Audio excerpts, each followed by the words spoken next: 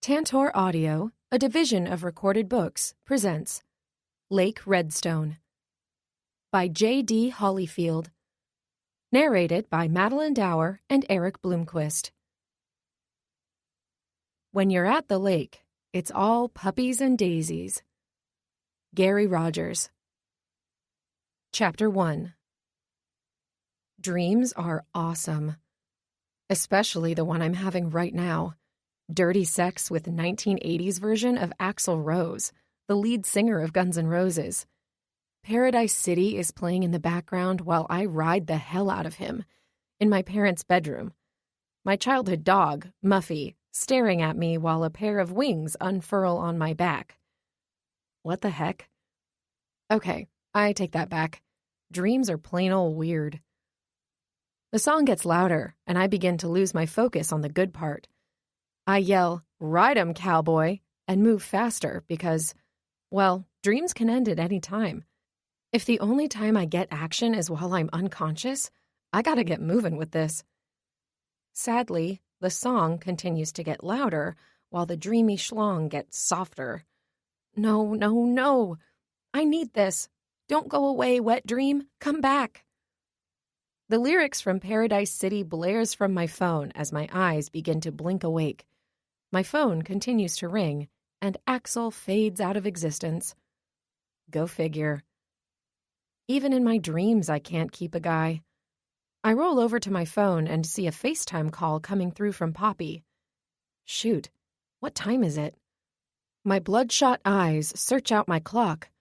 It's way past 10 in the morning. With the most dramatic sigh, I reach for my phone and accept the call. I see her smiling face, along with 3 other of my best girlfriends. I was supposed to meet them for breakfast to discuss our annual girls' trip. Shoot. Jesus, you look like hell. That's Poppy, my best friend since grade school. The one I had my first tea party with, sleepover, and first real cry over a boy, where we spent all night eating ice cream like they do in the movies, only to spend the rest of it vomiting from stomach aches. Typical Poppy, she doesn't bother to coddle me or my sensitive emotions. Normally I would tell her to buzz off, but I bet looking like hell is putting it nicely. Casey, girl, you get yourself into a little bit of some trouble last night? That's Katie, third in charge. Katie and I met at a Girl Scout retreat when we were 13. Neither of us wanted to be Girl Scouts, but our moms thought it was our legacy to follow in their footsteps. We ended up ditching our tribe, and a few hops and a skip later found the pot of gold, the boys' cabin. The rest is history. Come on, girl, don't hold out, Katie says, popping her bubble gum. A little bit of trouble would probably be an understatement of what I accidentally got myself into last night. And I say accidentally because no one actually plans to go out and get so drunk they end up at a strip club with a random guy, getting a massage from a stripper and the random guy. The deja vu where I promised myself I'd never drink again is hitting real strong right now. Let's just say I let Jesus take the wheel and he definitely crashed and burned. Poppy rolls her eyes while Katie laughs hysterically. We're exactly the same. Or should I say, used to be, until Katie got married and knocked up. Now she's all strapped down by kids, being a second-grade teacher to even more kids, and expects me to be disaster enough for both of us. Tough shoes to fill. Oh, girl, start talking. I want every single detail. Last but not least, that's June. The innocent. The friend who married right out of college and started changing diapers and planning dinner menus fresh off the altar. No can do, my little Junebug, I say, scraping some dry drool off my cheek. I'd have to remember the night to tell. Not that I don't remember taking body shots off the stripper or offering my random date a lap dance, but I'm still trying to forget the whole barfing and slipping off the stage part. Poppy straightens in her chair and leans forward, taking up most of the screen. Well, hangover or not, it's time for us to plan our annual trip. Yeah, it is. I love these trips. Every year, we pick one weekend out of our busy lives and get together for 3 whole days of fun and destruction. When I say busy, though, I'm clearly not referring to my own. Out of the 4 of us, I pulled the short straw. You know, the girlfriend who isn't married with kids and can't hold down a man or a job to save her life. That's me, Casey Kasem. Not the reincarnated radio jockey, to be clear. My parents didn't think about the lifelong jokes they were opening up for people before they wrote on my birth certificate. Thanks, Mom and Dad. While all my friends were finding love, happiness, spitting out kids, and being successful, I was refusing to be attached to a man, settle down, or grow up. And at 30, I'm never growing up, holding down a job, or spitting out kids, because I'm the short straw. So I found this lake house. Poppy starts, and I sit up, ready to hear her wild plans. She may be a cop by day, but when it comes to planning these wild, inappropriate weekends, she's always on point. And I think it would be a great place for the 7 of us to relax and get some sun. Okay, hold the phone. I might be lacking a really good job or maturity, but I passed math in college. Well, what I attended of it, and I'm pretty sure 4 girls does not add up to 7. Yeah, you mean 4. There's a bit of silence. Unfortunate thing about FaceTime is you can't hide expressions. And why are my friends sporting pity faces? I'm not that bad at math. Am I? 3 girls plus myself equals... So we were thinking the guys could join us. No. I drop my phone, then scramble to pick it up. Sorry, I could have sworn I heard you say the G word. Okay, so what is this lake you speak of? Man, is my headache kicking in. Case, I did say the G word. I know, it's always us girls, but we were thinking maybe we could invite the guys this one time. I'm still drunk. There's no way they would... Case? Guys, as in strippers? What do they not understand about Girls' Weekend? Why would they want their husbands on Girls' Weekend? I know it's not our norm, but Mick's agent found this location and... Then have Mick go to this lake house. Let's go to Vegas. Oh, wait, how about Tahoe again? June grumbles. Maybe she didn't enjoy Tahoe as much as I did. But how was I supposed to know you can get poison ivy in the desert? Okay, fine. No Tahoe. What about New York again? Or Mexico? I hear they're having major deals due to all the crime out there. That earns me a snort from Katie. I know she's on my side. She lives and breathes these girls' trips as much as I do. She has 2 wild boys. And by wild, I'm talking about the amount of time she spends in the ER because her children attempt jumping off the roof into baby pools, bonfires in the living room, and competitions of who can eat more dirt and not throw up. I know this isn't our usual, but it's a great deal. Mick's agent wants to book a modeling shoot up there, so he's going to hook us up on this beautiful summer house on the lake. Every amenity you can think of. And it's all free. Free schmree. No husbands. Girls' Weekend, damn it. What do they not understand about Girls' Weekend? Casey, it's kinda a good deal. We can still do all the girl stuff. The guys can go off on their own. We'll lay out, drink, and talk crap about everyone who's turned into a total loser since high school. Hey! I let out a loud whine. I've totally turned into a complete loser since high school. You're a cool loser, though. Katie pipes up, trying to save Poppy from my tongue lashing. I don't like where this is going. It's like all of a sudden my friends don't know the meaning of just girls, and also forgot I'm as single gets. Party of 1. Numeral uno. ALONE. I know this isn't ideal, but it could be a great time. Whatever happened to that guy you were seeing? Invite him along. Pfft. What guy? You two seemed really into each other the last time we all hung out. My brain is trying to search for who in God's name she's referring to. When you have all married friends, no one really pays attention to the single one, which is a good and bad thing.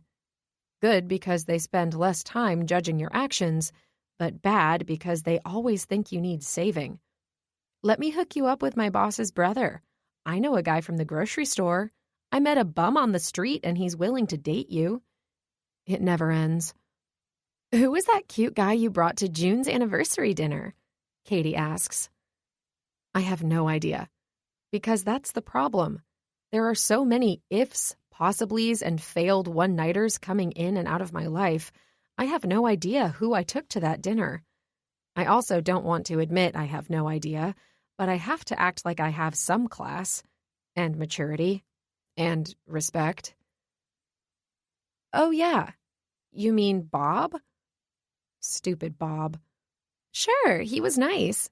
Why don't you ask if he wants to come with us for the weekend? He seemed like a keeper. He did? Good to know. Case. Poppy starts in again. I know, this is not ideal, but it's free, and it's in a great location. So is Vegas, Tahoe, the Bermuda Triangle, when you don't have your husbands trailing along. Call Bob. Never know. Maybe some nice lake time will help you realize he may be the one. Yeah, not today, Satan. Chapter 2. 2 weeks later. I'm sitting at the local coffee shop, having a long go-around of sending out my resume. Once upon a time, I used to have a pretty solid job, until I got laid off. Nothing I did, just bad timing. But what's even worse is the economy and trying to get back on that horse. I've worked odd and end jobs since. Coffee barista, daycare, receptionist. But nothing has really sparked my interest. I obviously need to get back out in the real world, but since I've been a victim of corporate America, I struggle with trust. Who really deserves my time, my dedication? I can't simply work for anyone, you know? Okay, so maybe I struggle with working in general. It's not that I don't have the drive to move up the corporate ladder. It's just that my drive tends to lean more toward live free and semi-buzzed. It's been 2 weeks since our disastrous girls' weekend call, and nothing I said was going to get me to convince them bringing their husbands was a major red flag. Horrible idea. Total girls' weekend game changer. They also wouldn't let go of who I was going to bring. Being single sucked sometimes. I guess when you're married and trapped in a relationship you willingly signed off on and can't get out of, you spend way too much time focusing on others' relationships, especially your single friends. Who is Bob? What does he look like again? What does he do? After all the questions, I found myself lying through my teeth about Bob, this amazing guy I wasn't sure was even worthy of coming on this trip because he was just so worthy. The question still remained. Who the heck is Bob? I hung up the phone wondering what the hell I'd just gotten myself into. Why didn't I speak up and say I made Bob up? I'm so single, my plant won't even stay alive long enough to hang out with me. One thing's for certain. I lost at having a girls' weekend. The second thing, I have to find a Bob. It's only noon, and even though I'm bathing in the mist of free air conditioning, the sun outside looks hotter than the devil's sweaty balls. Living in Chicago sounded like a good idea, until I realized it's expensive and I'm poor, and trying to land a job is impossible. Personally, I think my skill set in problem-solving, multitasking, and communications is on point. But apparently when they ask, define what makes you the right candidate, a reply of, I'm always the life of the party and can speak to a group of people while dominating a game of Twister is not the right answer. I finish applying for a CEO of a makeup company position, since I practically own stock in Sephora and would make a super cute CEO, and call it quits for today. Right when I start to shut down my computer, I get a text from Poppy. Popalicious. Have you heard back from Bob? Trying to get a final count for the pontoon boat party. If I took a shot for every time one of them sent me a text about good old Bob and whether he's going to make it, I'd be dead. Me. Oh, yeah. Took me to the fanciest steakhouse last night. Wined and dined me. Can't say much more. Not a kiss and tell kind of girl. I laugh at myself. The only steak I ate last night was inside a burrito from a local taco truck at 1 a.m. Popalicious. Glad he's feeding you. But is he coming? Have you even asked him? The trip is in 3 weeks. Technically, neither of us is coming, mainly because he doesn't exist, and me because, well, he doesn't exist. But man, could I use a good bang around the bedroom. My phone dings again. Katie. Heard you got it good last night. How big is he? Is he coming? Jesus, my fake love life is becoming the topic of the year. Me. Sore Sally down below. All I can confess. I leave out, I wish. It's not really lying, more like being too lazy to type out the full sentence. I mean, who even does that anymore? Full-length words are so yesterday. June Buggy. Please tell me you asked him. I'm dying to meet him. Well, June, me too, girl. When pigs fly and perfect made-up Bob falls into my lap, you'll be the first to be introduced. Me. Not sure he can make it. Super busy with work. I can't even keep up with all the lies I've told about Bob. What he does for a living, his favorite food, his dick size, does he snore, the car he drives, cologne he wears. Jesus, I can't even hire a guy to fit all these fake attributes. Or can I? I flip my laptop back open and type in a few words that land me on a site for wanted ads. With a few short requirements and compensation, I hit submit. Boyfriend for a weekend, and fast. Looking for boyfriend material. Be one for 3 days on a weekend trip. All expenses paid. Rental time, Friday through Monday. Requirements. Hot. Cute will do. Able to lie on a dime. Rich, successful, possibly athletic. No priors or police record. Good teeth. I hate guys with bad breath. Price, $50. Possibly made through a payment plan if you're cool with that. Okay, Bob. Come to Mama. Chapter 3. 2 weeks, 6 days, and 12 hours later. Screw you, Bob. I throw my back against my tiny sofa in my tiny apartment and sigh. Yet again, I check my ad, and nothing. Not a single potential hit. Well, I got hits from serial killers, because that's what their profile pictures looked like. I asked for hot, and like most, my version of hot had teeth. The people who applied to my boyfriend for a weekend ad were clearly not reading the requirements. I need him to be attractive, fake wealthy, fake kind, fake good in bed, large and in charge. That he can't fake. And he needs to pretend to be Bob for 3 whole days. What's so hard about that? Taking another huge sip of my homemade margarita, I start to come to one conclusion. I'm done for. The trip is tomorrow, and I'm going to have to show up with no Bob, even after I made the biggest mistake of telling them he agreed to go. This, of course, was after I submitted my ad, thinking it would be a piece of cake to get a guy to be my fake boyfriend. But before I realized no one in the entire state of Illinois wants to be my fake boyfriend. Down goes more margarita. I should back out. Pretend I'm sick. I have the flu, the spoops. I'm projectile vomiting, resembling the girl from The Exorcist. If I drink any more of this mix, it won't be far from the truth. I'm pretty sure these margarita jugs are meant to be shared with more than just one person. I'm not sure what else to do, and I'm out of time. Rereading the ad, I don't understand why I'm not having any luck. All my expectations are easy to meet. Hell, most of them have to be lied about. Maybe I should expand my geographic search. I change the span out to a 100-mile radius instead of 25, then sit back and take a few more swigs. Nothing. Every so often, I press my nose against the screen because my eyesight is about as gone as my margarita. Eat a bag of buttholes, Scuba Bob. It's a paid weekend.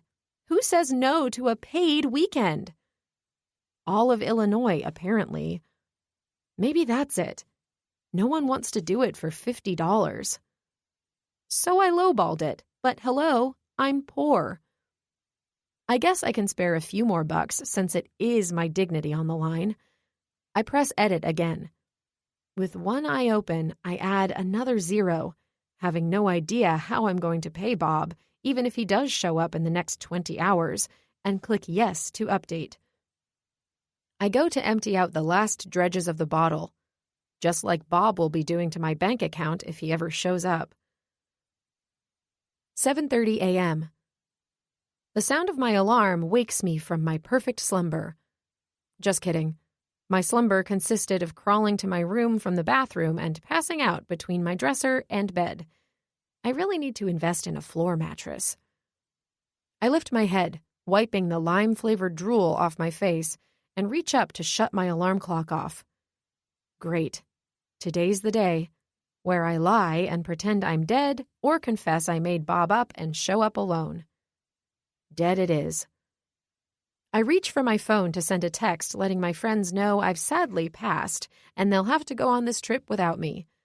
When I flip it over, I notice a few missed calls from June, a text from Poppy demanding I be sober and showered because they're coming to get me soon, and a notification from...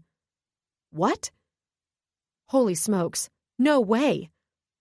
I pop up, using both hands to unlock my phone, scroll through my screen, and open the app.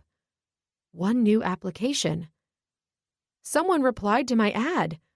I swear, if he's at least half decent and has less than a 5-year prison record, he's in. I open the application, but my phone freezes. Oh, mother of pearl. I close the app and reopen, but a call coming through interrupts. Poppy. Hey girl, what's up? Okay, maybe less than a 10-year prison record. I can't afford to be picky at a time like this. Hey girl, as in, hey, where are you? I've been calling. Mick and I will be there in 30 minutes. Are you ready? Is Bob riding with or meeting us? Good question. Yeah, I'm not sure. He's finishing up some marathon. Lies. I lay in a bed of lies. Correction. A floor of lies. My phone dings, and I pull it away to check. Jim Strums 35. You still need a boyfriend this weekend? Wow, running a marathon already this morning? I tell ya, you sure found a keeper. Can't wait to get to know him this weekend. Ha, me too. Another ding. Jim Strums 35.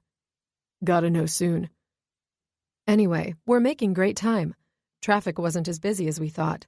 So hurry and be ready. Our GPS puts us there in 20. 20! I need more time than that to stalk this dude's social media networks and make sure he isn't going to chop me up and dump me in the middle of a lake. I put Poppy on speaker and scramble to open the app and respond. Party girl Casey. Show me a pic and prove you're not a psycho murderer. Did you hear me, Case? Jim Strums 35. Photo attachment. Oh, give me a break. I gripe as I stare at a photo of John Wayne Gacy, the biggest known serial killer. What? I didn't know how the roads were going to be. Oops. No, not you. Ugh. Google alerts. News these days. How soon again? Party girl Casey. Very funny. Jim Strums 35. There's more where that came from, but humor is extra. What's it gonna be? I have another opportunity waiting, but this pays better. Geez, what a pushy jerk. No thanks, pal. I don't need anyone who's gonna boss me around. And if we make it in time, we can go to the couple's late-night swim. Being bossed around isn't the worst thing that can happen. Party girl Casey. You're hired. Oh, Casey, what did you just do? Got out of couples late-night swim alone? Sure, we'll go with that. Not that I signed on to hire a stranger to pretend he's dating me and we're insanely in love. He asks me where he should meet me, and I shoot off my address, telling him he has 17 minutes to get here or the deal's off. Jim Strums, 35. See you soon, Schnookums. For real, what did I just do? Oh my God, I just said yes without any background checking, photo referencing, preparation. Fudge nuggets. We didn't even go over details. How is he going to know what my favorite color is or how I like my feet rubbed when those pack of wolves start grilling him? I open the app again and try to reach out to Jim, whoever he is. He needs to know all the stuff he has to go along with. I send him a message, but it bounces back. I'm so screwed. Drowning. Head falling below water. What in the fresh hell have I done? He's going to be a creepy old guy, the creepiest, with creepy eyes and untamed nose hair. And he's going to tell everyone how I love yoga and hot baths and cuddling and, ew, cuddling. I shake my head, shuddering. I peek at the time. I have 15 minutes to shower, pack, and hope fake Bob doesn't dupe me. Chapter 4. What do you mean you didn't know I was into short, bald guys? It's what's on the inside that matters. He's rich. Very rich. While standing outside my apartment waiting on Poppy, I'm preparing all my reasons for why Bob is Bob. He's funny. He's got a great dog. He's the last man on earth who was willing to pretend date me. Another long, dramatic sigh falls from my lips as I squint down the street, wondering where the hell everybody is. Poppy told me 20, and I told Bob 17. It's been 22 minutes. Is anyone ever on time anymore? Heck with this. I'm going back upstairs. Plans canceled. I spin around and catch my reflection in the front door. My hair, brown and blah, looks like I stuck it in a light socket. I throw my hands up and run my fingers through it to calm it down. Damn Illinois humidity. My eyeliner is smudged. Crap on a cracker. I lick my finger and try wiping under my eye to fix it, only to make it worse. I scrub a little harder when suddenly I see a stain on my tank top. Seriously? I grumble. I pull my shirt away to further inspect. Toothpaste. Yeah, party's off. I reach for the handle to ditch this disaster vacation when Poppy pulls up. Where are you going? Get in. Where's Bob? Damn it. I turn back, a wide smile on my face. Hey there. She jumps out of the car and gives me a hug. Man, I've missed her. Before real life got in the way, we were inseparable. But then she had to go to the academy and become a badass, while I stayed back and just became an ass. She and Mick met while Poppy was on a routine call. Mick had fallen from a trapeze rope during a modeling shoot, and Poppy was there to save the day. It was love at first sight, and the rest is history. Missed you, girlfriend. Missed you too. We're so cute. Where's Bob? And then she had to ruin it. I pull away and stare my best friend in the eye. I should be honest. Confess all my sins and be free with the truth. I go to open my mouth when a guy appears out of nowhere, heading straight toward us. Oh God, my worst nightmare is coming true. Dirty overalls, stained white shirt. He resembles your typical plumber, and not of the Pornhub variety. My mouth falls open. He couldn't even put a clean shirt on for this? Just kill me. There's no way I can go through with this. Poppy, I have to tell you something, I say, staring at Bob as he gets closer and closer. What is it? Is something wrong? You look freaked out. 'Cause I am. I, I, I lie. This 1432 Cresthaven? Bob asks. It's now or never. Go along with this or pull the plug. With a deep breath, I take a step forward. Yes, actually, it... Schnookums, sorry I'm late. Traffic was a bitch. My head whips to my right and away from Trainwreck Bob as a set of warm lips cover mine. I become stone still as a strong, muscular hand wraps around my neck and pulls me into a hard chest. I'm not sure what to do.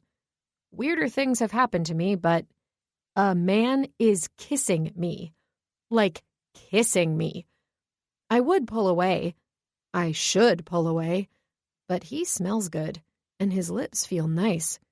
Real nice. And man, he can kiss. I find myself relaxing into his hold, and when he uses his tongue to part my lips, I allow it. When in Rome, right? Just as our tongues touch, a zap shoots down to my toes, and I lose my balance. And the moment is gone. He pulls away. Turning to Poppy, he sticks out his hand. Hey, you must be the best friend. I'm Jim. Oh, you mean Bob? Confusion spreads over Poppy's face. No, Jim. You mean Bob? Still confused. Nope, still Jim. I'm too busy staring at him to step in. I should step in. He's single-handedly blowing my cover. Which is what again? Lies. He's blowing my lie. It's Bob. Holy hot guy, Batman. Is this Bob? No, my name is Jim Bob. It's Jim Bob. I call him Bob for short, but he likes to go by Jim sometimes, right? Jim Bob? I give him my crazy eye, silently telling him to go along with it. Then I stop, because who is this guy? He's insanely hot. Tall, dark, sexy hair, hazel eyes, tats sticking out of his black t-shirt, and muscles. Lots of muscles. I take back my crazy eye and try relaxing into a sexy face. A single brow rises as he slightly tilts his head. Oh, hell. Sexy face is not so sexy. Why is someone as hot as him taking paid dates with online strangers? Back is my crazy eye. If he even thinks about sawing me up for my organs. Oh, yeah, I forgot. My girl likes calling me Bob in the bedroom. Such a little role player, right, babe? He glances at me with a fiery smile I bet melts panties off women daily. Then he smacks my ass. So, we doing this? He aims his devilish smile on Poppy, who is equally as flustered. Earth to Poppy, I speak up, because it looks like she's in need of a reboot. Oh, yeah. Yes. Husband. I have one. Hi, I'm Poppy. My husband Mick is in the car. We should get going before we hit traffic. Yes, traffic. She shakes off her moment of weakness and walks back to the car, leaving me alone with Jim. Or Bob. A little much, don't you think? I say, annoyed my bestie now thinks I'm a perv in bed. Is that not what you're paying me for? To be your fake boyfriend? Though, why is it you need to pay someone to fill the role again? Now I see why he's single. He's a jerk. For your information, you two lovebirds coming? Poppy yells from the car window. Not willingly. Yeah, I grumble, while Jim, Bob, laughs. Grabbing my bag off the ground, he starts walking, and I'm left with no choice but to follow. Before he makes it to the car, I shout after him. Yeah, Sugar Plum? He stops, turning back to me.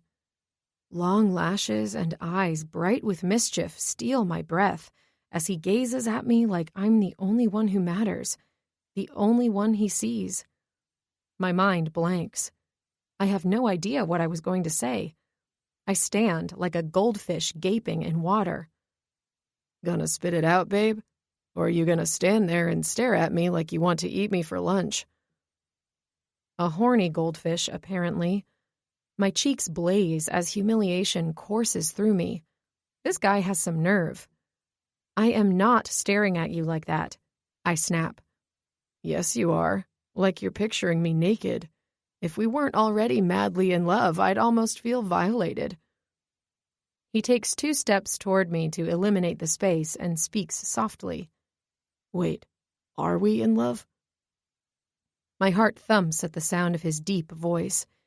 His expression tells me he already has me naked, and I'm pretty sure I'm okay with a clothing-optional weekend. You two can make out in the back seat. We won't watch. Let's go, Poppy yells, breaking the weird moment. Jim's backpack slides off his shoulder, and my eyes shift to his inked bicep as he tosses it back over. I'm not sure why I'm acting like I don't know how to function. 1 foot in front of the other. I've been doing this since before I could talk. I'm thankful when he grabs my hand, sending a shockwave up my arm. No worries. We'll work out the kinks on the ride, he says, then pulls me toward the car. I'm thankful for the quietness, all 30 seconds of it before Poppy starts firing off question after question.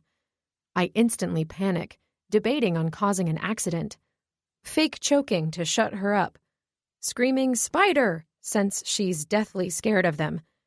Instead, I nudge Jim. Ouch. Okay, maybe I punch him in the thigh. Either way, I get his attention and point to his phone. He drops his eyes to his lap, then back up. Leaning closer, he whispers, Babe, I get they said we can make out, but asking for that is not cool. We'll be there soon, I'm sure, and you can have it all you want. Good grief, this guy is infuriating. Stupid attractive, but infuriating. Great lips, too. Geez, mine are still tingling from the way he swooped in like my knight in shining armor, rescuing me from Plumber Bob with those chivalrous lips. My heart stopped when I saw the disaster of Plumber Bob playing out in my head. But it jolted and skipped a beat when the real Bob came in, turning me into some punch-drunk, swoony teenager.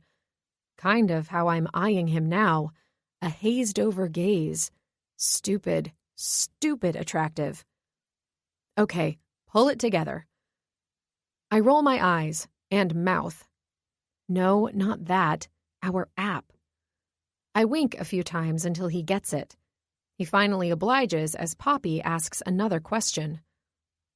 So, Jim Bob, Casey's told us a lot about you. Jim smirks at me and winks. Has she now? That's sweet. What exactly has she told you? Oh, the basics. You're successful, great taste in food.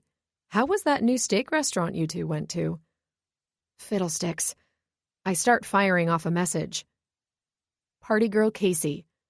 We went to Hildebrandt's. We both had steak. You fed me dessert. Hildebrandt's, yes. It was delightful. The service was impeccable and dessert was my favorite part. Up until the last bite.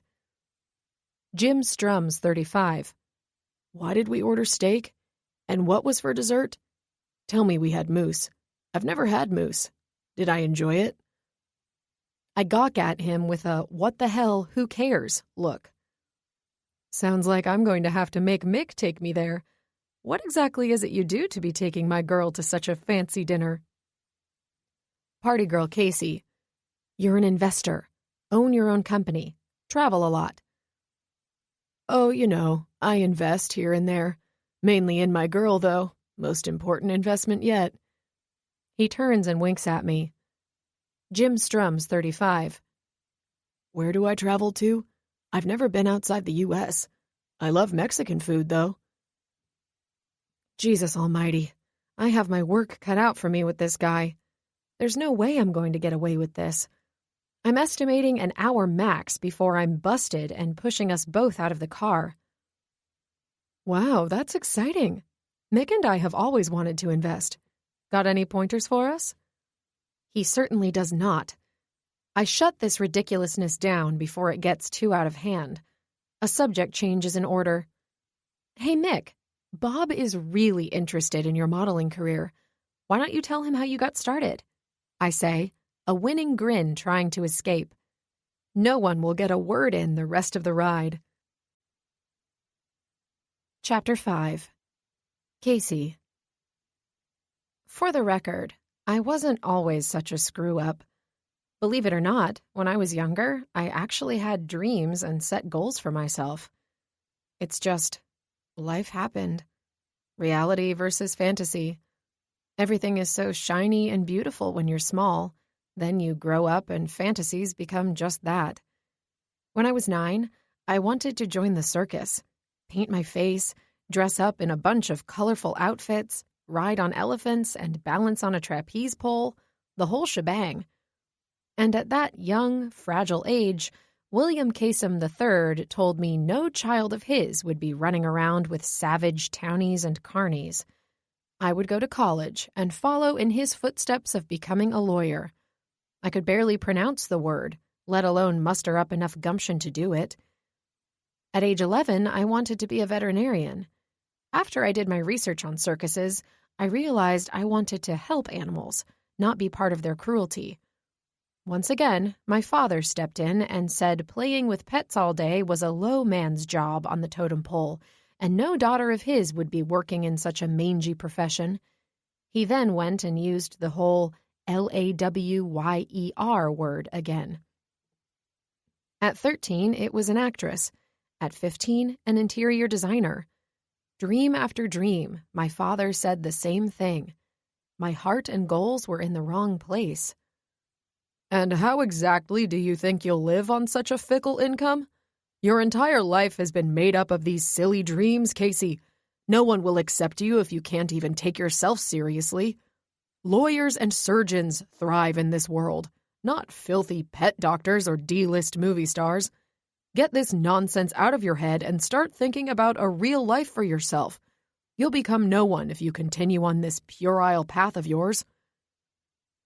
I spent my whole life being told who to be, how to act, to stop living my fantasy life and start living in reality. Status, prestige, and how much you're worth is what people judge you for. It just wasn't who I was. In my second year of barely passing my college classes, I decided to finally take Daddy Dearest's advice. I started thinking about living my real life. I quit school, took all the money I had in my bank account, and traveled, lived wild and free, until William Casem got wind of my shenanigans and pulled the plug. The university sold me out. My father's golf buddy had been my psychology professor, and when your best bud's daughter stops showing up to your class, I guess you become 5 and tattle. My dad lost it, made so many threats I couldn't even keep up. Get back to school or I'm cutting you off. Grow up or get out. So I got out. I used the rest of the money I had to settle into a small apartment and found a job waiting tables close to my place, so I didn't need my car. Life was great. I had my friends, my freedom. I could do whatever the hell I wanted. So I did. And did. And did. I was wild and free, all right, along with broke and jobless and basically the big ol' loser my dad said I would be. But I had my independence. That had to count for something, right? I made sure not to live by my father's rules, up to the very last one, claiming my only hope left was to marry a wealthy man and pray he tolerated my lunacy. But as for the rest of his silly rules, I refused to be tied down to money or a man. I didn't need either to define who I was. I forbade it. Some might ask how it's all working out for me. And considering I just blew the last remaining money to my name on a fake boyfriend, not great. Getting lost in my own thoughts, I must have dozed off. Voices filter through the car, and my ears peek at the conversation. Wow, I didn't realize you two were that serious. Do you live together? No, but I stay at her place all the time. It reminds me of her. Cute and feisty. Wait, what? Such a snuggler, this one. Like a little spider monkey. Can't get her off me at night. Ouch! I pop my head up, my hand cranking back and flying into Jim's chest. Look who's awake. Finally, we couldn't hear each other over the snoring. I don't snore. Poppy sticks her head back. You snore. Do not, I argue. Like a gorilla. I was telling them how it's one of my favorite attributes. Cute little growling you do when you... Okay then. He shuts up real fast. Thank God my crazy eye does the trick. This time. Case, I didn't know you two were living to... Oh, look, we're here. Major disaster averted. Everyone watches ahead as we pull down a steep gravel driveway, gigantic, thick forest pines enclosing above us. I'm not sure where here is. The accidental catnap has me unsure how long we've been driving, but the view tells me it was long enough to end up in a secluded patch of heaven, deep in the country. I roll down my window and inhale the warm summer air. The breeze strokes my cheeks, a hint of earthiness rushing over me. We're close to the lake. We're all still quiet, waiting for something to appear as the road becomes more vertical than I'm comfortable with. I'm about to tell Poppy I think we made a wrong turn and should go back, when the trees open up to the most amazing view. My breath catches as a gigantic lake appears like magic as soon as we crest over the ridge. My eyes transfix on a stunning 2-story summer home covered by clear panes of glass. With the house facing the lake, the rays of the summer sun cascade off the windows, illuminating the glimmer of rays from the water, the lake a skyline silver. Calm and peaceful. Holy heaven. Sure seems like it. I stick my head further out my window, and the smell of nature sifts inside my nostrils. The dew-pearled grass tells me they must have had some rain recently.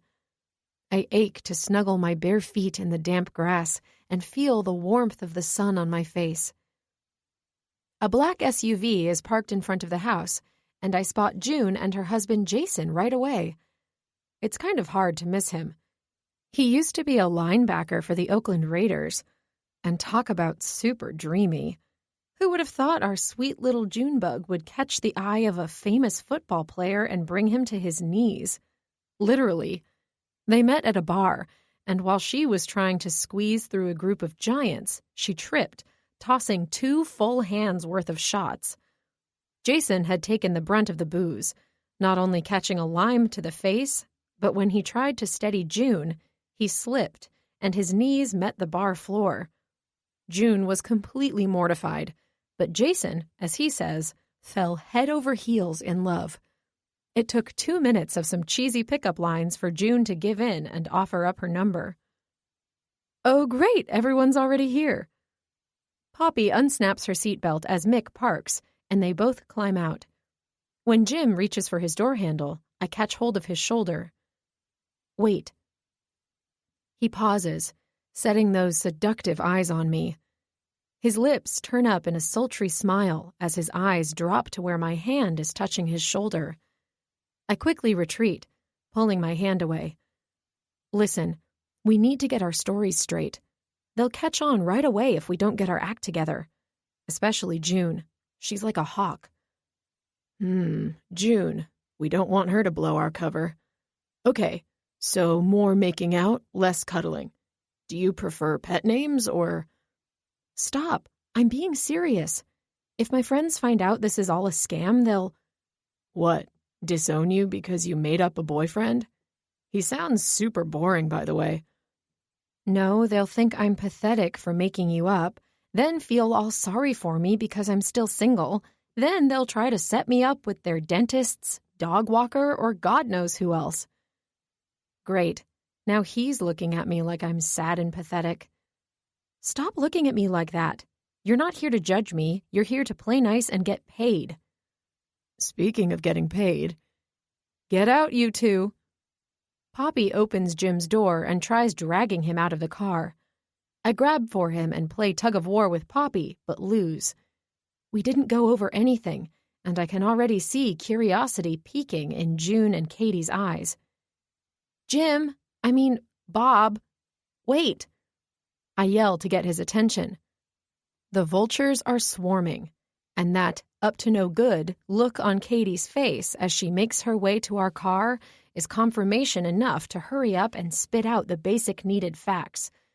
Jim finally turns to lean inside the car, his arms flexing above his head, making it hard to focus. No nicknames, even less PDA, okay?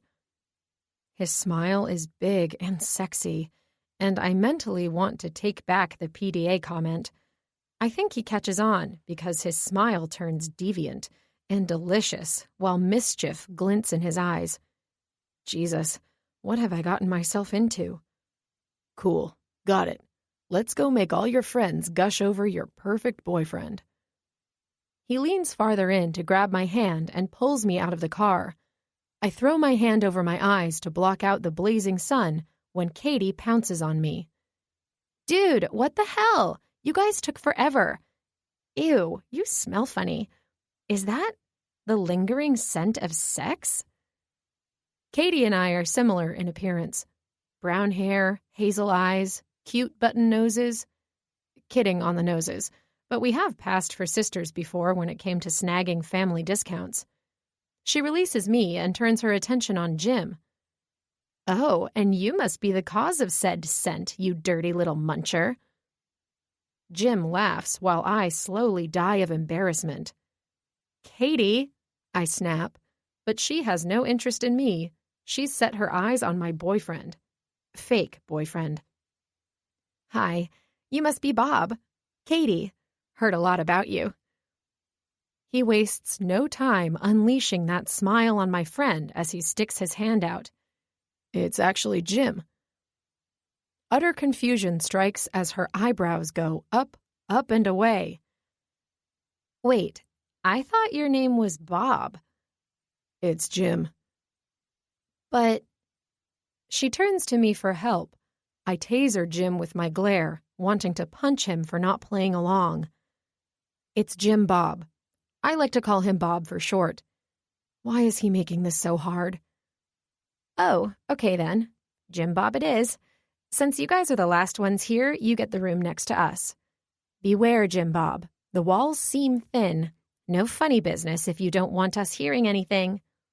She winks, and I debate throwing myself in the lake and never resurfacing. Why do all my friends have to be so strange? And why hasn't Katie let go of his hand? Like a jealous girlfriend, I slap their hands apart, only realizing my action after the fact. Oh, sorry. Your husband was looking over here. I think he was getting jealous. That's right. Point blame elsewhere. Katie swipes her hand in the air. Oh, it's fine. Jerry's high as a kite.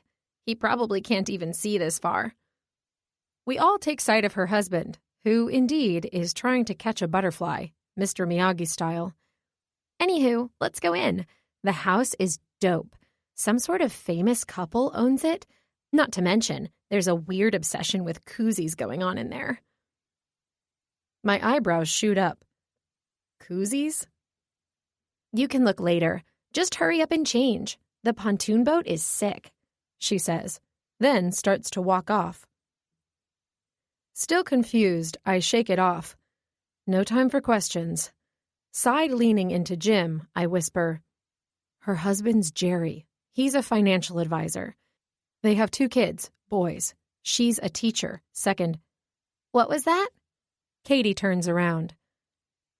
I open my mouth to tell her I wasn't talking to her, but Jim beats me to it. Oh, she was just telling me she's not worried about the thin walls. She brought her favorite ball gag. Gosh darn it, Bob.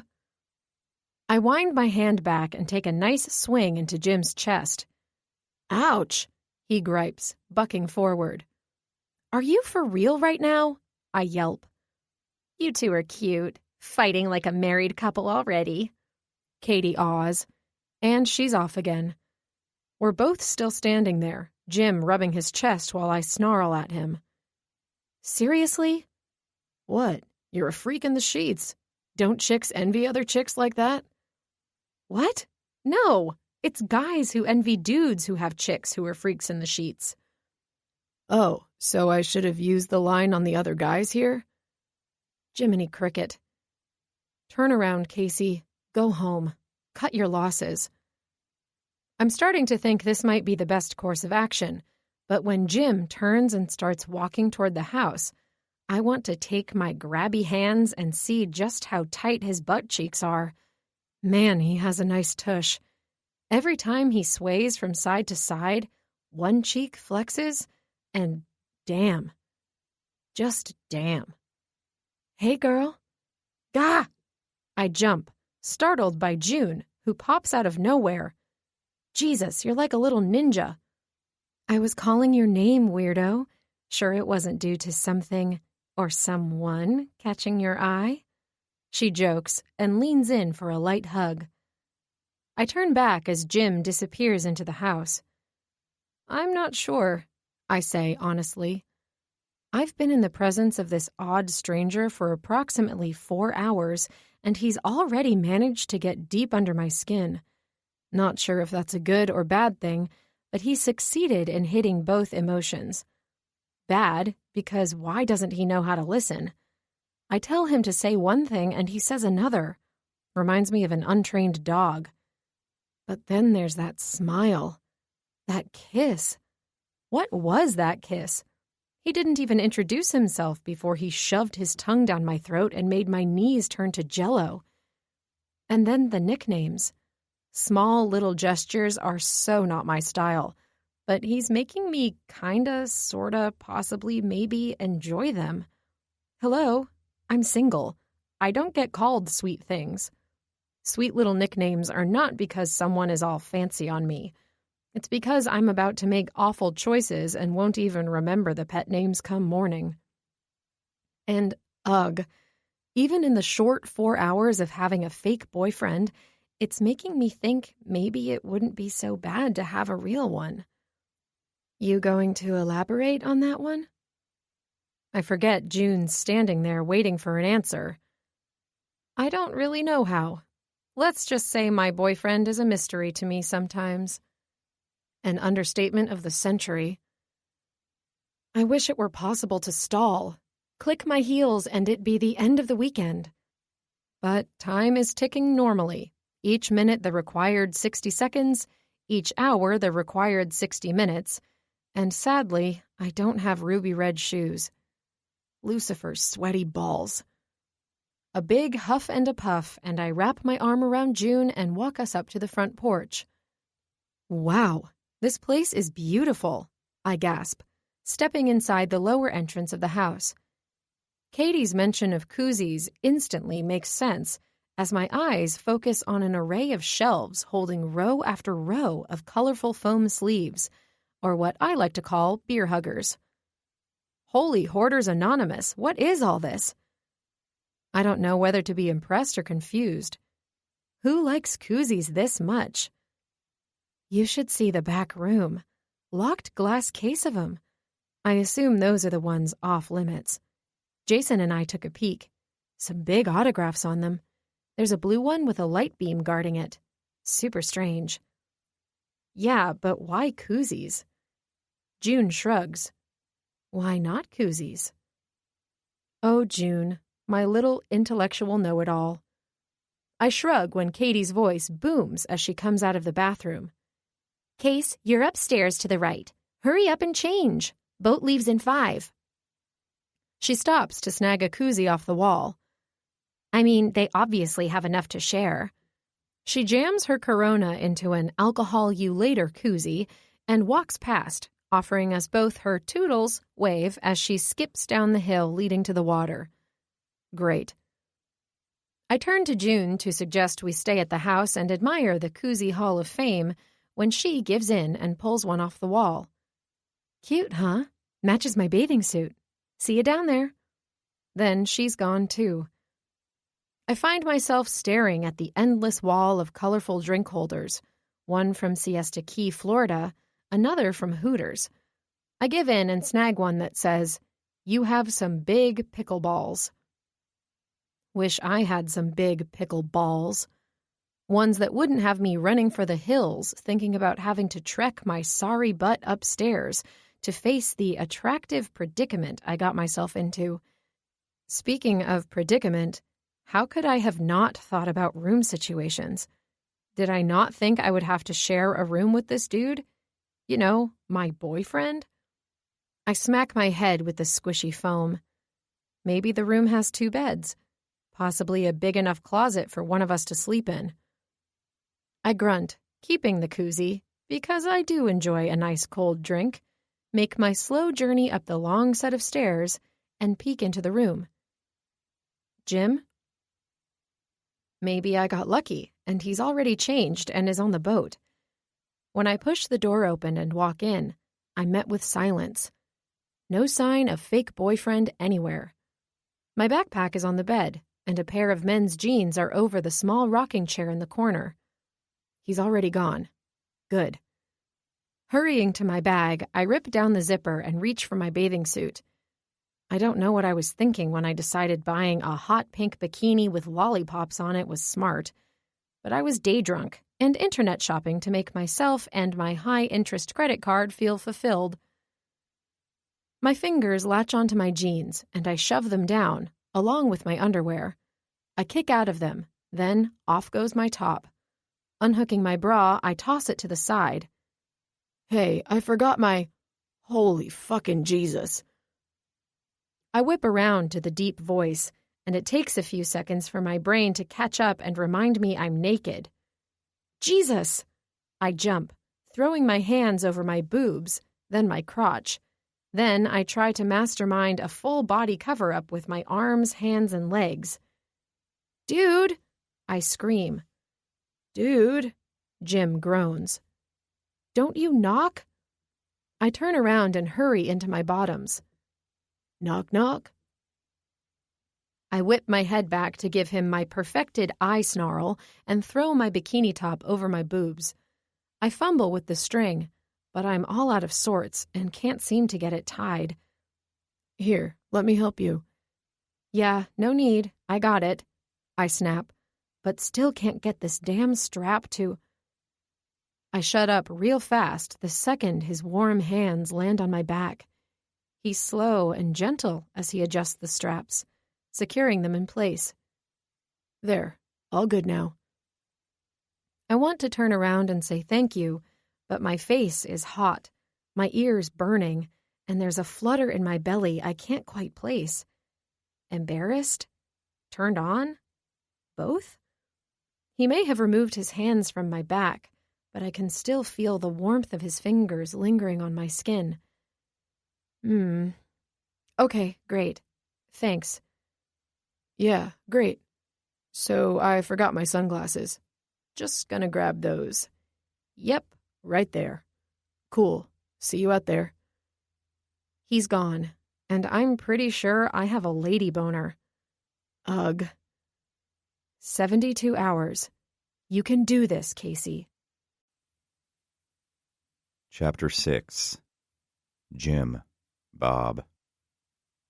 What the hell have I gotten myself into?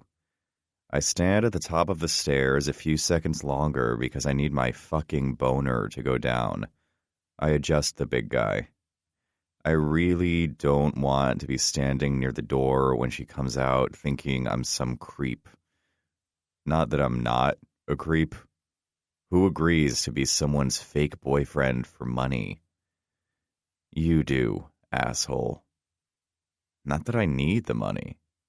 The traffic at the bar is doing okay, and the band gigs are steadily coming in. I just figured, how bad could it be hanging out with a random chick for 3 days, and get paid to do so? Making my way outside and down the grassy path leading to the dock, I try to dissect why this girl needs to pay someone to date her. She's hot as all get out. A little feisty, but that body?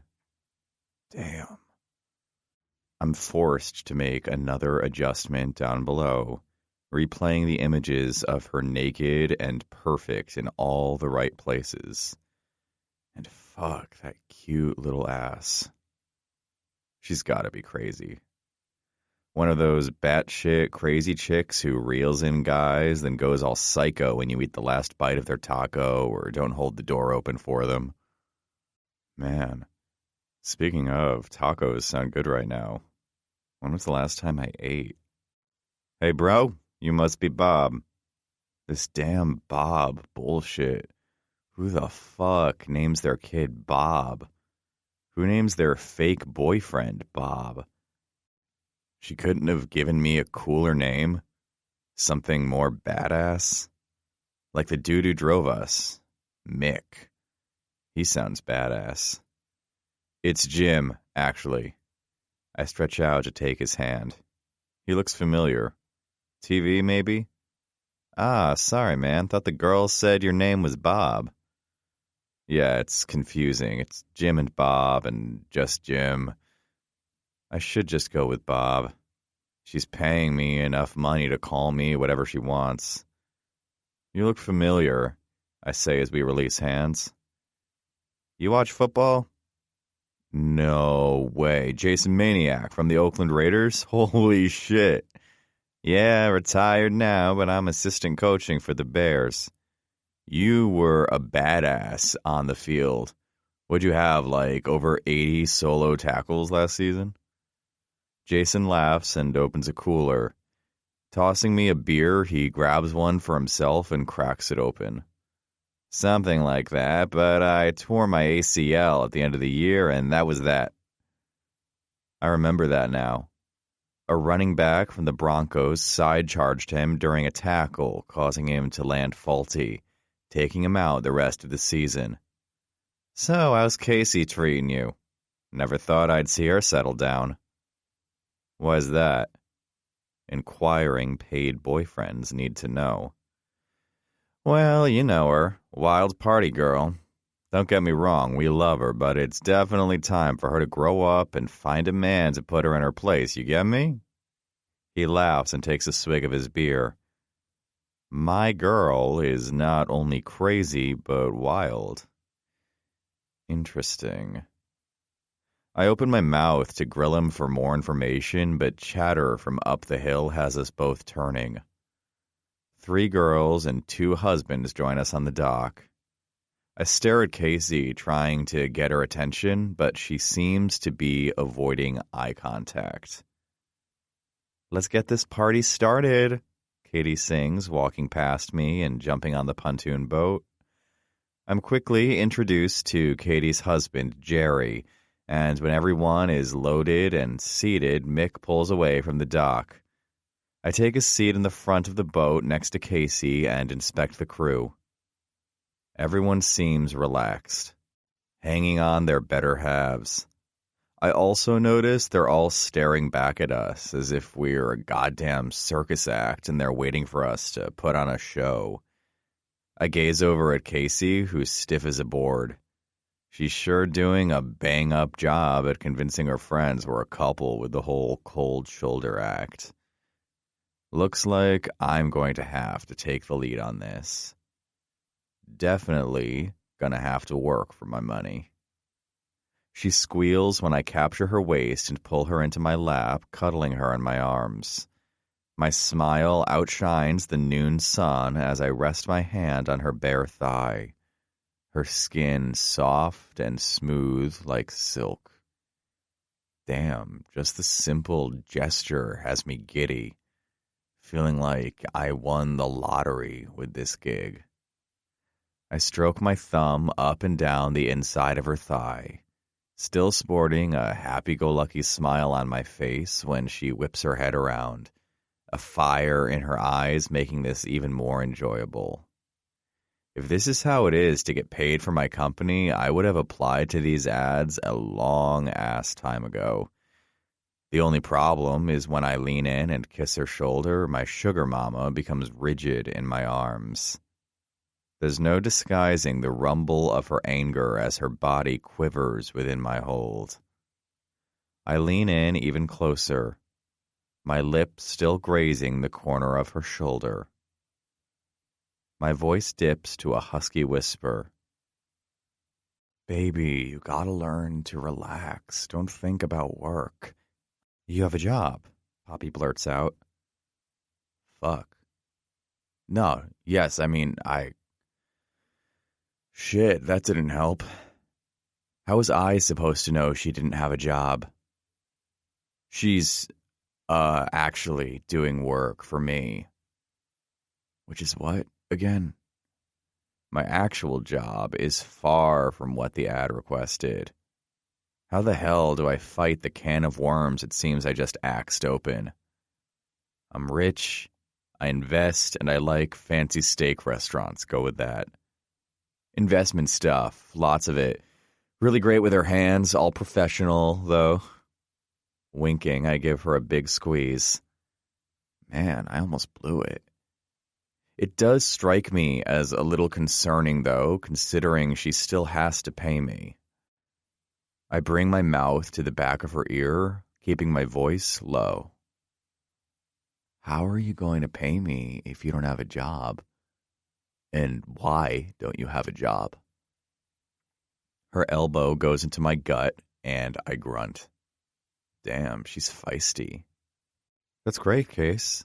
I thought you were still walking dogs. Glad to hear Jim Bob's getting you on the straight and narrow career path finally, Poppy says, opening a spritzer. Yeah, really moving up in the world. She wraps her arms around my neck and digs her nails into my skin. I fight through the pain and match her by sliding my hand farther up her thigh. Her nails dig deeper, and I'm forced to call Uncle because I'm pretty sure I'm about to start bleeding. Cool. So what exactly is it he has you doing?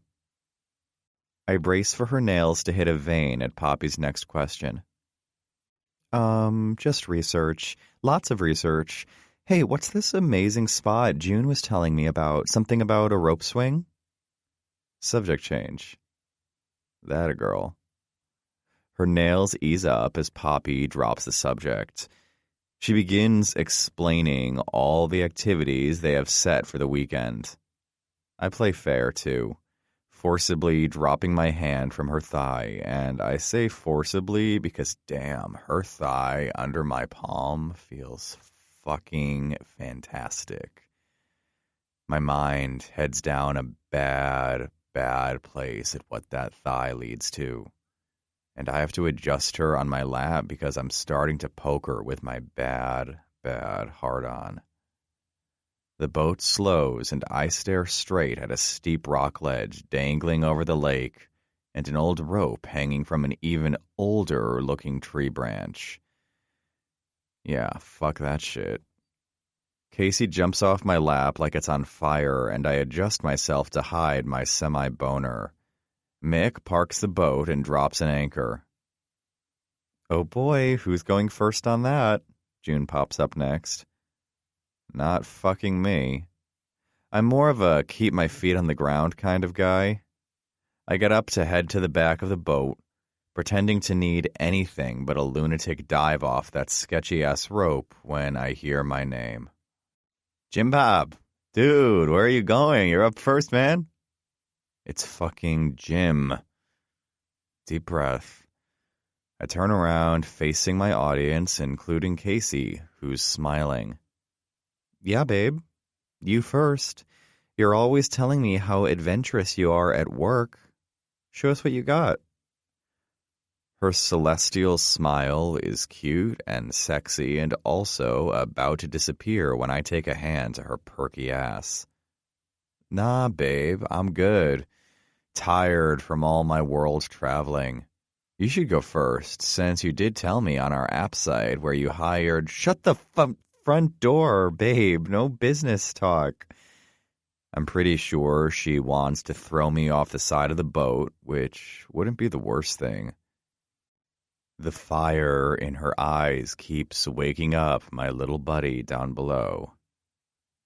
Actually, big buddy. Fuck. He's big. Huge. Why don't you both go? It'll be romantic. Hold hands and jump together. Poppy chimes in.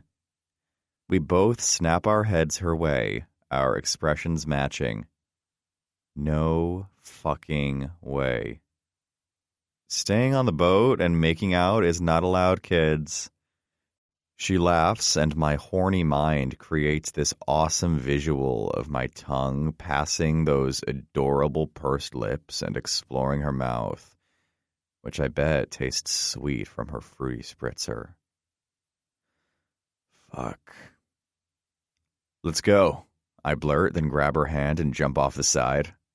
I force her in with me, because it was either that or introduce everyone to my dick. Casey squeals as we go under, and the moment we pop up, I prepare for a lashing. I wipe water off my face and catch her breaking the surface, just in time for her to throw her hair over her face all Baywatch style. And why the fuck is this chick single again? Smoking hot, kind of scary when mad, and yeah, crazy. She must be crazy. Why the hell did you just do that? She hisses.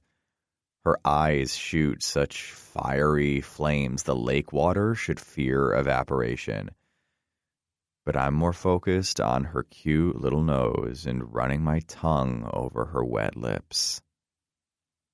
'Cause I had a boner thinking about making out and had to hide it, I did you a favor.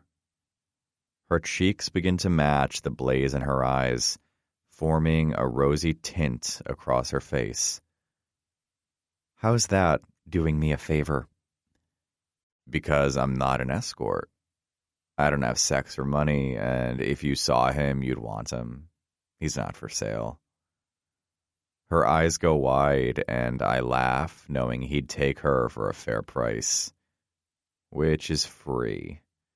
He would take her right now in the water 3 times over if he was calling the shots. She splashes me, followed by a loud huff. This isn't what I signed up for. I've clearly made a mistake thinking this was a good idea. She pivots and starts swimming toward the rock. I swim after her, trying to keep up. Well, too late, sweetie pie. I blew off a good-paying gig for this, so unless you want to pay me now and send me on my way, you're stuck with me. She doesn't stop swimming until she reaches the rock and begins climbing out. Her ass cheeks flex as she slips and almost falls back into the water. I mistakenly start to chuckle, and she whips her head around, giving me that stare. You're a jerk. And all yours for the next 3 days, babe. I make it to shore and start climbing up the slippery rock behind her. She's pretty quick to make it to the top. I'm hot on her tail as we hit the flat surface. What's your problem? Why are you so angry all the time? Wrong thing to ask. I am not always angry. I'm annoyed. I hired you to be someone you're clearly not. Well, no shit, princess. She raises her hand to take a slap, possibly a punch, since she's nuts, to my actual nuts, when I seize her wrist, interjecting her assault. Not nice, babe. They didn't do anything to you. Oh my God, why is everything sexual with you? Is it? Maybe she should stop being so damn hot so my mind will get out of the gutter. Hello? Staring at me like a creep doesn't help you. I'm normally not. Apparently, my dick has a fetish for feisty, crazy chicks. I can't help. Damn it. I missed that one. She gets me good, kicking me in the shin. I buckle down, holding my ankle like a fucking pansy. What I also do wrong is look slightly up and realize simply how high we climbed. My nuts suck up into my stomach as fear hits me. During our little fake relationship scuffle, I forgot I was afraid of heights. Staring at her ass the entire way up kept me from realizing just how high we went. I panic and step back, bumping into Casey.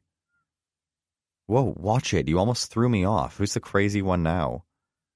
You for bringing us up here. I snap. Shit, I can't breathe.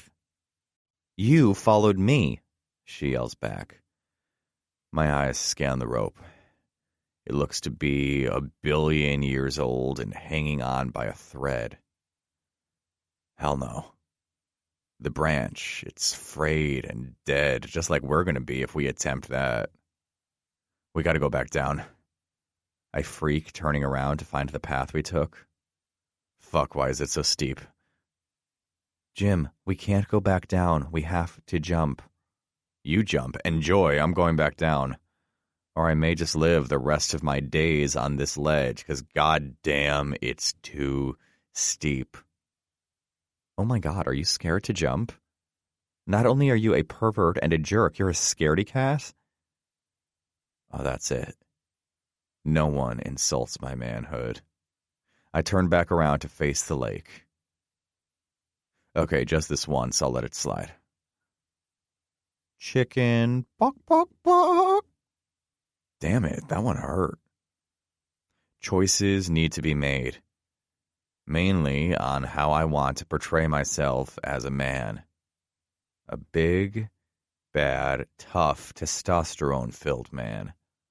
Bok, bok, bok. I grab her hand and say fuck the rope. Giving her no choice, I force her to jump off the cliff with me. The screaming on the way down is loud, though I'm not sure if the louder girly one is me or her. The water smacks into us within seconds, and we're engulfed under. I lose Casey's grip in the process, and when I pop back up, she's nowhere around. My head whips around in both directions. Casey! Shit. I shift toward the rocks. Casey! I shout again, suddenly feeling like that was a god-awful move. Without using the rope, we could have landed too close to the rocks. My adrenaline spikes, thinking the worst. Fuck. Casey!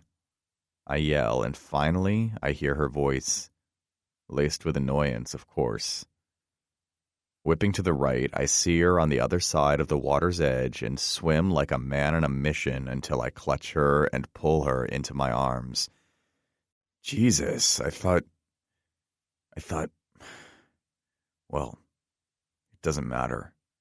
Why are you all the way over here? I ask, keeping my thoughts that I assumed I tugged her off a cliff to her death to myself. And then I realize something else. Jesus. Why aren't you wearing a top? The swell of her tits press against my bare chest. I squeeze her closer because, well, I'm a man. They're full and real and wonderful. My top fell off when I hit the water. Her response is so soft and innocent, I almost forget the hellion girl in my arms. She's flushed with embarrassment.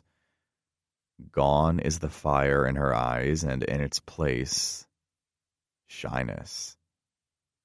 I can't help but crave more of this new person while being curious to see more of her. Learn more about her. I look down as she peers up at me. For the first time, we're seeing one another not on a battlefield, but in a moment of possible surrender where we both call a truce. And in this truce, because I can't stop myself, it's okay to bend down and put my lips over hers and kiss her. Fuck. Her lips are soft and perfect. Her tongue is sweet from the spritzer, just as I imagined. I can't stop myself from moaning at how good she feels. I hug her closer as I put more pressure in our kiss. Her arms wrap tightly around my neck. She's just as into this, allowing me to kiss her harder. Damn, I can do this forever.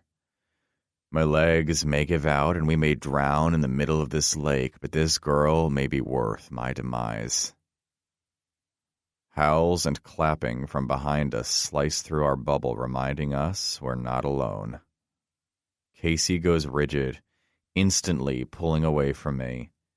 Back is the uptight version.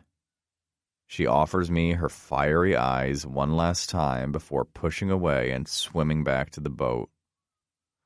I wait a few seconds because Big Jim Jr. needs a moment. Before I double back, I spot a hot pink top floating in the distance. Fuck. 70 hours to go. Chapter 7. Casey. It was out. It wasn't out. It hit the corner, in bounds. Bro, it was fucking out.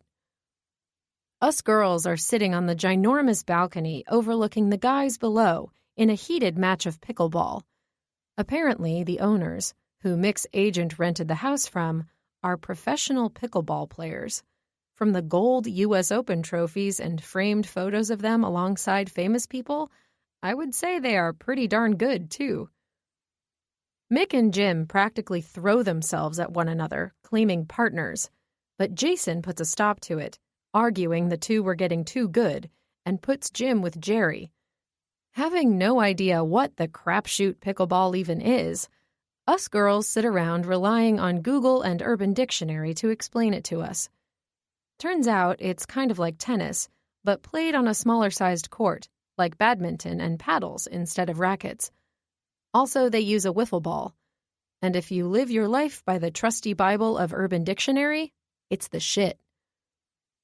The game started off pretty easy, them going over the rules, but once it started to heat up, so did a few tempers and the drive to win.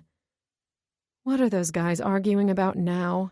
Poppy asks, setting her drink stuffed in a pink, getting white girl drunk koozie down and sitting forward to peer over the railing at the ridiculous, state-of-the-art, built-in pickleball court. After getting kissed like I've never been kissed before in the lake, with no top on, might I add, I swam to the boat and hid in the back the rest of the day. I claimed heat stroke, even though we'd only been on the lake just over an hour. Thank God Jim stayed in the water and away from me. I mean, who the hell does he think he is? Hot. A good kisser. Hot. Built like a steel rod. Hot. Don't forget the steel rod below. And those tattoos. Those eyes, that smile. Mother of pearl, how is it someone like him is single and available for hire? He has to be a gigolo. Male prostitute. The way he's causing my insides to go all gooey and warm, he's had to have lots of practice. Yes, that has to be it. Guys like him simply don't exist in real life. Well, they do, but they're taken or way more expensive than my measly fee of $500. I also need to stop being so abrasive and enjoy myself. When was the last time I actually felt this attracted to a guy? Never, girl. Never. I agree with myself. It's been never since a guy has made my belly do that girl crush swirly thing, causing my insides to feel like they're being attacked by butterflies.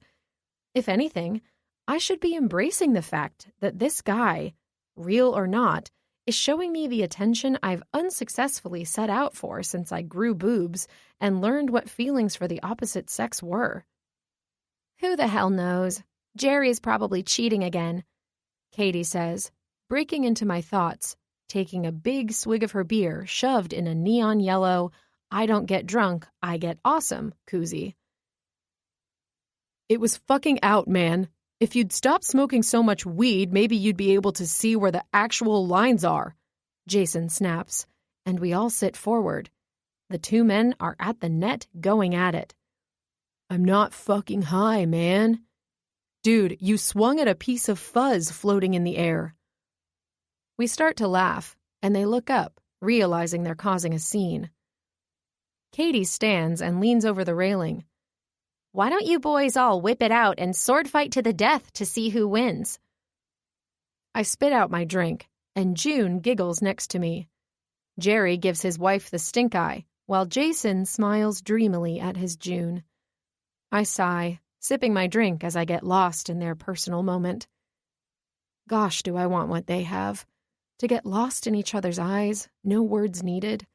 Love so strong they feel it through their steely gazes. He's probably telling her through his telepathic stare that her hair looks beautiful ruffled up in her ponytail, and she makes the best sugar cookies on the planet. She's probably silently telling him he's an amazing man and father, and tonight she's going to. A wiffle ball buzzing past my ear snaps me out of my haze. Fuck it. But next time, I'm not fucking around. Let's change teams. Jim Bob, you're over here on skins, Jason says, nodding for Mick to change sides. Oh man, your model hubby isn't gonna be happy, I tease Poppy. He has to put his shirt back on. No more model pecs to distract us. Poppy laughs, knowing her husband. Indeed, Mick pouts as he throws his muscle shirt back on. That's when Jim takes his off, and the four of us choke and spit out our drinks. Hot. Tattoos. Steel rods everywhere. Casey, you're one lucky girl, June comments, right as Jim looks up and catches me gawking. He winks at me, causing a row of panties to drop, mine most importantly, and tosses his shirt to the side. The game continues with more arguing and Jerry swatting at nothing. We girls, on the other hand, catch up and drink. So, Case, I have to admit, I don't remember Jim Bob from my anniversary dinner, June says in between sips of her margarita, tucked nicely in a tie-dye Drunk Wives Matter koozie. Me either, I reply, because I've had a few too many and honesty is the best policy. I take in the expressions of my friends. Confusion all around. Oops, maybe honesty is sometimes the best policy. I meant I had such a good time I barely remember the night, let alone my boyfriend. Phew, saved myself on that one. Who cares? He's super hot and really nice. Good catch. So, fill us in. Marriage-worthy? I choke and sputter, abusing alcohol for a second time in only minutes. What is happening to me? Treating booze like a red-headed stepchild when I only want to love it? Wait, what is wrong with these women? Marriage? I'm preparing my soliloquy to win my alcohol back, and they want times and dates when I'm marrying my fake boyfriend and popping out his fake boyfriend spawns? Should I spill that I didn't even get his last name? What if it doesn't sound good with Casey? Can't be worse than Kasem. The memory of this same conversation comes shooting to the frontal lobe of my brain. Titsworth, Pecker, Quakenbush, Boners, Hard Dick, Wang. Okay, so the conversation was at a bachelorette party, but still, all point to no marriage. I wish my friends wouldn't make such a big deal out of it. So it's been a while since they've seen me in a stable relationship.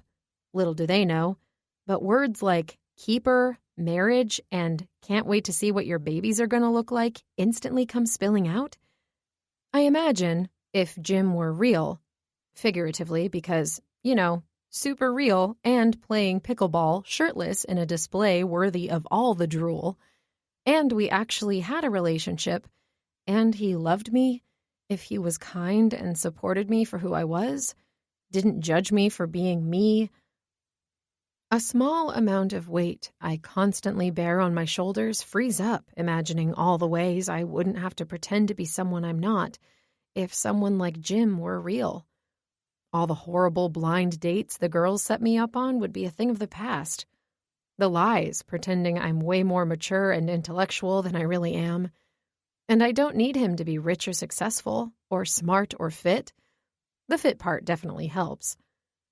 As I watch him take a swing at the ball, his body, a shimmering mountain of muscle and flesh, flexes all over. Lord Almighty, he's got it all. I can't even stop my own mouth from filling with saliva. I lick my lips. Shoot, what were we talking about? perfect guy. Oh yeah, I merely want him to be honest and funny, listen to my dumb stories, and maybe even laugh at my lame jokes. And don't get me wrong, I've searched high and low for my very own version. I've just never had luck with guys. I didn't have a high school sweetheart or love at first sight encounter at a bar. I wasn't saved by my Prince Charming, or in Poppy's case, her saving her prince. I just always concluded I was never at the right place at the right time. Let me add in, ever. Never, ever. I was never, ever in the right place. I also just wasn't as lucky as them. Well, has it been discussed? I wouldn't let him out of my sight if I were you. $500 for 72 hours? I'd have to rob all of Illinois to pay him for a lifetime of company. Not that I wouldn't mind keeping him for longer than the weekend. Swing, flex, sweat, grunt, oh my. Focus. Let him out of my sight. Pfft. Sure. Easy for the happily married one to say. And that's always the downfall. My best friends all have perfect marriages. Yeah, they fight, but in my eyes, it's all silly-nilly stuff. Well, aside from that one time with Poppy. Days before their wedding, she threatened to leave Mick. It wasn't because he installed a stripper pole in their basement behind her back, for reasons I, personally, never want to know. Poppy actually thought it was romantic. But because he was trying to learn a stripper move off YouTube to impress her on their wedding night and ended up breaking his tailbone 2 days before their 2-week honeymoon in Maui. Marriage is the last thing on our minds. Jim is so busy. Oh, so it's just Jim now? Katie busts in. Poppy laughs. I can't keep my lies straight. Whatever, you get what I'm saying. It's just not on the table, and I'm not sure it'll ever be. I can't say it's because I've only known him for 7 hours and he'll be out of my life in less than 3 days. We're interrupted by hollering, announcing the end of the game. Thankful for the disruption, we all return our focus to the men in time to watch Mick and Jim chest bump. We take the side stairs and walk to the first level to join them. Jim, with a wide smile on his face, catches my eyes on him and aims that crooked, boyish grin at me. As if this wasn't a sham, his reaction to me is so natural as he walks right up to me and plants his lips on mine. Did you see me kick some ass, babe? Man, how come I never knew about this game? He huffs, wiping sweat off his forehead. Because you're too busy with work. I lie. A rich business investor wouldn't have time for pickleball, right? He smiles again, gives me another kiss, then smacks my booty. I jump at the unexpected gesture. Well, looks like I'm gonna have to cut back on work. This game's awesome. With a wink to die for, he transfers his attention to his new besties. What is it with guys? Katie says while staring at the bromance we're all observing. They can just meet for the first time and within minutes. Soulmates. I basically hate everyone I've met since 3rd grade. Except you guys. June and I laugh. Her statement couldn't be truer. Who knows? But it looks like we all might be sleeping together so those 4 can cuddle, Poppy says, grabbing some empty beer cans to toss in the trash. Which is fine with me. Mick has his shoot tomorrow and he gets cranky before him. He can have his diva attitude with his new boyfriends instead of me. I take a peek back at the guys as Mick flexes and Jim feels his muscle. I shake my head with a smile. Guys are ridiculous. They jab at us girls and our love for lip gloss and wine, but put a group of men together and they will compliment each other's armpit hair when enough liquor is involved. Let those 2 feel each other up. Let's start dinner. With that, I follow Poppy inside, leaving my fake boyfriend with my best friend's husbands in hopes they don't exchange blood vial pendants during the next 64 hours. No way, man. Pearl Jam's acoustic set is way better than Nirvana's bootleg tapes. Everyone has migrated onto the upper deck, all hands occupying koozie stuffed drinks. Jerry is manning the grill while he and Jim talk music. Jim practically falls over his chair, knocking over the small table full of empty bottles. Are you insane? Nirvana's bootleg sold a shit ton more than Pearl Jam's, first off, and second, the acoustics are pure mint. He played them all on a specially made Callahan. There's no way it tops Vedder's Rudder guitars, even though they are mint pieces. No way. Jerry stares at Jim in awe. Man, how do you know so much about music? A few seconds pass before he answers. Just a hobby. He shrugs and gets quiet. Jerry, you paying attention to those burgers? Katie barks from inside the house. Yes, woman, get off my back. He grunts, returning to mind the grill.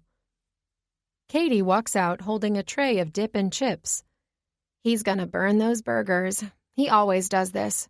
He starts yapping and burns the burgers. Damn it, I'm not gonna burn the burgers. Shit. He cusses as a flame explodes from the grill. He's gonna burn the burgers. I laugh, taking the tray from Katie and placing it on the outdoor table. The sun is going down, giving a beautiful orange cast over the lake.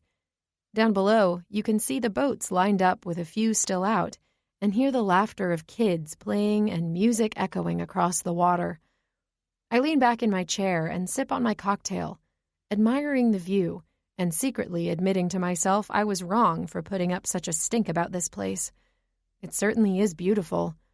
I've always wanted to own a home on a lake, have that escape when you need it, the quietness of the water, peacefulness when life gets a little overwhelming. What's got you all quiet? Jim takes the empty seat next to me. I turn to him, ready to give him some award-winning lie, but the truth falls out. Just thinking about how beautiful it is out here. Wish I had more of that in my world. He doesn't mask his questioning stare. You want to elaborate on that? Nope. It's exactly what it means, JB. JB now? He chuckles. You've given me more nicknames than all the jaded girls in high school. I found myself in the girls' bathroom stall with Sarah Henderson once and saw all the nasty names they wrote about me. Hey, where you going? I stand mid-sentence and walk inside. I thought maybe if I was honest, I could get an honest answer back. Always a joke with everyone. Hey, what did I say? Jim follows me into the kitchen. Ignoring him, I drop the empty plates and walk into the back of the house to the bathroom. I go to shut the door, but he's behind me, slipping in and shutting it with him inside. I'm going to the bathroom. Can you please get out? No, I want to finish our conversation. Plus, you said I stay over at your place all the time. I've clearly watched you pee. Jesus. No, you said you stay over. And newsflash, you're fake and have never seen me pee. So please get out. And people wonder why I hit. My hands are feeling restless.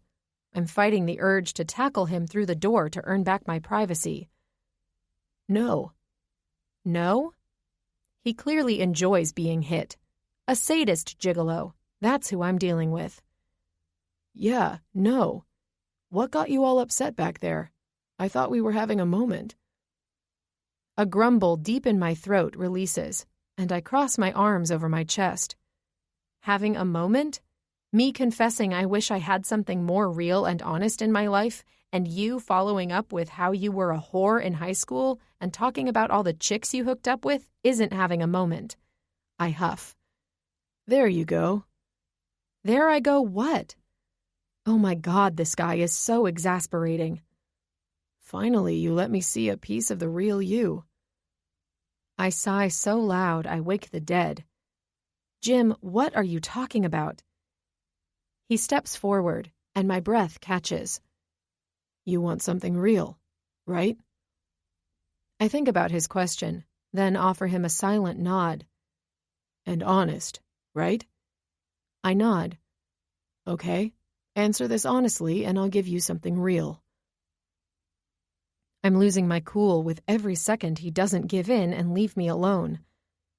Answer what? Why'd you really need to hire me? Shoot. He catches me off guard with that one. I opened and closed my mouth, trying to search for the right answer. But there isn't one that doesn't portray me as deceptive. I was a fraud and wanted my friends to see me in the same league they all played in. When I set up that ad, I never thought about having to explain myself to someone. What kind of question is that? I throw back at him. A simple one. Answer it. Drats. I want to take my fist to his nuts. Wasn't it obvious in the ad? Because I lied to my friends about having this great guy, and when push came to shove, I had to produce him. His smile grows. You think I'm great? Oh, son of a... No, but I'm paying you to be. Which he's failing at, since he's spending less time being great and more time being on my damn nerves. Why does he have to be rich, working a boring job, and doing god-awful boring things to be great? Is that what you define as great?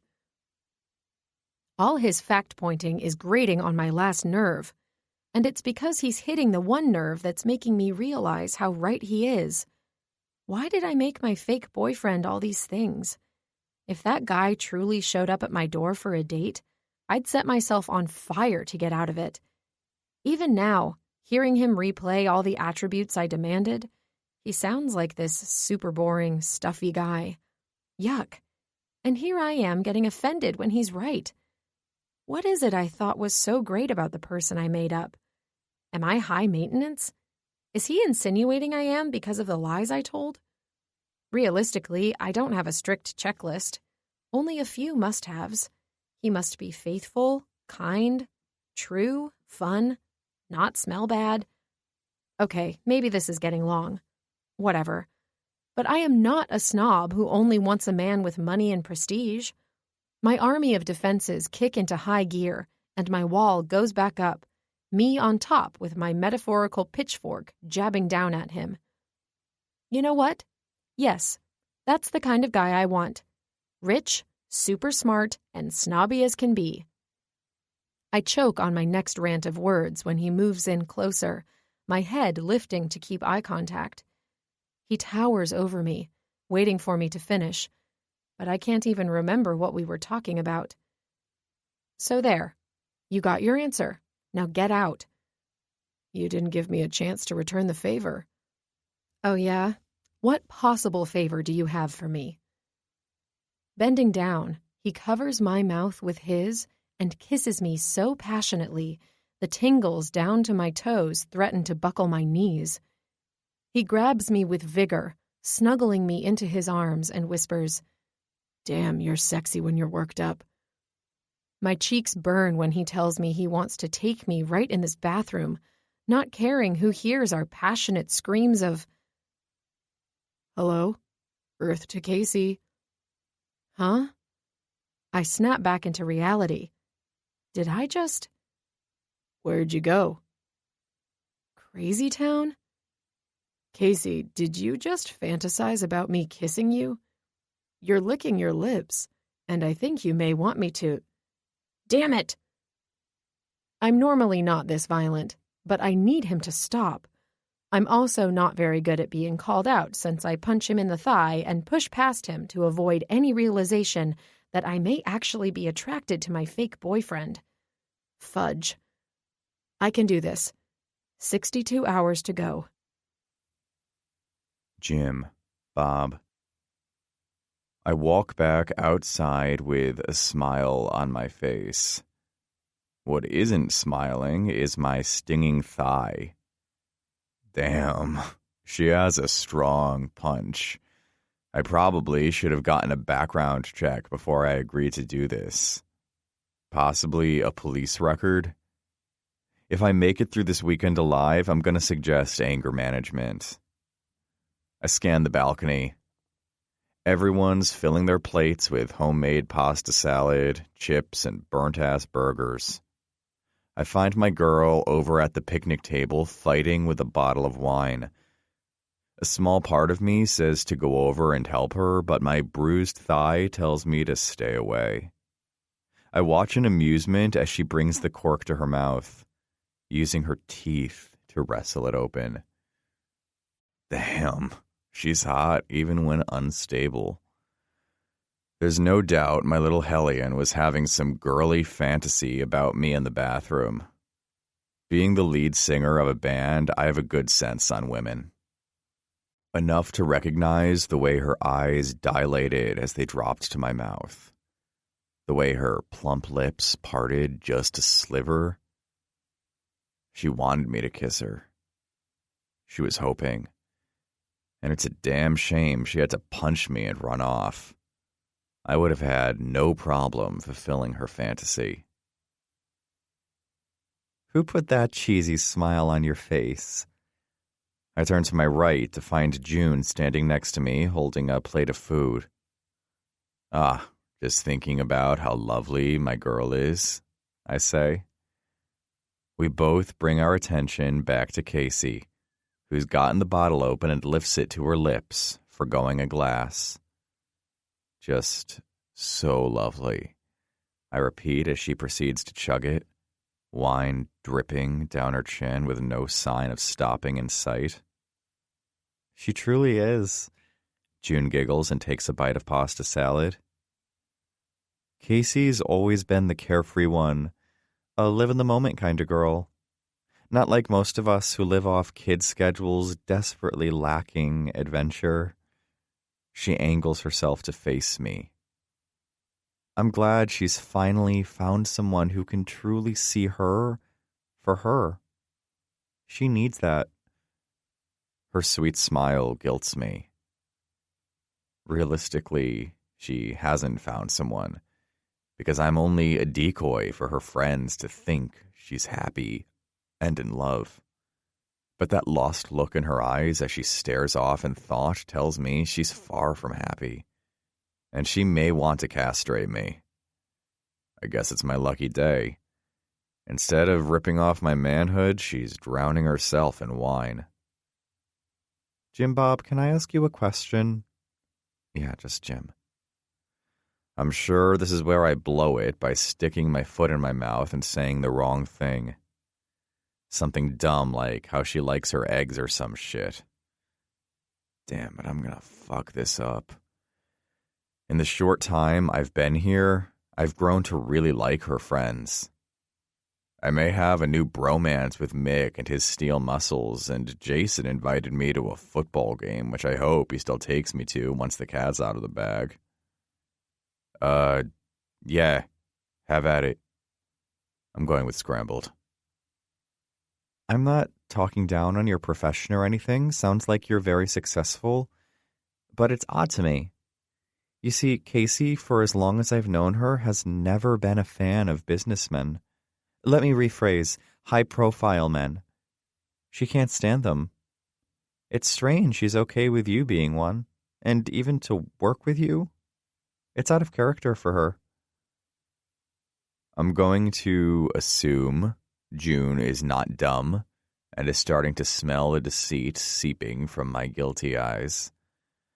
I'm also going to assume scrambled is definitely not the right answer here. Yeah, about that. We don't focus much on work. We prefer to keep that separate. Sweet, innocent smile. Kind eyes. Ones I'm positive are trying to search into my soul for answers. Damn it, she's scaring me. Like losing a game of chicken, I pull my gaze away. I'm not sure if she accepts my answer. I'm going to go with no, since she continues to stare at me. And why the hell would Casey say I was rich as almighty if she didn't even like those kinds of dudes? My girlfriend is a horrible liar. Fake girlfriend, man. I mean, work schmirk, who really defines a man by his work and money anyway. I'm pretty sure you do, asshole. You also hate snobby rich fuckers. Okay. I never caught the name of your company. Fuck. R.I.P. future Mick bromance, season tickets, and the chance of meeting the Bears' entire cheerleading squad. Again, it's just strange. After what her dad did and all, she swore she'd never find herself with a man. Finding who with a man? Who we talking about? We both whip around to Casey standing in front of us wearing a cute maroon mustache above her upper lip. Oh, we were just talking about jobs and who's going to get stuck scraping all those burnt patties off the grill. Gotta say, your girl was dead on with the outcome of those poor burgers. We all glimpse at the table as Katie... Ouch. We say in unison as Katie throws a burger at Jerry, splattering mustard all over his face. Did that patty just bounce off the table? I ask, stunned. Maybe I'll stick to the pasta salad, June says. Casey claps her hands. Great. So, hey, Jim, Bob, whatever, can I talk to you for a second? Alone? Alone? Yeah, can't June just stay? Having a mediator might be safer. I'm gonna go see how Jason's faring on his dinner. I'll leave you two alone, she says right before ditching me. We're both silent. Casey waiting until June is out of earshot before she sets those nervous eyes on me. Listen, first off, I'm sorry. For? I face her, my puppy dog eyes in full effect. Gonna make her work for this apology. For punching you in the leg. She shrugs, the purse of her lips and drawn eyebrows telling me she's not one to easily apologize. You mean when you punched me because I called you out for wanting me to kiss you? What? No. Wait, so you didn't want me to kiss you? No. I mean, that's not the point. I shouldn't have hit you. Do you want me to kiss you now? Yes. I mean, no. Stop confusing me. I just wanted to tell you I'm sorry. I'm not normally this edgy. I don't normally hire strangers to play my boyfriend and lie to my friends. This is very unlike me, and I want you to know that. I've clearly never done this before and don't know how to act. I just want to get through this weekend, okay? And I want to know what happened with her dad. What made her hate rich guys and why everyone around her thinks she needs to be saved. She may be staring back at me with the fake smile she holds for all her friends. The one that says, I'm okay, no need to worry about me. But behind the facade, there's a story she hides deep down. One even her dearest friends don't know about. I stare back at her, wondering if it's a sad one. Is there a reason she lets everyone believe she's so happy-go-lucky when I don't think she's happy at all? Is she so worried about pleasing the people around her she doesn't find pleasure in herself? And for someone so headstrong, why would she care? Why does she want the approval of these people who are supposed to be her friends no matter what? You're going all creepy again, staring at me. I am. But I can't seem to pull my eyes away. She's like a beautiful train wreck. And it may make me just as crazy, but I dig it. Every little thing down to her impressive eye-rolling skills. We may only be an arrangement to each other, a 72-hour farce, but I'm going to spend the rest of the weekend figuring out how to make whatever we have grow and flourish into something real. I just need to determine how to get on her good side and stay on it. You know what? You're right. I haven't been very cooperative either. Her eyebrows rise. Really? Well, Yeah, the whole name thing, work, kissing you or not kissing you. I watch her eyes dilate and drop to my lips. Sweet baby Jesus, my prayers have been answered. I'm simply saying I'm willing to be more of a team player. Play the part I'm here to play. I don't say I wish this wasn't a farce and I'd like to pursue getting to know one another on a real basis. You will? Kiss you, yes. Her cheeks flush and the urge to kiss her becomes overwhelming. Down, boy. Take it slow. I'll also play nice. I stick my hand out. Hi, my name's Jim Bob. Nice to meet you. Can we pretend we're in love and date for the next 2 days? Give or take a few hours or so. There's a pregnant pause before she finally relaxes. She reaches out and shakes my hand, the warmth of her smooth skin waking the monster in my pants. Casey, nice to meet you and thank you. Our hands stay locked longer than a normal handshake until the warmth of our entwined fingers trigger her and she pulls free. Well, we should probably eat something. Once everyone's done, it's going to be on. What do you mean it's going to be on? I didn't get the whole gangbang swinger vibe from anyone. Game night. It's our thing. If you didn't figure it out during pickleball, my friends are very competitive. No one likes losing. A devious smile breaks across my face. Well, babe, I rock at all games. It's a good thing you're dating a winner. I wink at her and reach for her hand. Before she has a chance to swoon, I pull her toward the food table. We've got a competition to win. Casey. A praying mantis. Snakes on a plane. Sperm donor. Jesus, what the hell are you doing? Katie yells at Jerry, who's on his third failed round of charades. Everyone is laughing their asses off, while Katie looks like she's about to murder her husband. After dinner, we all migrated to the lower deck for an intense game of charades. The sun set, leaving the moon to shimmer across the lake, the warm air continuing into the night. Jim and I stuck to our truce and started acting more like lovers and less like enemies. We found ourselves snuggled together in a lounge chair, me tucked on his lap. Everyone else is huddled around the massive picnic table. Time's up, June yells. Honey, it was go fly a kite. How could you not get that? Dude, are you even here?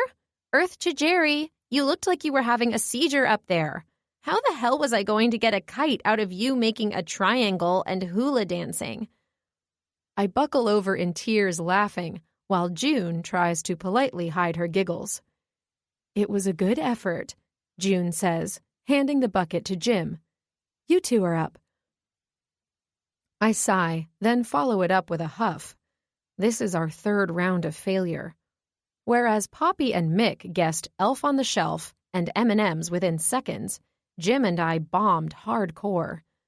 But who the hell would get a naughty police officer, which I think was meant for Poppy, and Moby Dick? I got the dick part since he was thrusting his junk at me, but come on. I can't imagine this time is going to go any better. Jim is just as competitive as everyone else, and with 2 losses under our belt, he's looking a bit edgy. Who's picking the clue? June asks, as Jim shakes the bucket with all the ideas people wrote down and crumpled. I got this, Jim assures me as he reaches in, determined to pick a winner. He unfolds the piece of paper and his eyes light up. Oh, great. The same award-winning grin he's gotten with the last 2. Another topic he swears we're gonna nail but suck at miserably. He aims his wicked smile on me, and my stomach takes a dip. What? I ask, now worried. Why is he smiling like that?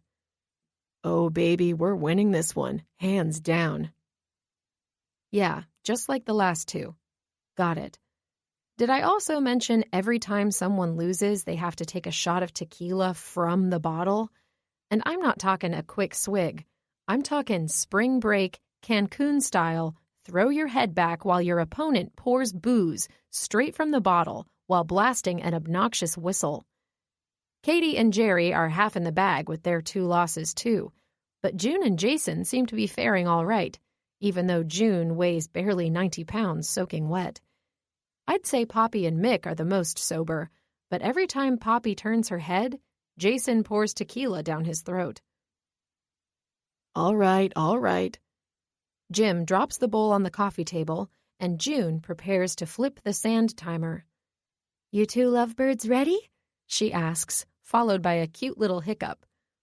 Jim crumples up the paper and waves his hand to start the time. He positions himself so we're facing one another, and my insides instantly feel funny. Tingly? Ew, what's happening right now?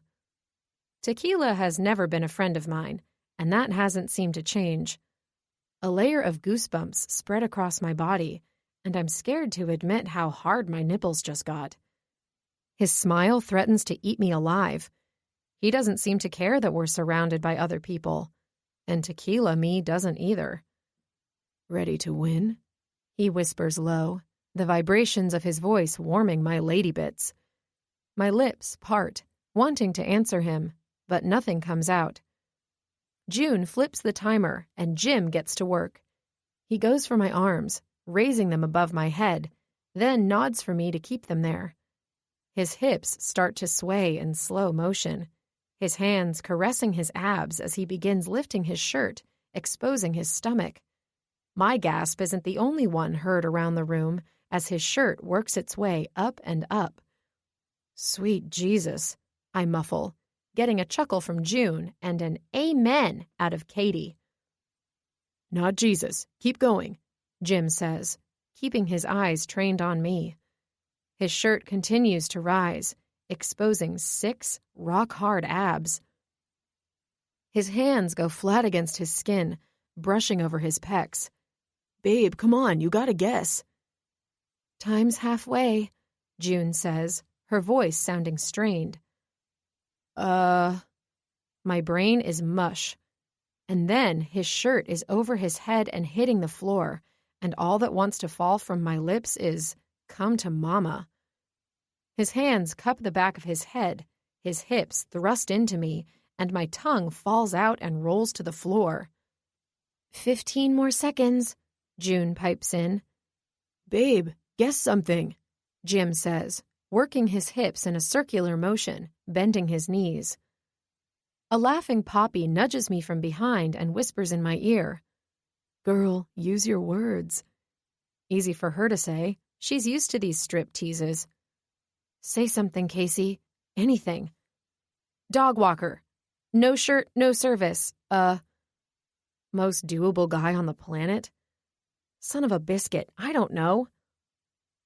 How does she not know this? Mick chimes in, his expression riled. He starts mimicking Jim's moves, and Poppy slaps him on the shoulder to knock it off. How does she not know this? This should have been mine, he yells, raising his own shirt. 10, 9, 8. Both of Jim's hands cup my body, starting from my raised arms, and he strokes me fully up and down. Stroke me. I'm a pole. Stroke the pole. Dancer? Pole dancer? Wait. Ding. Time's up. Stripper! He's a stripper! Mick yells, then rips his shirt off and begins performing his pole dancing moves. Poppy takes an elbow to his bare chest to stop him, while Jim and I have a stare-off. How could you not have gotten that? He asks, annoyed. How was I supposed to concentrate with you half-naked bumping and grinding on me? I snap back. He takes a menacing step toward me, our bodies so close. I can feel the warmth of his breath against my lips. I was playing the game, you know, where I act and you guess. Another step, and my stupid, hard nipples press against his bare chest. I set you up perfectly. Pole, dancer, I even took my shirt off for special effects. Yeah, how does someone not get that? Mick grumbles, throwing himself onto the nearest lounge chair. Seriously, Mick? I direct my narrowed eyes on him. What, since you have your stripper degree from YouTube, you're the expert? He lifts his head, flexing his pecs. It makes me knowledgeable in the dance field, so yes. Oh, give me a break. Supermodel Mick and his high and mighty head. I roll my eyes twice over until they roll back forward to Jim. He's still staring at me, but he's lost the frustration in his eyes. What are you looking at? I snap, wanting to wipe that now smug look right off his face. I also wish he would back the hell up so my nipples would stop trying to carve their initials into his pecs. Ugh. Why the look? Jim asks, pushing me more to want to murder him. Obviously, 'cause she's mad she doesn't know a good dancer when she sees one, Mick says, giving Jim a fist bump. That's when my shoe meets Jim's shin. Ouch, Jim squeals, going down to nurse his bruised appendage. What was that for? I go to clutch him by his shirt, but since he's not wearing one, I fumble and wrap my hands around his neck, pulling him away from the group. What's wrong is you're supposed to be on my side, not against me. How am I against you? Seriously? Fist-pumping the enemy is not being on my side. He frowns, not understanding. But he's an amazing dancer. Did you see the way he swayed his hips? I go for round 2 of shin abuse. Okay, I get it. What do you want me to do? Tell him he sucks and you can beat him. His facial expression morphs into shock. I will do no such... Ouch! Damn it, that hurts. And so will the next round if you don't stay on my side. He looks back at me with the saddest puppy dog eyes. Seriously? It's just, I like him, and he, Jason, and I are really bonding, and that would be unbrotherly of... Shit, you're insane. He turns to the group, all leaning over in their seats trying to listen. Mick, your moves suck, and I challenge you to a dance-off. My girlfriend, who I'm in love with and would sacrifice anything for, even my bromance, thinks this is what's best. I flinch in his direction to shut him up. Hell yeah, did someone say dance-off? Jason jumps into the ring. He picks up the bottle of tequila, pouring a hefty amount into his mouth. He turns the bottle on June, then Katie and Jerry. I stand there with my arms crossed, waiting for Jim to follow through. But he's stalling. He waits for the bottle to come to him and takes a huge swig. When he pulls back and sees my searing eyes, he goes for another pull. After the third one, I snatch it out of his hands. Knock it off. I tap my foot on the ground. Jason laughs and heads inside. Where the hell are you going? Jerry calls out, and Jason waves his hand for us all to follow. Come find out, he replies, and everyone jumps from their seats to follow as he walks down a hallway covered from floor to ceiling with koozies. What's the deal with the koozies, man? Jerry questions, while he stops and swaps out a "Don't worry, beer happy" koozie for "I got killer crabs in Maine." Jason swigs at the tequila. What do you mean? Whoever has this much dedication must be a legend. Did you see the glass case? Dude has some sick koozies in there. If it was unlocked, I'd snag that Field of Dreams one in a heartbeat. We let Jason lead us through the koozie museum and up a set of stairs until we pop out by a wooden door, a sign, "The Raj Lodge," above the entrance. When he pushes the door open for us all to enter, we find ourselves speechless, standing in a state-of-the-art gaming room.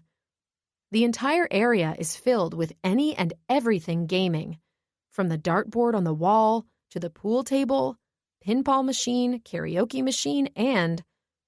Holy shit, Jim spits out as my eyes follow his. I peer down, realizing we're standing on a dance floor. And should I mention it looks like it lights up?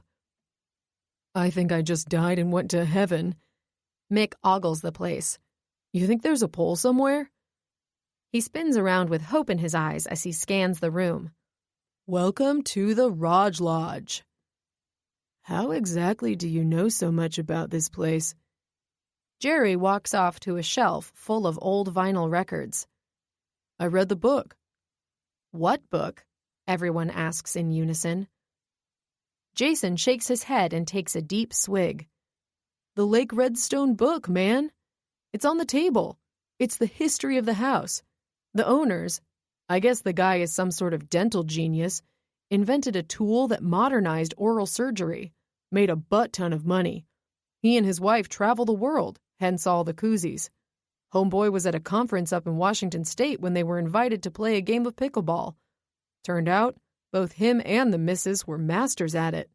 Got picked up by a huge sponsor, and now they literally travel and play for huge sporting events like the U.S. Open. Guy's even on the Pickleball Association board. Mick smacks his hands together. Pretty impressive. He picks up a remote, and with a single click, beams of neon color blast from the plexiglass squares, bringing the dance floor to life. Enough chatter. If I wanted to know more about the owners, I'd invite them to Sunday dinner with the wife and kids. Now, I believe there's a competition I need to win. Using the remote, Mick slides the poor thing, like a stripper prop, down his chest and starts rotating his hips in a slow, circular motion. All right, Magic Mike, let's see what you've got. I've learned a few moves myself that have gotten me some high ratings. June blushes. Aw, my sweet little June and her man get naughty. That's my frisky girl. Fine, it's on. But I get to pick the song. Clearly, I would be the best in recommending the perfect dance music. Mick walks over to the stereo system, and we all take our seats for the show. Jason is starting to stretch, and Jim has a somewhat worried expression on his face. Oh, come on. He can't be that bad at dancing. Mick takes his phone out of his back pocket and shoves it into the phone slot. Let's go, cowboy. Stalling? Afraid Jim Bob and I are gonna whoop ya? Mick grumbles, still offering us his back. Have you seen my hips move? J-Lo would be jealous. Then what's the problem? He continues to fiddle with his device, lifting and smacking his phone back on the base. Damn it. Jason sighs and goes in search of the problem. He grabs Mick's phone and after a short struggle, wins it over. Dude, what is this? My phone? Give it back. No, man, this is 1995's phone. Does this thing even work? He holds up a tiny iPhone. How cute. Mick has a baby phone. Mick tries snatching it back, but Jason lifts it high and messes with him, waving it back and forth. For real, what is this? Your mom called. She wants her iPhone 4 back. We all bust out laughing as Mick struggles to win his phone back. Does this thing text? Little phone for a little guy? He finally snatches his phone from Jason. For your information, the newer phones make my butt look big. This one fits perfectly in my back pocket. Whatever you say, iPhone 4. Shut up. iPhone 4. I swear I'm gonna kick your ass. iPhone. Oh, Jesus. Hey, Alexander Graham Bell, put your fossil phone away and let Jason set his up. We have a competition to win. Right, Jim Bob?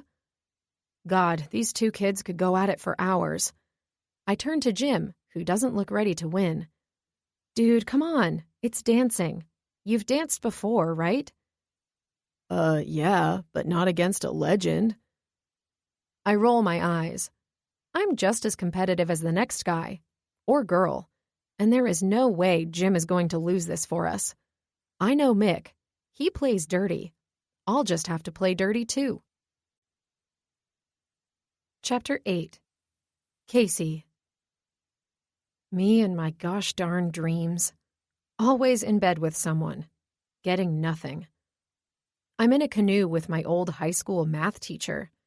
Sounds gross, but when I was 15, he was super hot. As he prowls toward me, my heart beats rapidly against my chest. My body temperature rises, my skin warm to the touch. Clammy, almost. When he approaches me, he uses his hands to spread open my legs, but they won't budge. Open your legs, Casey. He wants in. But no matter how much I demand my conscience to let the hot teacher in between, my legs stay closed, as if they're being restrained by something. I fight harder and harder while trying to tell him not to leave. He begins to back away, and I panic because I really want to see how talented he is. He had such big hands, so my 15-year-old curiosity always got lost in the what-ifs of down below. Don't go, I call for him, but he continues to back away. Don't go, we can do this. If we subtract the isosceles from the triangular math equation, we can totally do this. What the? I work my mind around the obstacle and hop to my feet. If he can't come in, I'm going there. I steady myself, a smile of satisfaction on my face. I start to bunny jump toward him, but he stands, leaning backwards. Where you going, hot math teacher? I purr, taking another hop closer. He leans back farther. Hey, careful, I say, worried he's going back too far. I can't have my dream sexy guy fall out of the boat. A hop closer. More leaning. Seriously, you're gonna fall. I begin to panic. His back is stretched so far he's starting to transform into Keanu Reeves in The Matrix. Damn, he's like Gumby. Hey, that can't feel... I jerk awake just as my teacher is about to snap in half off the canoe. I'm sweaty and clammy, and my stomach decides it wants to expel everything inside it. Throwing my hand over my mouth, I groan, breathing through my nose to calm my erupting stomach. Everything is blurry, but I can confirm I'm in a bed. Trying to concentrate, confusion fills my still-drunk brain as I take in my surroundings. The 4 key W's simmer in my head, in major need of answering. Who? What? Why? Where? Why am I in a man's t-shirt? Which smells glorious, by the way. My blurred eyesight allows me to confirm I'm not in my own bed. Further investigation tells me I also have no pants on. Great. A bit of panic mixed with a large dose of confusion surfaces, until my brain takes pity on me and tiny bits of memories flood back. Lake house. I'm at the lake house with everyone. A small sense of relief calms my still swirling belly until more questions arise. How did I get up here? I don't remember going to bed. Did I drink too much? That's a silly question. Moving on, I scrape my brain for pieces of last night. Everyone was drinking. Tequila waterfall. I groan, and my hand goes back over my mouth. There were the Frisbee burgers, charades, the Raj Lodge, and tequila. So much tequila. Oh God, kill me. My hands slide up my face, covering my eyes. My fingers dig into my eye sockets to help the throbbing in my head. Why, Casey? Why? Why what? My eyes shoot open so fast, I almost throw my hands out to catch them from falling out of their sockets. I scream, ready to bash whoever the intruder is in my room. That's when Jim lazily pops his head up from the floor. Jesus Christ, you scared the hell out of me, I hiss, grabbing the blanket and pulling it up my legs, but the sheet is tangled around my ankles. My legs are trapped. Makes sense now. Sorry, hot teacher. I lean to the side and see Jim with a pillow and a thin blanket laying on the floor next to the bed. He also appears to be... Why are you naked? We did not. Did we? 'Cause you're wearing my shirt. My eyes shoot back down to the heathered gray shirt, a lithographed guitar with limited infinity sketched below it. It's super comfy. And damn, I nonchalantly inhale. It smells good and... Wait, why am I in your shirt? Don't tell me we... Had wild, passionate sex until you passed out of pleasure overload? Oh my God. No, we didn't. You banged on the headboard, wanting to let the entire town think we were having wild, passionate sex, then puked. Then I proceeded to put you in the shower, held you while you beautifully sang Eminem between yakking, then passed out. I couldn't figure out your bag, so I put you in one of my shirts. No, no, no, no. Be patient. He's gonna also say he's kidding. Say you're kidding. He's not gonna say it. You're not kidding, are you? That you sang beautifully? Yes, it was like listening to a dying animal. I pick up a pillow and toss it at him, which he avoids by flexing his biceps to block his head. Okay, sorry. You were amazing. But also, yeah, all true. Why? I fall back onto the bed in hopes it swallows me whole. How is this guy still even here?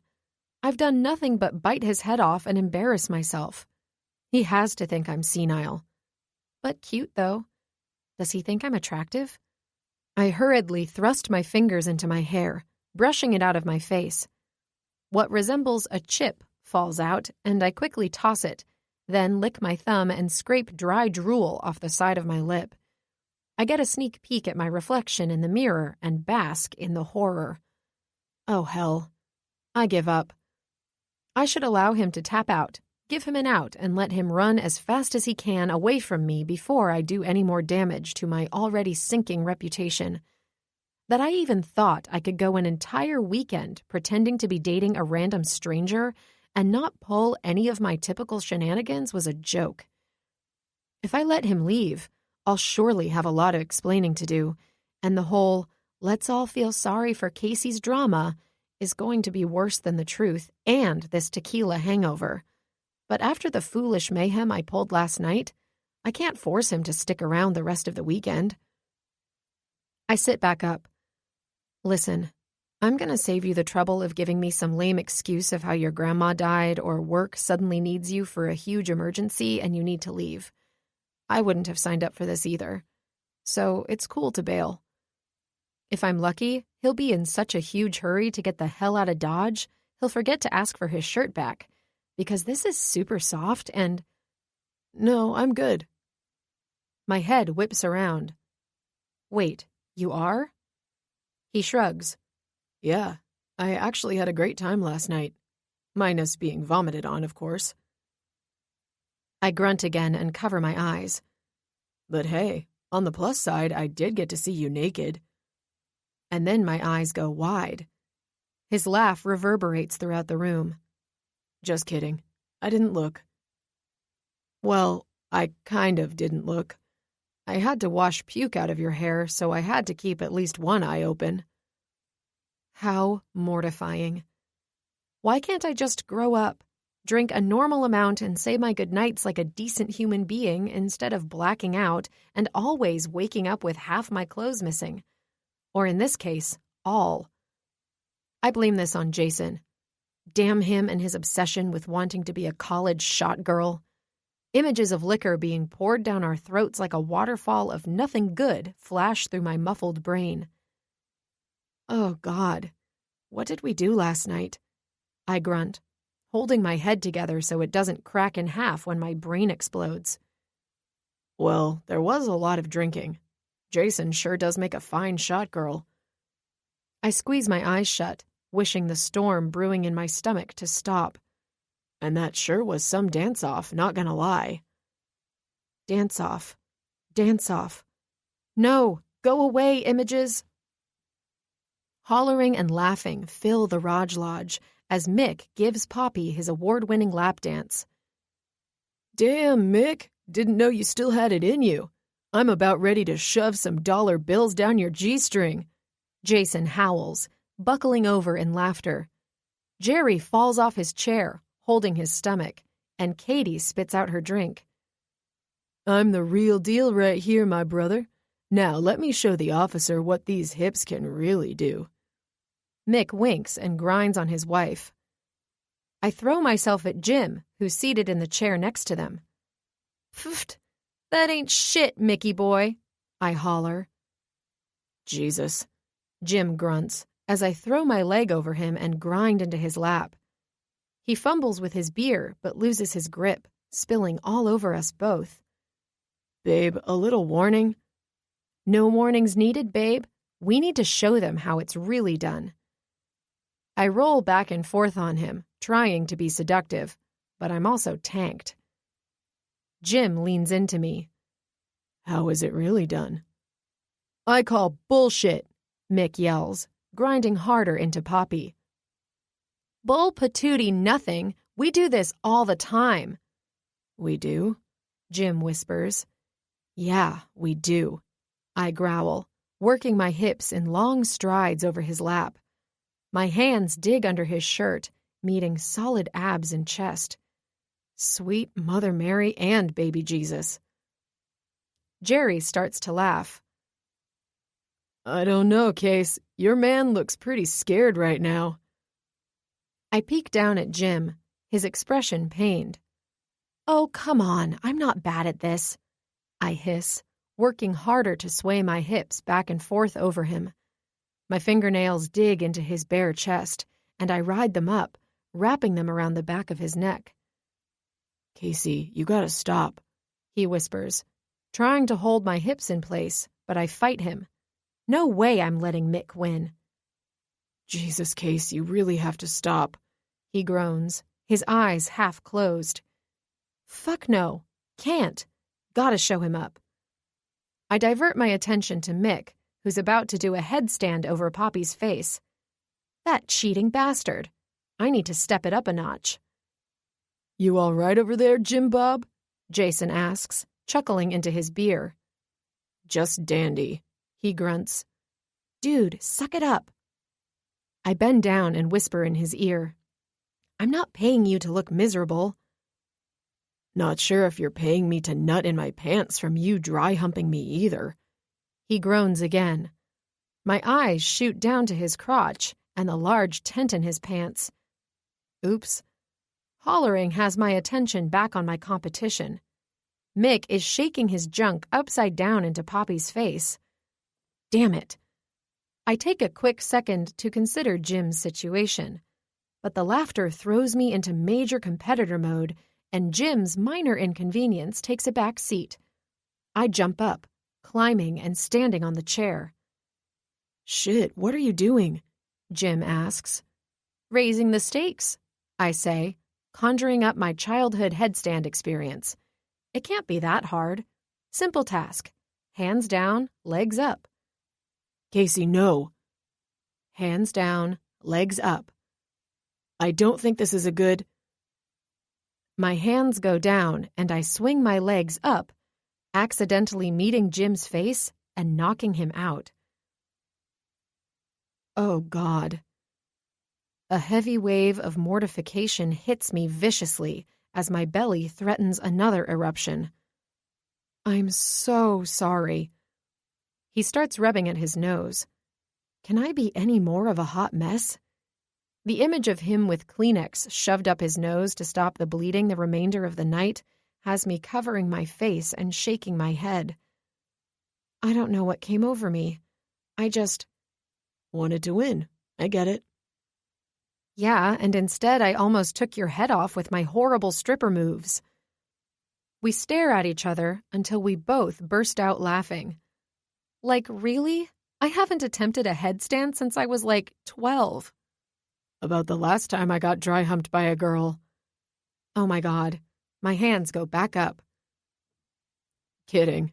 He chuckles. I peek through my fingers. Really?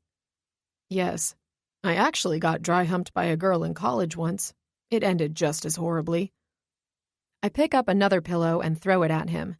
He dodges, grunting as it nicks his nose. Oh geez, I'm not winning any points here, am I? He strokes his wound. Even with a bruised nose, it doesn't go unnoticed how attractive he looks. His wild hair is all ruffled and sexy, his muscles and tattoos on full display. Damn it, I'm ogling. I pull my eyes away to stare at a piece of invisible dust on the wall. Sounds of movement come from the floor where Jim starts to get up, and a small jolt of panic surges through me. My eyes fail to stay away, and I catch him just as the thin blanket covering his hips falls as he stands. Hands fly back over my eyes in fear I'm about to get an eyeful. Thankfully, or regretfully, he's covered in a pair of shorts as he sits on the edge of the bed. Don't worry. I'm sure the money you owe me will cover the plastic surgery for my new nose. New nose? What kind of shady doctor does he have to reconstruct a new nose for a measly $500? Which also reminds me, I don't even have $500. There's a sliver of hope maybe he responded to my ad before the price change and he's here for the $50. My own nose crinkles at the scary thought of him getting a new nose for $50. What's that you look for? Jim breaks up the disturbing image of him with a sketchy putty nose. Oh, nothing. Just... My words are cut short. Jim makes an unexpected move and jumps up, throwing his body over mine. I fall back, my head hitting the plush pillow, eyes wide as he leans over me, his lips merely a hair's breadth from my own. Go with it, 'kay? Before I can reply, his lips fuse against mine. Shock, confusion, excitement, all shoot through me at once. His lips are warm and perfect against mine. My body temperature shoots up, and a few short seconds is all it takes for me to sink farther into the mattress. 2 quick knocks sound on the door, and Katie pops her head in with an invitation. Well, well, at it again, are we? My eyes enlarge as I stare in shock up at Jim. He eases up, pulling away just a smidge, allowing our eyes to connect. Can't get enough of her. He winks at me, and for a split second, I lose myself in his words. Fake, but I let them soak in as if they're real. He smiles down at me as if I am real. We are real. And this, us molded together, warm with that energetic buzz, is something we've been feeling for a lifetime. Well, calm it down. We need Casey to be able to walk today. Mick said it's a long walk to the waterfall chute. Also, breakfast's ready, so you might want to get up. Just as fast as the moment bulldozes through us, it's swept away. Jim bends down, brushes his lips against mine, then climbs off me. Katie coughs, hiding her moan, as she gets an eyeful of Jim in all his shirtless glory. I side-eye my friend, because she shouldn't be ogling my fake boyfriend, then admire the goods myself. He must be one of the top-rated gigolos in the state, because he sure is lovely. Got it. I gotta use the bathroom, then I'll meet you all downstairs. Cool, babe? He blows me a kiss, and like a lovesick teenager, my lips part in anticipation for that air kiss to float and smack me on my eagerly willing lips. God, what is wrong with me? I'm still staring at him. Those eyes, that sexy hair, muscles and... Earth to case. I do. Huh? Both he and Katie say at once. Crapsicle. What did they ask me? Rewind, brain. Ah, bathroom, breakfast. Got it. Yep, got it. Meet you downstairs. He smiles at me in a way that melts my insides, like the perfect grilled cheese sandwich, the gooiness of the deliciousness just melting out of the 2 toasted slices of bread. Am I comparing the way my insides feel to food? Sigh. What I wouldn't give for that smile to be real. He walks past Katie, who doesn't even attempt to hide the fact that she's staring at his butt. I nod, agreeing it is a nice piece of meat. Rare, plump to the touch. Okay, you can stop staring now, I grumble, strangely jealous. I need to get some or eat. Both seem just as important right now. It's impossible, so not sorry. Speaking of not sorry, how are you doing this morning? Heard lots of banging going on. You gonna be able to walk after all that action? I saw him in his wet bathing suit. He's a lady bruiser. Lady bruiser? Yeah, monster down there, large and in charge. Beat up that. Jesus. I tossed the last remaining pillow on the bed at her. I got it. And no, I'm fine. I'll be able to walk just fine. Since I didn't have any sex whatsoever and have no idea if he really is a lady bruiser, though there's no mistaking he has a full house down there. My cheeks flush, giving Katie the wrong idea. Oh, God, you lovesick hornball. You can fill me in on all the details later. But for real, get your ass up. Mick's on the prowl, making sure he's not late for hair and makeup. I nod, and she shuts the door, leaving me with my thoughts of big bruisers and the fake butterflies still swirling in my belly. I throw myself back into the mattress and press the comforter to my face to muffle a loud groan. What have I gotten myself into? Just like everything else in my life, I didn't think past the first layer of the issue. I show up with a fake boyfriend, but what about the rest? I didn't think that maybe, just maybe, he would turn out to be an okay guy. Attractive, kind, goofy, cuddly. Shoot, the list goes on and on. Then there are the lies. I didn't think how much this would affect my friends if they found out. How do I send Jim on his way in 2 days and tell everyone we broke it off? He wasn't the one and don't ever attempt to contact him? My own mood plummets thinking about him being in the wind, and I've only spent around 24 hours with him.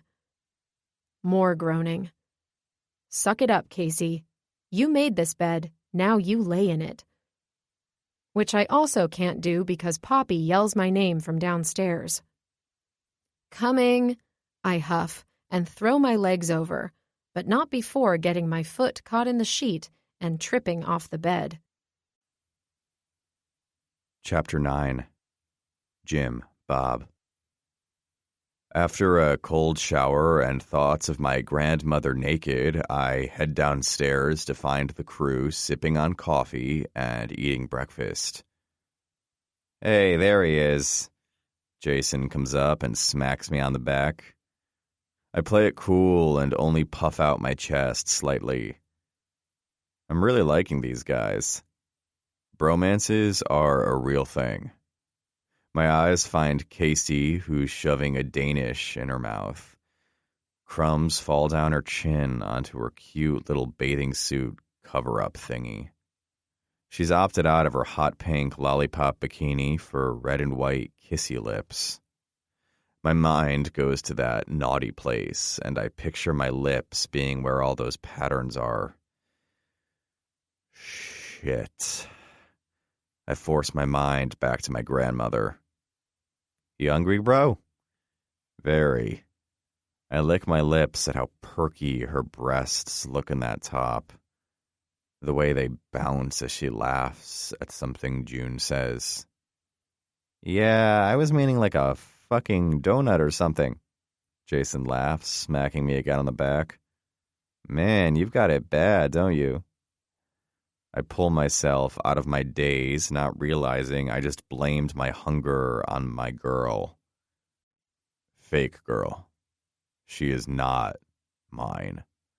This is a paid relationship, as in not real, with money involved. My shoulders slump slightly, and I nod to Jason. Yeah, I'm thinking about keeping her. I joke, knowing that's a lie. Come Monday, I'll be back to the norm. Running the bar, playing in the band, and wondering where exactly it is I should be in my life. Jerry walks by and hands me a donut, and I shove it in my mouth to keep myself from repeating my thoughts out loud. I continue to stare at Casey, dying to know what's going through her head. Parts of last night replay in my head. The comment June made about Casey's dad, for one, eats at my curiosity. It also brings up the hate I have for my own father. How money only ruins lives. I could have had it all, but I walked away from it. At 32, I may be living on nickels and dimes, but I'm not under the claws of my asshole father. I wonder if she dealt with the same shit. Did she have a son of a bitch of a father like mine who tried to control me with his power and wealth? Ruin our family because he was selfish and went outside his marriage for pleasure, killing my mother in the process? It's been years since I've spoken to him, but the mere mention gets my blood boiling. Not once has he attempted to reach out, show a sliver of interest in my life, a life you frowned upon. But I'd live a poor man's life any day over being his puppet. He may not have control over my choices anymore, but one thing he, to this day, still holds power over is the way I deal with life. Just like him, I keep people at a distance. Trust is non-existent. I learned from a young age those who could be trusted were near and far. My father lied to me my entire life. He lied to my mother, and even after her death, that trust was tainted. But in the end, it made me who I am. It was during the last year of high school. Out of the blue, one day, I picked up a guitar and realized I had a calling. I started to play, sing, write music. Not too long after, I joined a band. It didn't pay the bills, but it soothed the loudness in my head. The anger I refused to let go of whenever my mind went to that dark place.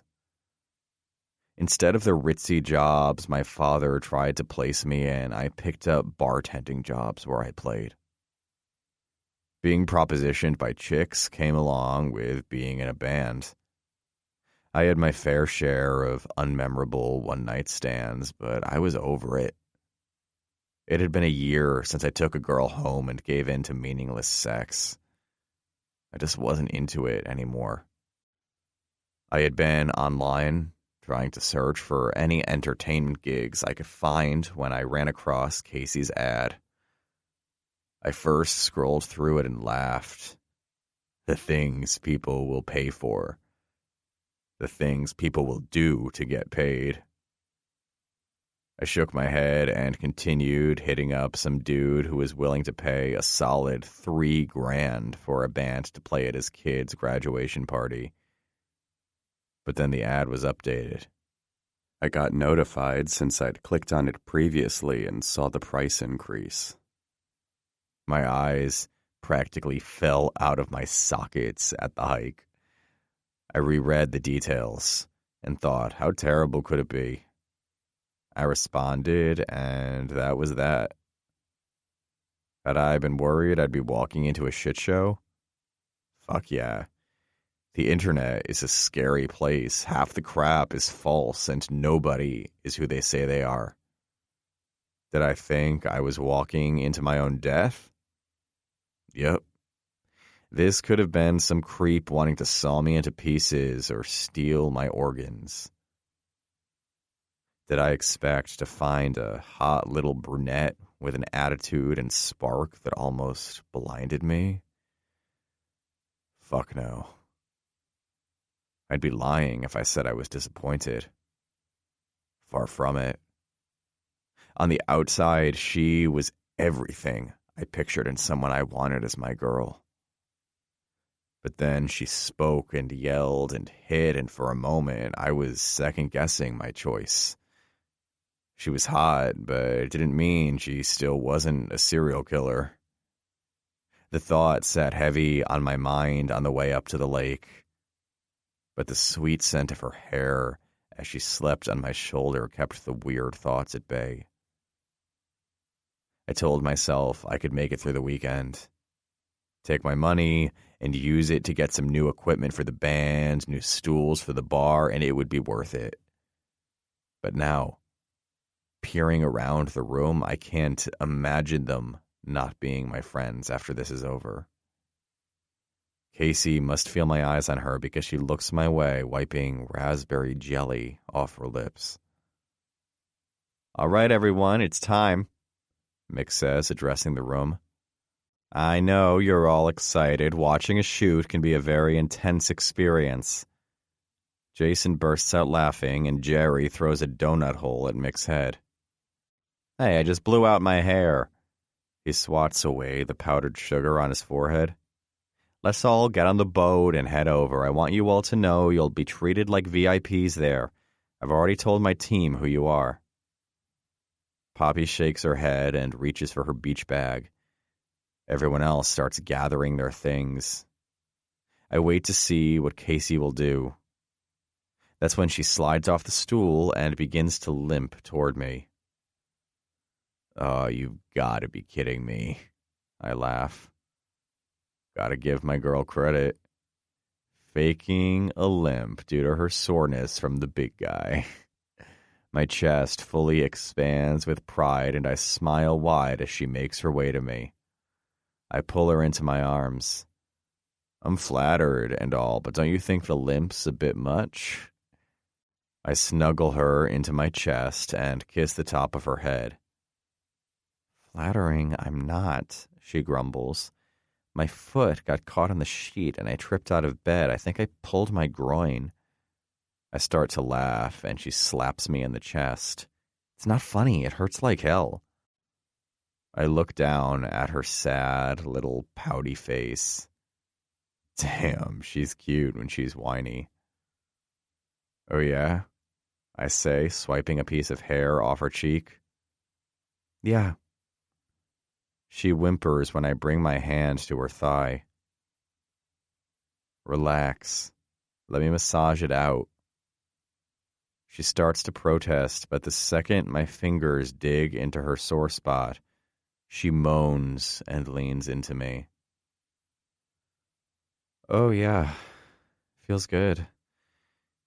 Probably not as good as it feels to have my hand on her warm, smooth skin. "How's that?" I ask, keeping my dirty thoughts at bay. For once, my monster downstairs isn't trying to poke at her, and I'm genuinely concerned with helping her out. "So much better, thank you." She pulls away from me, and I release my grip on her. "How'd you know how to do that?" "I'm on my feet a lot. My muscles tend to cramp up sometimes. Plus, dehydration is a sign of muscle cramping. A good bartender taught me that once." "Oh." There's a small pause before she asks, "And what do you do that you're on your feet all day?" I guess this is where I tell her my truth, which is nowhere near a rich investor with rich tastes and even richer aspirations. I don't get why I care so much what she thinks of me. It's not as if this will go past our weekend agreement. Then again, the thought of us getting together after all this for a drink sometimes sounds kind of nice. We only live a quick 20-minute bus ride away from each other. Wouldn't be hard to see each other more than once or twice. "You gonna hold out on me, or am I right and you're some kind of gigolo?" "Wait, what? Gigolo? No, actually, I'm..." "You two coming?" Katie's voice interrupts my response. "Everyone's already in the boat, and Jerry's taking bets on if you two are going for round 2 on destroying that headboard, which Mick made sure to point out is some sort of antique the owners were gifted by the Kardashians or some shit." Casey's mouth drops while I laugh. "As in the Kardashians?" she squeals. "Yep, that was my reaction. He also said to tell you if you break it, you buy it." What? I don't have the money to pay for that. What is it, like $1 billion? Stress floods her features, and I take hold of her hand to ease her worry. She passed out way before any damage was done. Whatever you say, but hey, love is priceless, right? Katie chuckles and backtracks down the hall. Tell them we are not destroying that headboard, Casey yells to her back. Katie doesn't bother turning, just lifts her hand to wave. Will do, considering my bed was you two in the shower again. You two make some strange-ass noises, by the way. She opens her mouth to deny, but I pull her into my chest and press my fingers to her lips. We'll be right there, I yell as she slaps my hand away and whips around, now sporting her angry face. What the heck? Now they're going to think I'm some kind of perv, and why the hell are you smiling? For one, those strange noises were you trying to rap to Eminem while yakking, so unless you'd rather them know that over thinking we're in love and can't keep our hands off each other, even if we enjoy making strange noises, then I suggest letting it go. She stands there in silence, her eyes doing all the talking. She's pondering her choices, her brows creased. She might also be remembering hanging onto me naked in the shower while putting her fake microphone in my face to back up her lyrics while she puked. Ugh, whatever, let's just go. She snatches her beach bag off the ground and storms out of the house while I follow close behind, humming The Real Slim Shady. The sun is like a ball of fire sizzling my skin, even with the breeze as we sail across the lake to Mick's photo shoot location. Everyone is snuggled up with their significant others. Even Casey is on my lap. My fingers find her sore spot, and my thumb brushes along her inner thigh. I lean forward, taking in the fruity scent of her suntan lotion, and ask, "How's the groin?" "It's better, thanks," she replies, pushing up her sunglasses. I nod and lay back against the chair. Another question strikes me, and I lean forward again. "Why'd you think I was a gigolo?" Her body stiffens. I thought, "We're here," Mick shouts. Everyone's eyes focus on a small landing with a trail that leads up a hill. People with cameras and lighting equipment are everywhere. Forgotten is my curiosity of why my girl thought I was a male prostitute. In its place, the excitement and curiosity for what the hell we're about to walk into. Mick docks the boat and we all jump out. Assistants grab our things and help us up the long path. Mick starts barking orders and everyone follows his lead as if he's God. I'm in complete amazement watching a flock of hair and makeup people chase after him as he makes his way to a chair with his name across the back. When he sits, he's attacked at all angles with brushes to his hair and face, someone plucking his eyebrows. Jesus, he's like ridiculous. Poppy comes up next to me. I turn to her and nod. No, he's amazing. I'm serious. If nothing comes of Casey and I may try to pursue him. I get what you mean. I was like you in the beginning, but I'm used to it now. They call him the Fabio of his time. The romance industry eats him up. I turn back and watch a woman blow a single strand of his hair in place. "Excuse me, Poppy, we're ready. If we can have your group follow me to the waterfall." Poppy nods and waves for us all to follow. I give one last glance at Mick, who's having his pecs massaged with oil. Damn it, he's my new idol. I jog to catch up to Casey. When we make it to the waterfall, Casey starts to stall. "Wait, we're supposed to climb in the water with him?" I shrug. Guess so. I grab her hand to climb down. We need to make sure to get a good spot. Yeah, I'm not so sure about this. I turn back. Why not? It's fine. Come on. I'm starting to get impatient. Camera crews are taking up the good spots. It doesn't really look safe, babe. It's fine. Trust me. I try to tug her this time because now we're going to be forced into the second row. Katie and Jerry pass us and get in the water no problem, while Jason gets smart and carries June. Here, I'll carry you down. She continues to hesitate, but I finally get the okay and lift her in my arms, steadying myself as I make my way into the water. Right then, Mick appears. He has a whole crew behind him holding a towel, umbrella, and spritzer. My hero. You realize it's creepy the way you look at him, right? I snap out of my haze. Huh? Her arms wrap around my neck as I coddle her, possibly squeezing her butt a little tighter than necessary in case I accidentally slip. What's it with Mick? You keep giving him the googly eyes. I catch sight of Mick. He's swinging his hair around as flashing lights bounce off his oily chest and the rock wall of the waterfall. Do I really have to explain? I laugh and shake it off. I'm kidding. I think you have some great friends. I'm just in awe, I guess. You're lucky. I wish I had a close group of friends. A gang. A tribe of sorts. I consider my bandmates friends, but we don't have inside jokes or know each other's favorite restaurants, allergies, or any childhood memories kind of cheesy shit. I have my favorite bartender, Judith, but she's not one I can sit down and have a beer with and share all my thoughts and aspirations. This group, they have that.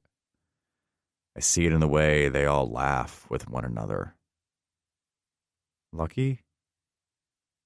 Yeah, Case. Lucky. I set her down. I wish I would have shut my mouth because her goofy smile turns down. Great. Now she feels pity for me. And I'm glad for you because my awesome group of friends are the same. You two watching this? Jason breaks into my lie, and we both bring our eyes to the photo shoot.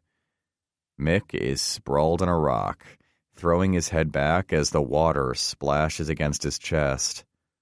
The photographer is cheering him on. That's it. Feel the sun on your chest. Let the water seduce you. That's it. Chin to the gods, feasting down at your beauty. Fantastic. Everyone stares. My mouth drops open. Jason's brows shoot up. Katie, June, and Casey become speechless.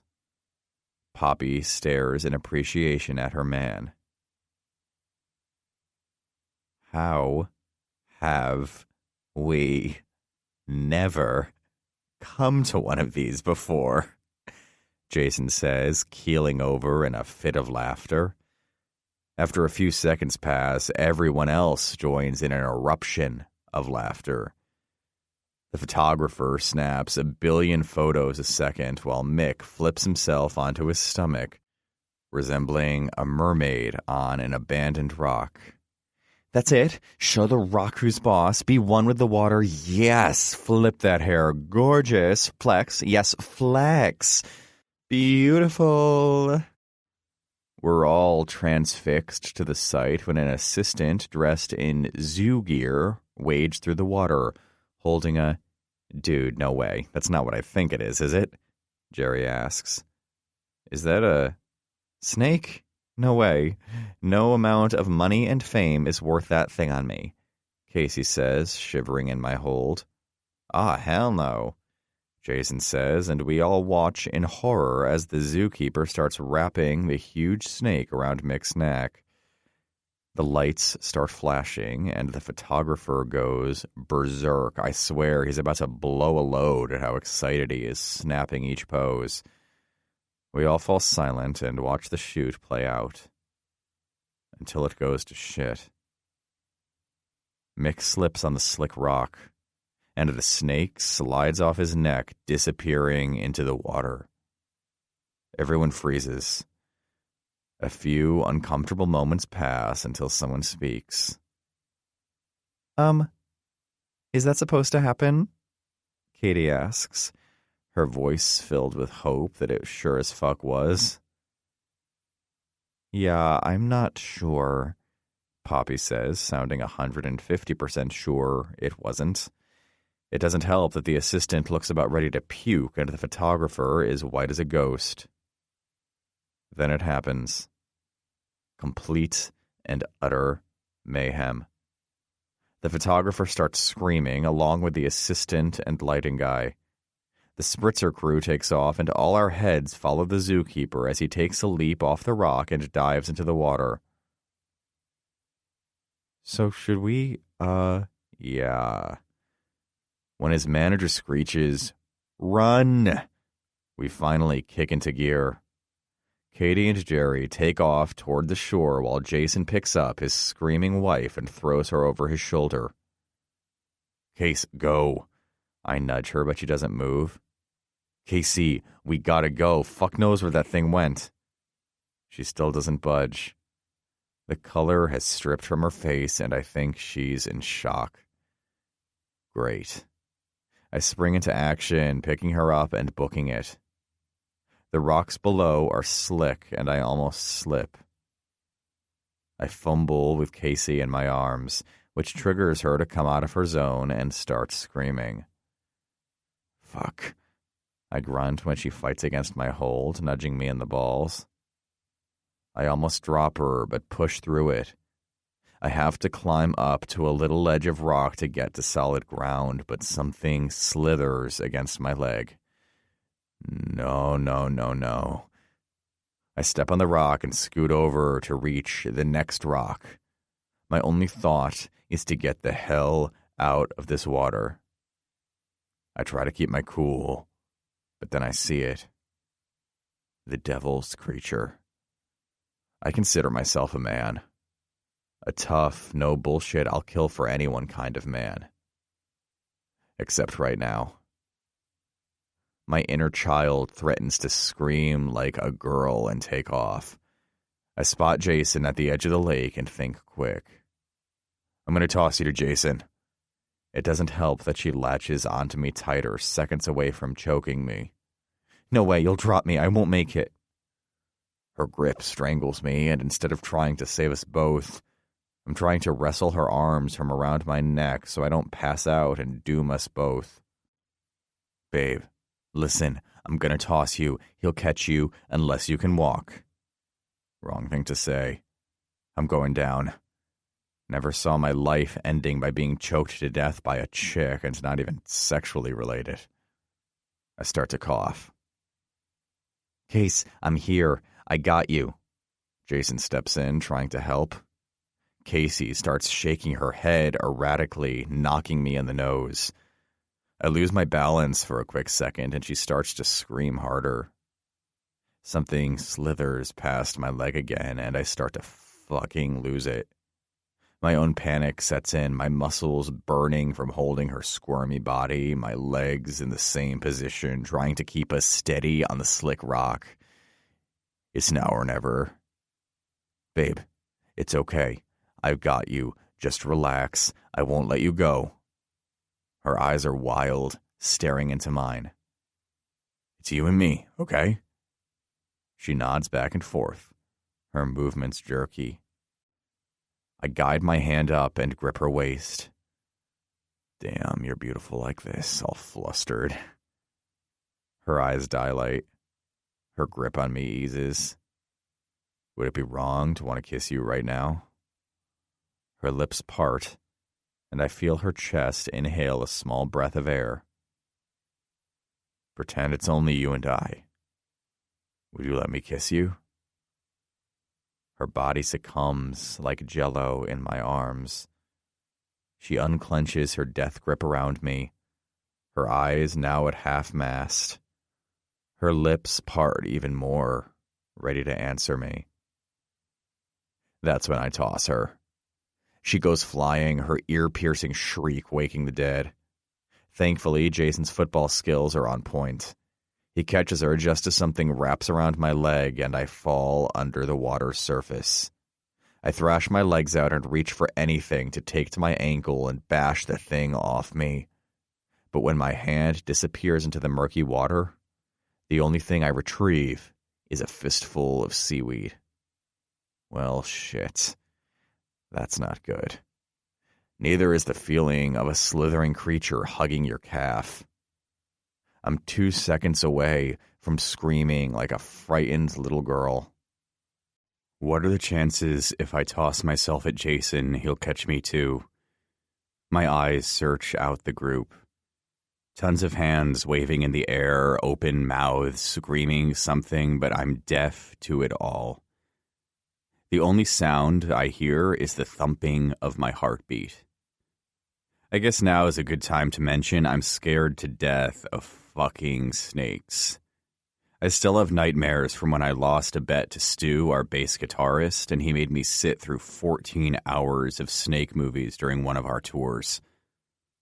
I'm a goner. This is it for me. When I die from a snake attack, I hope whoever plays my character makes this part look way manlier than what's really happening. There's sudden tightness around my ankle, and I prepare to lose my leg along with my pride and life. Oh, son of a bitch, I groan. Time is flashing before me. I need to man up. Now. With my luck, my made-for-TV movie would be a bust, and everyone would remember me as the sissy who squealed like a pansy and let an anaconda take him out. Suck it up, bro. What would Steve Irwin do? Fuck, he'd probably hug the damn thing. Regroup. Think. Crocodile Dundee, that guy slayed snakes with his bare teeth. Problem is, my stomach revolts at the thought of biting into the slithery creature of death. Back to the hopes of the heroic movie. Shouts from the zookeeper catch my attention, my eyes shooting toward the waterfall. His mouth is open and moving, but I can't understand him over the other shouting. What? I yell, wanting to tell him I'm kinda fucking busy right now. He yells again, and I try to decipher what he's saying. Snap his neck on the rock? Jesus, a little morbid, don't you think? He shakes his head and shouts again. The pressure tightens, and it's now or never. My adrenaline kicks in, and I swipe away, a bead of sweat running down my face. I'm normally a lover of all things, but I have to remember this thing is out to kill me, so I need to not hold back. If that dude insists, death by snapping and bashing it is. I inhale and exhale in 3 short gusts, stretching my neck, searching deep inside myself for my inner snake slayer. I exhale in a loud howl and go apeshit, taking my hands to the slimy creature and gearing up to destroy. Chapter 10. Casey. Catch, bro. Jason tosses a can of beer to Jim, then follows it as he dives off the side of the pontoon boat and swims up to where everyone is floating in a circle on foam noodles. Every time there's a riff in the water, I panic. Even though we're far from that stupid waterfall and that psycho rabid snake, I can't stop picturing its slithering skin disappearing into the water. My body shivers at the thought, even with the blazing sun beating down. Man, that toss was killer. How'd you learn to throw like that? No, wait, don't tell me. You're in the Olympics. Shot put. The way you manhandled that snake, I'd say you wrestle alligators in your sleep, Jason says, laughing. I keep my eyes trained on Jim, waiting for his response. A small part of me is anxious because I can't have him blowing our cover, But the bigger part of me is more curious how he managed to lift me above his head with the strength of a bull and throw me 5 feet. I didn't put too much thought into it at the time because I was clearly too busy screaming bloody murder. Once Jason had me safely in his arms, my concern shifted from my safety to Jim's. When my eyes caught the commotion, the way he handled himself was so freaking hot. Not only had he saved my life from being bit and swallowed by hell's spawn, he slayed the demon creature with his bare hands. My tummy does a little fluttery thing at the thought. He was like my knight in shining armor protecting me. Okay, so what if we learned after the fact it was just a trained rosy boa with 0 venom and had been to more than 1,000 shoots without a single mishap? Still, snake. Scary. No thanks, Satan.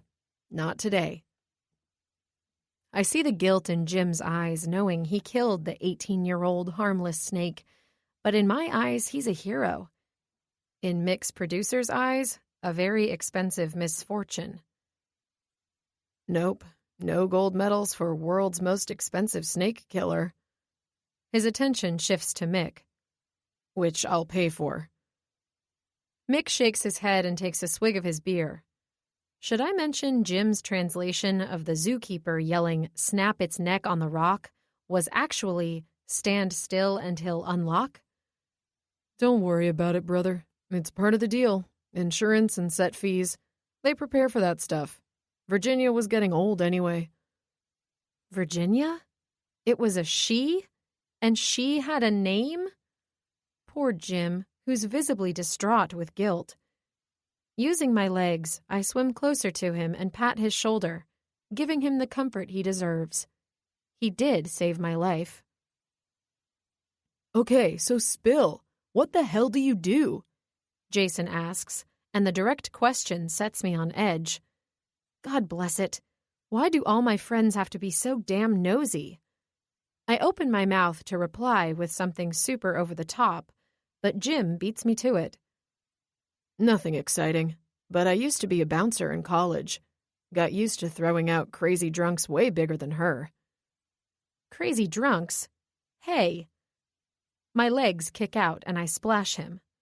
I am not crazy or drunk. And for the record, I've been watching my figure and making better dieting decisions. You'd be surprised how many less calories are in a Corona Light. Bouncer to successful investor. That's a story right there. Jason raises his beer. The rest follow, and Jim and I share an awkward stall before raising our drinks. I wish my friends would stop staring at him like they're so enthralled by all things Jim. It makes me uncomfortable. It also makes me feel like a big jerk. They're all starting to really like him. I heard Mick telling Poppy he wanted to ask Jim to go on his next safari tour because he thinks Jim would enjoy wrestling the animals. I heard Jason tell him he got the tickets they talked about and would make plans when they got home to go to said game. I even heard Jerry ask Jim to set up a time after our weekend trip to talk music and take a tour of his vinyl record collection. How am I going to rip this guy out of their lives in less than a full day and not feel like a total jerk about it? I'm going to have to face the music. I should tell them all, but I can already picture their faces. Disappointment, anger, sadness, always pity for poor Casey. And how would this make Jim look? Just as big of a lying jerk as me, and I can't do that to any of them. Jesus, Jerry! Katie's squeal breaks me from my thoughts, and I see everyone swimming in opposite directions. My first response is panic. That goddamn snake resurrected and has come for revenge. My chest starts to collapse, and I try moving my legs to swim away, but my body freezes in terror. That's when Jim wraps his arm around me and kicks his legs out, swimming us outward into the lake. Hey, relax. His low voice soothes me instantly, pulling me into his chest. I can't reply, but I watch as Katie whacks her husband over the head with her noodle and swims back to the boat. What happened? Why is... Jerry pissed in the lake. Ew. Like right there? Jim chuckles, and I can feel the vibrations of his chest against my back. Yeah, apparently when you're high, you forget the difference between being in a chlorine-filled pool and a lake.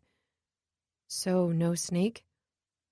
His mouth is so close to my ear, the warmth of his breath heats my lobe. No snake. Phew. My breathing begins to relax. Then I realize how close Jim is holding me. For a split second, his lips ghost over the back of my neck, and the sun starts to disappear from my vision as my eyes slowly close.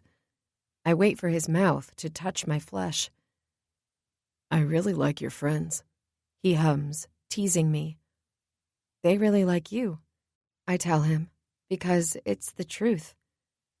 Instead of pressing his warm, wet lips and sucking until I explode, sorry, I've gone into fantasy mode, he adjusts me in his arms so we're nose to nose. Can I ask you something without you kneeing me in my balls and killing any hope of me having kids? I want to knee him in the balls for saying that to me, but his sweet, innocent look tells me I've been taking a lot of swings and maybe I should play nice. I nod. Yes, I promise. Sorta. Why do you think your friends will look down on you if you aren't really dating someone? Damn it. Wrong time to promise no physical abuse. Why did he have to go there? I have no idea. Because they'll have the same reaction they do every time they critique my life? They'll pity me. Because they won't see me the way they would if they thought I had the fulfillment of a man in my life. His expression is still tender, but his brows go up. I've always been the single one. If you haven't figured it out by now, they're all perfect and happy and established. And unless you're blind, deaf, and dumb, you've realized I'm far from that. They pity me. They think because my goals aren't to be successful, married, or have a dozen kids locked up behind my white picket fence, I must not be happy. And that means they set out this unrealistic goal of trying to make me happy. It's too much. Even the thought of spewing out 12 kids gives me the heebie-jeebies, especially after hearing half their stories about drug-free water births, natural, blah, blah, vomit. My crotch clenches shut as we speak. I get it, but I don't think they pity you. I think they see a charismatic, carefree girl who doesn't let life pass her up. I don't think you need to lie about having a man in your life. You only have to be truly happy. I am happy, I say in defense. My knee starts to aim. All right. You're happy. Whatever you say, boss. He goes silent for a second, but he wants to say more. I just wanted to let you know that even though you have some anger issues, you're an okay chick. Possibly more. It's still to be determined if we make it out of this discussion with my balls intact. I stare at him, less concerned with attacking his balls and more focused on what he just said. You think I'm an okay chick? You barely even know me. I know enough to see you have a spark that lights up any room you're in. You may be a hot mess, but if I had to define it, I would call it a beautiful disaster. And I would be lying if I said after this is all said and done, I wouldn't want to call you sometime and take you out on a real date. Be the real us and learn about the real you. Have mercy. Did he just... Breathe. I am breathing. I snap. I wasn't breathing. He just asked me out, I think. Asked the real me out, not the fake me. My heart beats faster. My cheeks flush. Still being in his arms, he's able to sense the shivers cascading over my skin. I'd even be the one to pay this time. He follows up with a mischievous smirk. What? I ask. Then it hits me. Oh, the money I owe you. I roll my eyes as his laughter vibrates into my chest. I may want to wine and dine you on off-business terms, but you aren't getting out of paying me for my services here. I've endured a lot of abuse. Earned that cash. He laughs again as he closes his eyes when I splash him. All business, aren't you? I say, fake pouting. Weekend isn't over yet, pal. I'll be the one to decide if you've earned your keep. His eyes light up, and my stomach spins. What? I ask, nervous. If it's about earning my pay, then I should probably get to it. His head moves forward, his lips gunning for mine. Excitement rushes through me at the thought of his lips against mine. I've been secretly aching to kiss him again since last night, and now, as we share this moment, me tightly wrapped in his arms, it's the perfect... Hey, lovebirds. What the... Dang it. We break apart to see a fancy speedboat nearing our way, a man in a swimsuit and robe leaning over the side, a cigar hanging from his mouth. You the group staying at the Raj Lodge? Huh? I ask, confused. The Raj Lodge. Larry and Sherry Rogers' place. Aren't you the kids renting it out? The Raj Lodge. Oh, yeah. Yeah, that's us, I reply. The guy pulls the cigar from his mouth and blows a huge puff of smoke into the sky. That's what I thought. Heard the rap music playing from the boat. Same beats I heard last night echoing off the lake. Got an enticing invitation for you folks. One you don't want to say no to. I'm pretty sure Jim and I both come to the same conclusion. Swinging is not on either of our bucket lists. See that house on the hill? Biggest one on the lake? That's mine. And I'm inviting you and all your friends tonight for a party. We both adjust ourselves to stare in the direction the man points. Wow, that's a huge place you got there, Jim says. Like I said, biggest on the lake. Huge party. Bring yourselves, and maybe some of those fancy koozies they have stocked over there. Preferably blue with a signature on it. I'm a bit weirded out by the man. Who wears a king's robe in the middle of summer on a lake? We both smile, thank him for his offer, and tell him we'll see him tonight. Then he's gone. Mick propels toward us, and Jim helps me climb into the boat. What was that all about? He asks as Jim hands me a towel. Some guy apparently knows the owners of the house we're renting. Invited us to his party tonight. Who?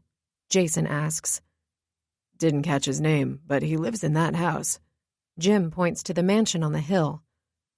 Oh shit, that house? Jason exclaims, and all eyes fly to him. What do you mean, that house? I ask. The house on Bunker Hill. Read about it in the Lake Redstone book. All sorts of rumors about that place. It's been said people have gone missing there. Some say it's haunted. When I was taking care of my morning duties, I Googled it. Photos of celebrities drinking the finest whiskey. No joke. Pictures from Brad Pitt and Jennifer Aniston to Michael Jackson. Oh, stop. June waves her hand. You're just messing with us. Nope. Look it up yourself. The house is owned by some archaeologist. Found a shit ton of fossils back in the 80s. Cashed in. Now he lives in the house and hosts extravagant parties on the lake. Strange he invited you after admitting we're staying at the Raj Lodge. Swore there was something about them having beef with each other. Can we go back to missing people? I ask. I feel like that's an important factor. Like dead people haunted? Katie chimes in. Jason takes a swig of his beer. Like weird shit happens up there. Unexplained stuff. People go, and some don't return. Yeah, hell no. I'll be just fine sitting at the lake house watching Jerry get high and play with the air. What kind of whiskey? Mick asks, curiosity glowing in his damn eyes, and if I'm not mistaken, interest. Mick, no, not a chance, I argue. Why not? Seems kind of fun to me. No one's gonna go missing. And if we get some expensive whiskey out of the deal, no harm, no foul. My life ending because some crazed lunatic axes me in his mansion on the hill doesn't seem like no harm, no foul to me. Yeah, I'm out, I say. Final answer. I mean, it could be fun. It says here they have a state-of-the-art music museum. Tons of signed memorabilia from musicians who visited the place. Jim's ears perk up. Damn it, no. What kind of musicians? He asks. Who cares? I smack him. Ones who are probably dead, like we'll be if he wins and lures us in. I'm in. My eyes whip to June. All my friends have gone mad. Poppy? Jason asks. Thank God she is a smart person and will definitely say, I'm in too. What? Katie and Jerry both repeat the same answer, and I'm stuck standing there gaping at my friends as if they've all lost their damn minds. Mick claps his hands together. It's settled. Party tonight on Bunker Hill. I'm once again on the boat after going back to the lake house, showering, eating dinner, and slamming a whole lot of wine in order to get myself to agree to this. The sun is long gone, and it's pitch black outside, the bright moon as our guide. I tried my best to talk everyone out of this idea, but it turned out to be pointless. The more I fought, the more everyone wanted to go. Ghosts, fancy whiskey, music museum. Who gives a hoot? I was outnumbered, hence why I'm sitting with a scowl on my face.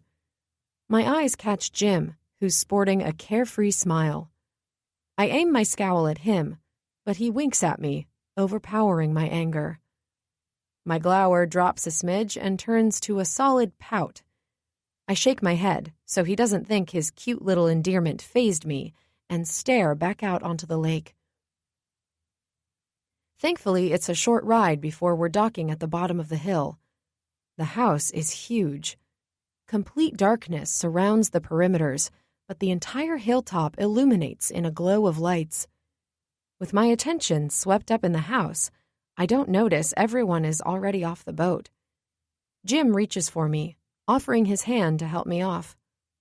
I'm hesitant, because even though the house looks inviting and bright, it still has that major Addams Family feel to it. Babe, it's gonna be fun, I promise. He can't promise that. He has no idea the bloodbath that's waiting for us. Listen, if you're feeling uncomfortable, we'll leave. I'll fake a stomach ache, huge IBS issues, and get everyone back to the lake house. I'm not sure if I find his dedication gross or romantic. I lean toward romantic, because why not, and allow him to take my hand and escort me onto the dock. We head up the hill, following a rock-formed pathway. Outside the glowing lanterns lighting the path, it's complete darkness. Even though it's a warm night, there's still a chill to the air. The trees in the distance whistle, and glowing eyes gleam from the bushes. I squeeze Jim's hand harder and walk a little bit closer to him. We head up 2 by 2, us being the last. Now I'm wishing I got off the boat sooner so we wouldn't be the last couple. This leaves us vulnerable to get taken from behind and hacked with a chainsaw. I pick up the pace and pull Jim along, passing Katie and Jerry. Dude, if I knew I was going to have to walk half a mile to get to this place, I would have opted for a better pair of shoes. Katie gripes, tugging on Jerry to keep up. I decide not to mention, along with easier to escape in when we all have to run for our lives. Jim regards me curiously, but I shrug and keep walking. I've always loved Katie, but better her than me. I've never been to Paris or skydived. She has. It's only fair. By the time we make it to the top, Jerry is wheezing, and I've broken into a sweat. We all take in the house, which is gigantic, still screaming, "Addams Family lives here." I knew it. The lights are a ploy, I say, studying the mansion. 2 strange stone creatures sitting on each side of the pillars at the bottom of the steps leading to the front door. Jim squeezes my hand, assuring me everything's going to be fine, when the front door opens and the owner steps onto the wraparound porch. Stop this insanity right now. The man from earlier today comes out dressed in a vampire costume. Hell no. I'm out. I go to leave, But Jim spins me back around. Welcome, welcome. I'm glad to see you've made the right decision. Which is what? To die? I mumble, and Katie kicks me. What was that? The man asks. Jim tucks me into his side. She said she could use a glass of wine. He steps forward, shaking Gomez's hand, who introduces himself as, weird, Herman. Smiling, he opens his arms to our group. Well, you've come to the right place. My wife is a wine lover herself. Hope you like a deep red. And I'm out. Jim grabs me as I pull a 180 to run and pulls me forward, forcing me to walk up the stone stairs. Or not. As we step over the threshold, I search behind me and see nothing but excited faces. My friends are idiots. Am I seriously the only one with my head on straight? I mean, look at... Ah, hello. You must be the young group staying at the Raj Lodge. An attractive older woman approaches us, dressed to the hilt in black, all but her lips, which are painted a blood red. My mind automatically assumes it's the blood of their previous victims. Since when did I become so morbid? Since I walked into an episode of The Addams Family. And you are? The woman sticks her hand out, waiting for me to take it. I'm too busy staring back at Morticia, so Katie does the honors, pushing me to the side. Hi, I'm Katie. Great place. Super gothic chic, she says, surveying the place, admiring the decor. I give Katie my side eye. Gothic chic? The place is like a tomb for dead things. The house opens into a large room with floor-to-ceiling glass windows, hence why the darn place was glowing from the outside. But on the inside, Gothic wouldn't be my word of choice. A dreary cemetery is more like it. Besides the large living room and kitchen, I spot an obnoxious number of hallways and stair passageways. Where the heck do all these lead to? Probably death traps. I stay close to the group, making sure I don't fall through a secret trap door when something catches my attention. Herman begins introducing us all to their other guests. While I vaguely hear introductions for Lurch, Uncle Fester, and Cousin It, I walk off until I find myself in an enclosed hallway, the walls covered in hanging glass cases filled with strange...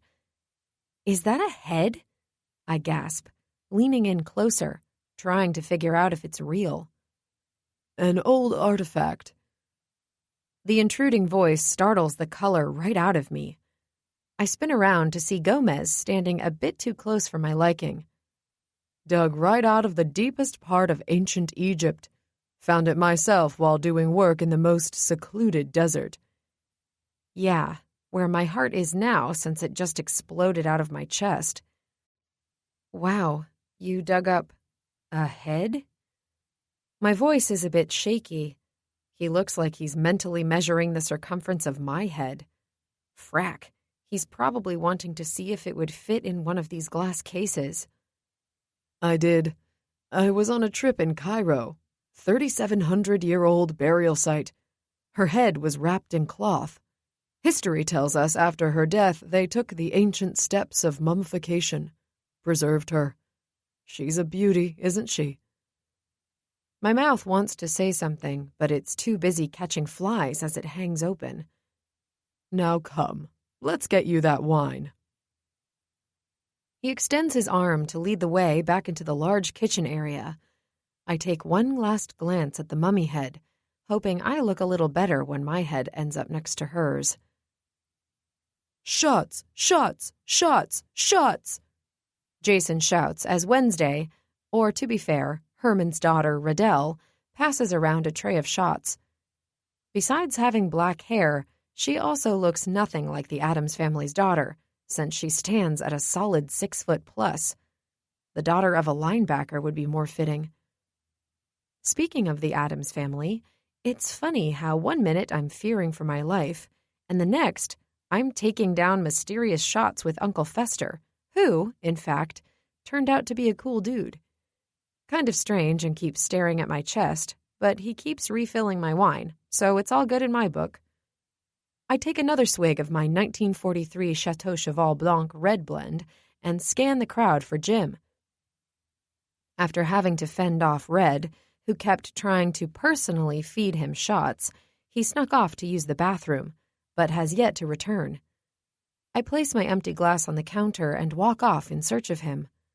I'm light on my feet as I take a left down the dark hallway leading toward the bathroom. After spending the last couple hours drinking with Gomez and his family, I'm less worried they're going to have my head on a platter for tomorrow's dinner. Black is technically my favorite color, so the dark decor does kind of do it for me. Gothic chic to the core. I giggle at my own agreeance to Katie's earlier comment and sway on my feet, pressing my open palm against the wall for support. A painting of a medieval graveyard shifts on the wall, and I grab at it before it plummets to the ground. Yowzers, that was close, I mumble, picking up the pace and heading farther down the low-lit hall. I'm not even sure what I'm doing, or why I'm searching Jim out. What do I plan on doing once I find him? Ask him if he needs any help? Make sure he washes his hands like a good little boy? I burst out in a fit of giggles. Okay, grow up, Casey. Got it. I shake it off, putting my mature face back on. The hallway seems to never end as I walk past a handful of doors, opening each, but none leading to the bathroom. I tell myself I should knock, in case he's doing his thing, but the thought of getting a peep show has me practically throwing my body into each door. Pervert. Never said I was anything less. I chuckle again as I pass a double-door entryway. It's closed, and I'm about to continue walking when the soft strumming sound of a guitar, followed up by a low, husky voice, filters through the slit beneath the door. There's a melodramatic tone to it, sad yet beautiful. Knowing I might miss out on Jim and his peep show, I stop and quietly lean in to steal a peek at who's inside. What I wasn't expecting to find was Jim. My breath catches when, to my surprise, I see him standing in the back corner of what seems to be the music museum, holding a guitar in his hands, strumming along the chords while quietly singing. My lips part slightly as I take him in. His voice is beautiful, melancholy. His fingers glide back and forth as if he's a master. I'm not familiar with the song, but it seeps into my ears, warming every part of me down to the tips of my toes. I'm completely transfixed on his lips, watching him, until a soft hiccup betrays me and he lifts his head to my presence. Whoops, sorry. He chuckles, placing the guitar on a stand next to him. By the glaze in your eyes, you want more than just my autograph. No, wow. I didn't know you could play, I say, still in a trance. He shoves his hands in his pockets and peruses along the wall, taking in all the signed photos and memorabilia. Oh, you know, one of the many things I do when I'm not jet-setting to Paris or eating fancy steak while gobbling up billion-dollar investments. Okay, I felt that jab. I walk into the room and stop next to him as we both face the wall. He's admiring a signed Bon Jovi record. I used to have a huge crush on him when I was a kid, I say, trying to break the tension. You and me both, he replies. I almost give myself whiplash jerking my head to face him. He chuckles and moves on to the next framed record. Come on, who didn't? It's Bon Jovi. That long hair, the way he made sweet love to that mic. You give love a bad name. He sings the title. I stare at him, more like at his lips. Jesus, where did that voice come from? Looks like that song did it for you, too. I snap out of my haze and smack his arm. I was more of a living on a prayer kind of girl. Which is a lie. I'd sing that song to my Bon Jovi poster so hard, I'd cry simply thinking about being his girlfriend. Jim raises a questioning brow but doesn't say anything further. He brings his attention back to the wall. Motley Crue. Hedonists, I spit out, knowing the insane backstory of the band and their pleasure-seeking addictions. This time, it's Jim's turn to look my way in surprise. Yeah, I know my music too, show-off. I was huge into them in high school. This one time, I got suspended for refusing to take my fishnet stockings off during gym class. Coach sent me to the principal's office. Long story short, the school secretary left the intercom unattended, and someone started singing Shout at the Devil to the entire school. His eyes light up, a smirk so sexy across his face. You? I still claim my innocence. I wink and face the shirt with all the band's signatures. Always been trouble, I see. I shrug. I guess so. Also, still waiting for it to pay off. You know, the whole live free or die trying motto. I'm living all right, but the whole payout seems to be lost in the mail. We move on and stop at an autographed Neil Diamond record. In unison, we both sing the chorus of his most famous hit, Yesterday. We cut off, our eyes landing on one another, and bust out laughing. My favorite song, I say. Mine too. I mean, Saving Silverman has to be one of the best films to come out of 2001. I laugh in return. He holds the humor in his eyes, a glint of approval in the way he smiles back at me. There's no hiding the spark of attraction that's buzzing between us. We'd both have to be fools to think we can continue to hide the fact that we're attracted to one another. I'm sure if we touched right in this moment, we'd both get shocked. So, I start, not sure what else to say. What I don't say is kiss me senseless, because I fear if he did, the high voltage sparking between us, I'd probably electrocute him. This place is pretty cool. He breaks the silence, raking in all the memorabilia. Yeah, Jason wasn't lying when he said they had a music museum. Crazy to think he had all these famous musicians here. He nods and continues walking, his eye catching something in the corner of the room. I follow him. Soft, explicit words fall from his lips as he reaches down to pick up another guitar. Holy shit, he curses, his fingers brushing against the mahogany wood. What? I can't even. Do you know? Semi-music history genius and all Saving Silverman quotes, yes, but a mind reader I am not, I say. Babe, he calls me, not realizing it, but his attention is completely transfixed on the guitar. Look at the signature. I lean forward, my eyes having to squint to survey the autograph. Is that? Kurt Cobain. His voice is strained. He has yet to take his eyes off the instrument. You think it's a fake? Not a chance. Look at his signature. The way he signed his name, there was always a distinction. Way after he died, people tried selling forgeries of his shit, trying to make a quick buck. But real fans started coming forward, pointing out the imitations. It's an easy miss, but a true fan would know instantly. This bad boy, it's real. The instant his fingers brush against the tight strings, I identify exactly what he's going to play.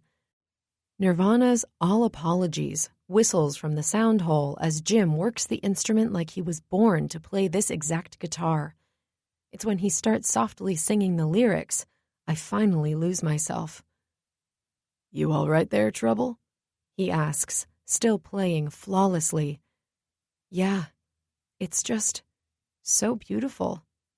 I wish I was as talented as you are. And it's the damn truth. An investment banker may be rich with money, but someone like Jim is rich with talent. You can be. Come here. He stops playing and pulls the strap from over his head.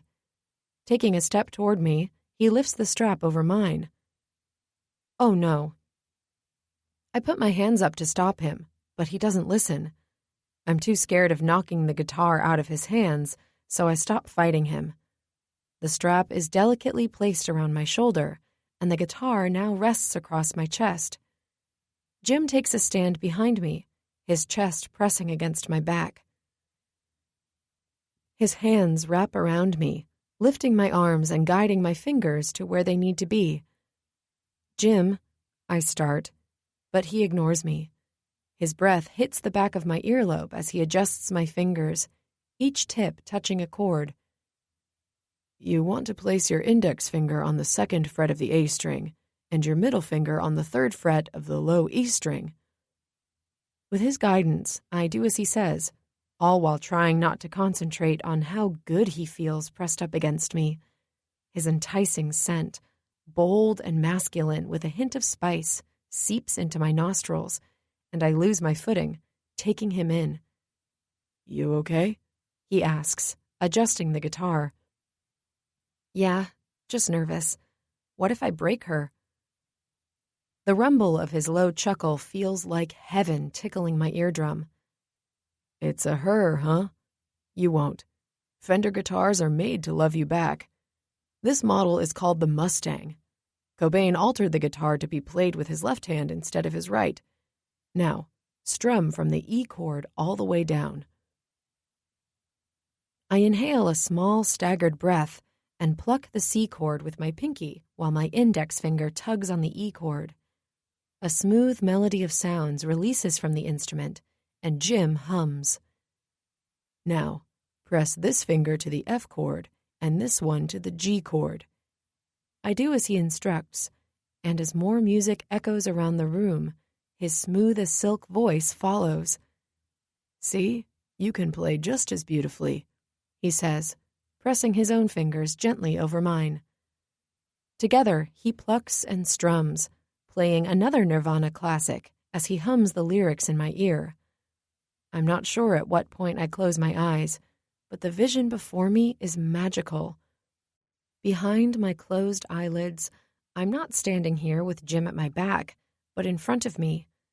We're laying down, and his fingers, as he strokes the guitar, brush along my bare skin, sending a heated path to my core. His eyes are on fire, matching the blaze in mine. His head dips, and his lips, warm and plump, fuse to mine.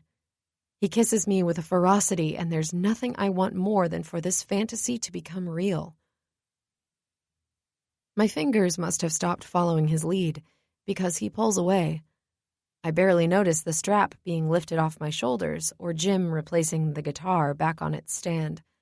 I hardly register him positioning himself in front of me, or his open palm reaching out to my chin and raising my hooded eyes to his. He leans into me with such slowness, I fear I'll combust before he even makes contact. There's a sudden pulse between my thighs. Holy mother of pearl, he's about to kiss me. I know this is simply him playing his role, but I can't help but feel more, want more, need more. This kiss, this much-needed kiss he's about to gift me, is something I've wanted for so long. The ache in my stomach is now triggered by need, the tightness in my chest caused by want. The disillusioned emotional trigger going off in my head threatens to bring me to my knees. It hits me all at once. This moment. Him. This is what I've yearned for. "Casey?" His voice is deep, yet a gentle melody to my ears. "Yeah?" I barely recognize my own weak voice. "I'm going to kiss you now, and I want you to know it has nothing to do with our agreement." "Okay," I whisper, the words barely ghosting across my lips. "And I'm also going to enjoy the hell out of it, 'cause I've been wanting to do this ever since the first time I got a taste of you." I moan. My eyes are shut, and my lips have already parted with the hope he does more than kiss me. Deep down, I'm begging for him to completely ravish me. He's so close. The soft rumble of his chest vibrates against my own as he chuckles. His free hand works around to my lower back, pressing me closer into him. "God, you're beautiful," he hums, his breath hitting my lips as he covers mine. Just as I remembered. warm, soft, perfect fused against mine. A soft moan travels up my throat, but he swallows it with his tongue as he parts my lips and entwines his tongue around mine. I open wide, and together we explore, kiss after kiss, dancing around one another. His grip on me tightens, and an aroused moan trickles through his lips. There's no hiding the sparks blazing around us, the aura of our sexual connection lighting a fire between us. My hands slide up his chest, the softness of his shirt brushing against my open palms. I grab for his neck and press my lips harder against his, the thread pulling us together on the verge of snapping.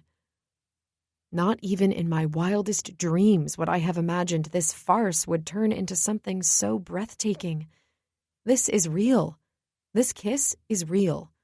The way my skin prickles with need is real. We go at each other like two crazed teenagers until we're panting and in need of a breath. His touch becomes more tender, his lips softer as the passion burns into small pecks until he eventually breaks away. I fight to keep my eyes closed. I don't want this moment to end.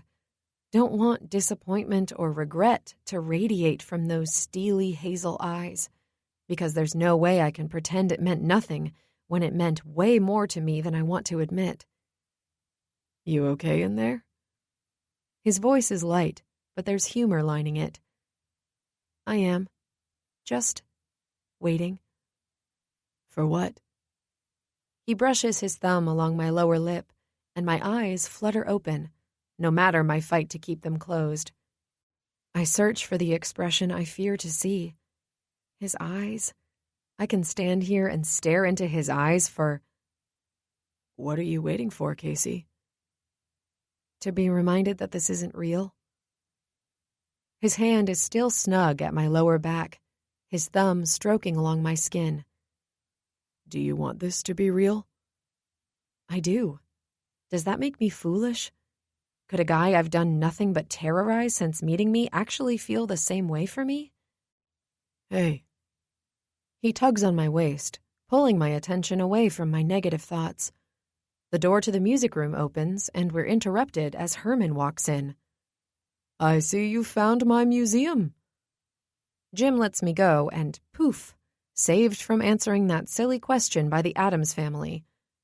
Do I want this to be real? Huh, a guy I just met? Want a relationship with? Wait, who said anything about a relationship? My eyes whip to Jim. Do I want to date him? Yeah, this is unreal. All these musicians have been here? Of course. The house on Bunker Hill is a legend. Many famous rock stars, actors, and actresses have dined and partied here. Sometimes I forget who all we've entertained. Entertained wouldn't be my word choice.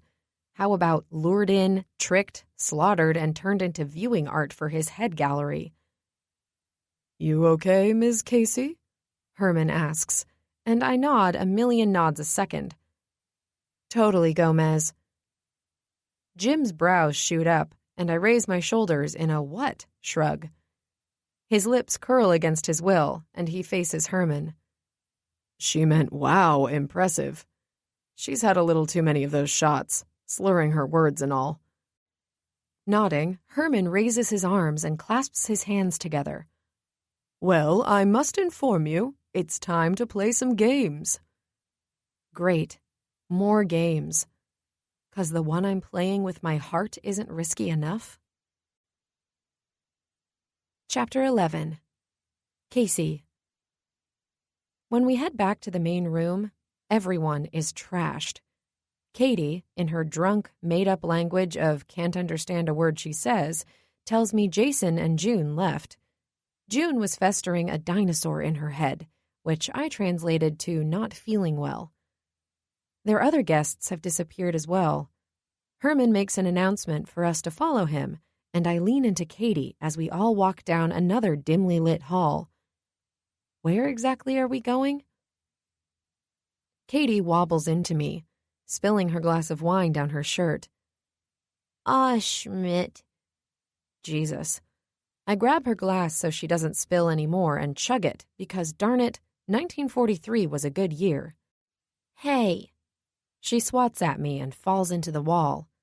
Jerry saves her and tucks her under his arm, while Jim takes her place and walks beside me. His closeness is like a match setting fire to my crimson cheeks. I keep my attention forward so I don't make eye contact with him. I hope he forgets about that kiss and never mentions it ever. Are we going to talk about what happened back there? Again. What? The spill? I know. Who spills $3 billion wine? She really needs to get... The kiss. Dang it. What about it? It was just a... It wasn't just a kiss to me. It wasn't for you either. I felt it. You did too. He abruptly stops talking when I trip and fall into the wall. Shit, you okay? Nope. Yeah, fine. Here, let me help you. He takes hold of my arm and guides me as we come to a short set of stairs leading us to a back door outside. The night sky shines down on us, and we all look around, curious to where we're being taken. Okay, so this mystery murder is cool and all, but where are we going? Poppy chimes in as we come to a large encased structure. I start assessing my surroundings. My creeper radar is starting to activate. After slamming the rest of his beer, Mick asks, Cool. What is this, some sort of bunker? Herman makes an about face, planting his palms together. You are exactly correct. My hecatomb. Mick nods in excitement, while I try to spin the in-house dictionary inside my brain. Hecatomb. Hecatomb. Wait, doesn't that mean, like, sacrifice? Katie asks. I knew it. Well, not really, but that word sounded nothing like friend, pal, homie, or comrade. He's going to sacrifice us all. Like cement being poured in my shoes, my feet stop with not a chance in hell of being moved. What's wrong? Jim halts with me, attempting to press his hand to my lower back to keep me moving. What's wrong is this is where we all die, I whisper loudly. He's taking us to an enclosed bunker with no windows and probably no air, and I bet once the doors close, they never open. Spikes come out of the walls and we all... Case. He coos to calm me down. Relax. Nothing's gonna happen. A bunker is basically another name for a game room. I stare at him. Bull patootie. His shoulders rise and fall in a carefree shrug. Totally. It's an old military hideaway where soldiers hid weapons waiting to kill people. My mouth falls to the ground. But we're good. No one's gonna kill us. That's just crazy. Foolish man. Little does he know, the person who says that is always the first to die. I've seen this scary movie. I know for a fact I live because I see what's coming. But all my friends? R.I.P. Goners. One of them might as well say they'll be right back. Jerry sticks his head through the open entranceway. Looks cool. Gotta take a piss first. I'll be right back. No, I love Jerry. He's my favorite. He's been my coach through so many important milestones in my life.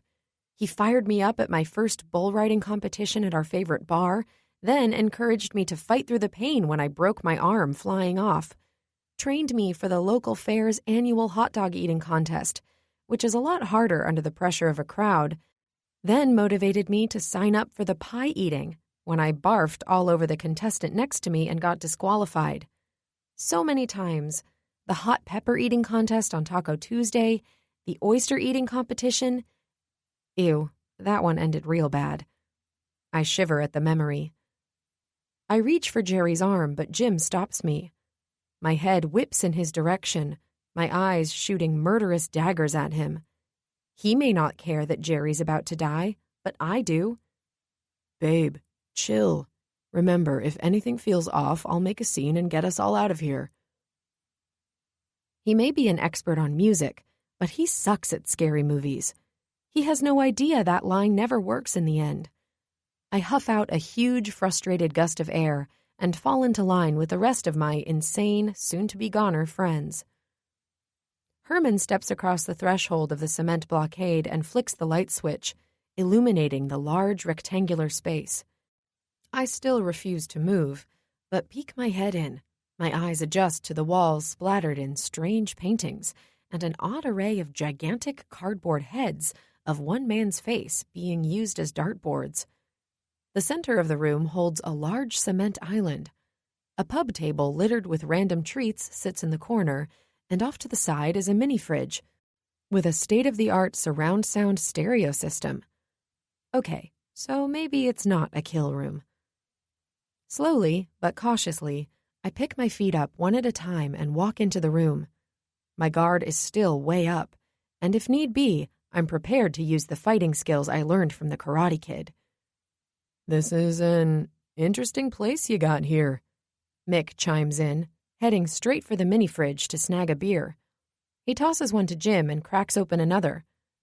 "Gotta ask, what's the story behind the dartboard? Gonna assume no love lost for that poor chap?"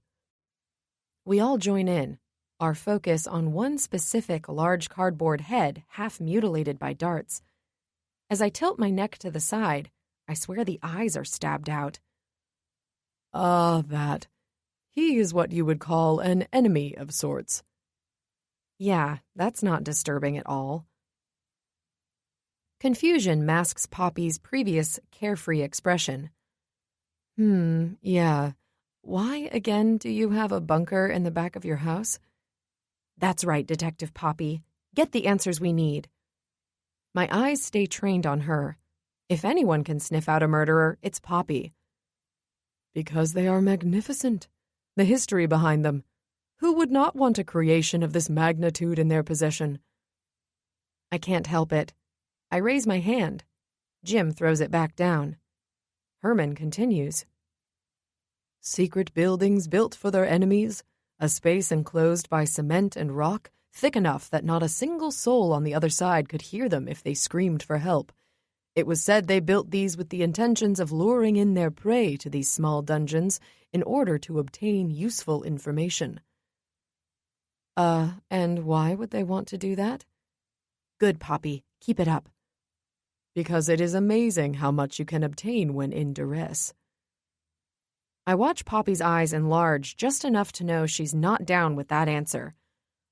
"Okay, I'm gonna need a better explanation. Otherwise, they make excellent game rooms." I tug at Jim's shoulder. We should probably get going, I say, faking a yawn. Herman waves his hand through the air at the amenities. "And miss the best part? Do you not have the urge to indulge in all the luxurious things in here? Come, enjoy some desserts. My wife has personally made her specialty brownies. They will bring you to a whole new level of euphoria." He waves to the table filled to the rim with desserts. Jim's eyes light up, and he takes a step forward to reach for one, but I slap his hand away. God knows what's in those. Probably poison or roofies or eggs and brownie mix. You weirdo, chill out. "I have researched what your kind plays and have fulfilled the wishes of entertainment for you."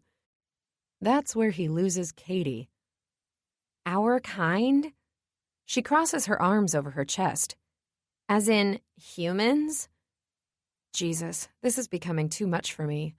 I'm about ready to dislocate Jim's arm just to drag him out of here. "Yes, the flippy cup." Mick's eyes brighten with excitement. "Yes, flippy cup. The bunker holds the perfect table. I shall supply the red cups. You play and enjoy." And that's all it takes for Mick and Jim to light up like Christmas trees. Herman reaches for a thin remote off the cement center island and points it toward the stereo. Old-school rap music booms through the surround sound speakers tucked high in the corners, and Mick wastes no time shaking his ridiculous hips to Picture Me Rollin' by Tupac. My eyes search out Poppy, knowing she's not down for this. She'll rein her husband in because she's smart. We'll put our foot down and everyone else will have no choice but to follow. When our eyes lock, they're not gleaming with the same determination. Her shoulders go up and down, No way. No, you take that shrug back, I say. She doesn't reply and takes her place next to her husband. I turn to Katie and get the same reaction. What? Since when did you become no fun? She says, and follows Poppy because she sucks too. You know what? To heck with this. I'm out of here. If they all want to be slaughtered and end up on the wall of heads, that's their problem. I throw my daggered eyes at Jim. I'm leaving. You can come or stay, but I'm leaving. He looks at me, then, like a scaredy cat, steals a glance at Mick, who's lining the cement island with red Solo cups. Oh, give me a break. I throw my hands up. The door opens, and I turn toward it, hoping it's Jerry. He'll leave with me, as long as he doesn't see those brownies. Instead, Riddell walks in. She stops next to Jim, standing way too close for my liking, spiking my already sharpened mood.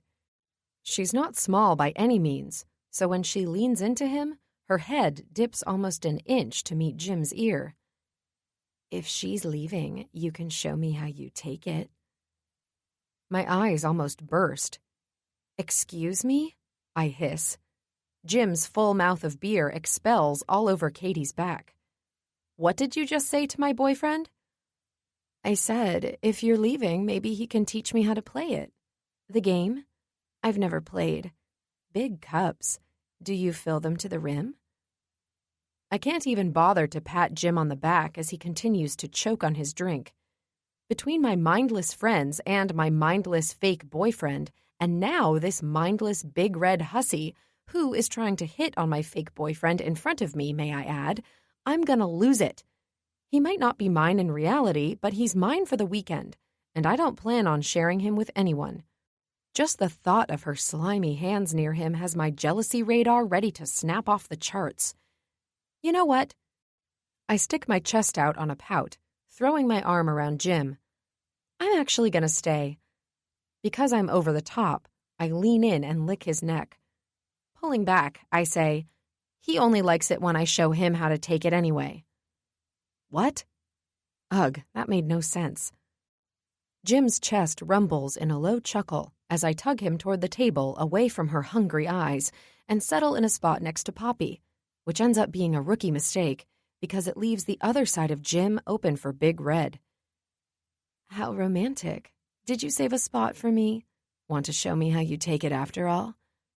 I heard that, I snap, sloping over the table to snarl at her.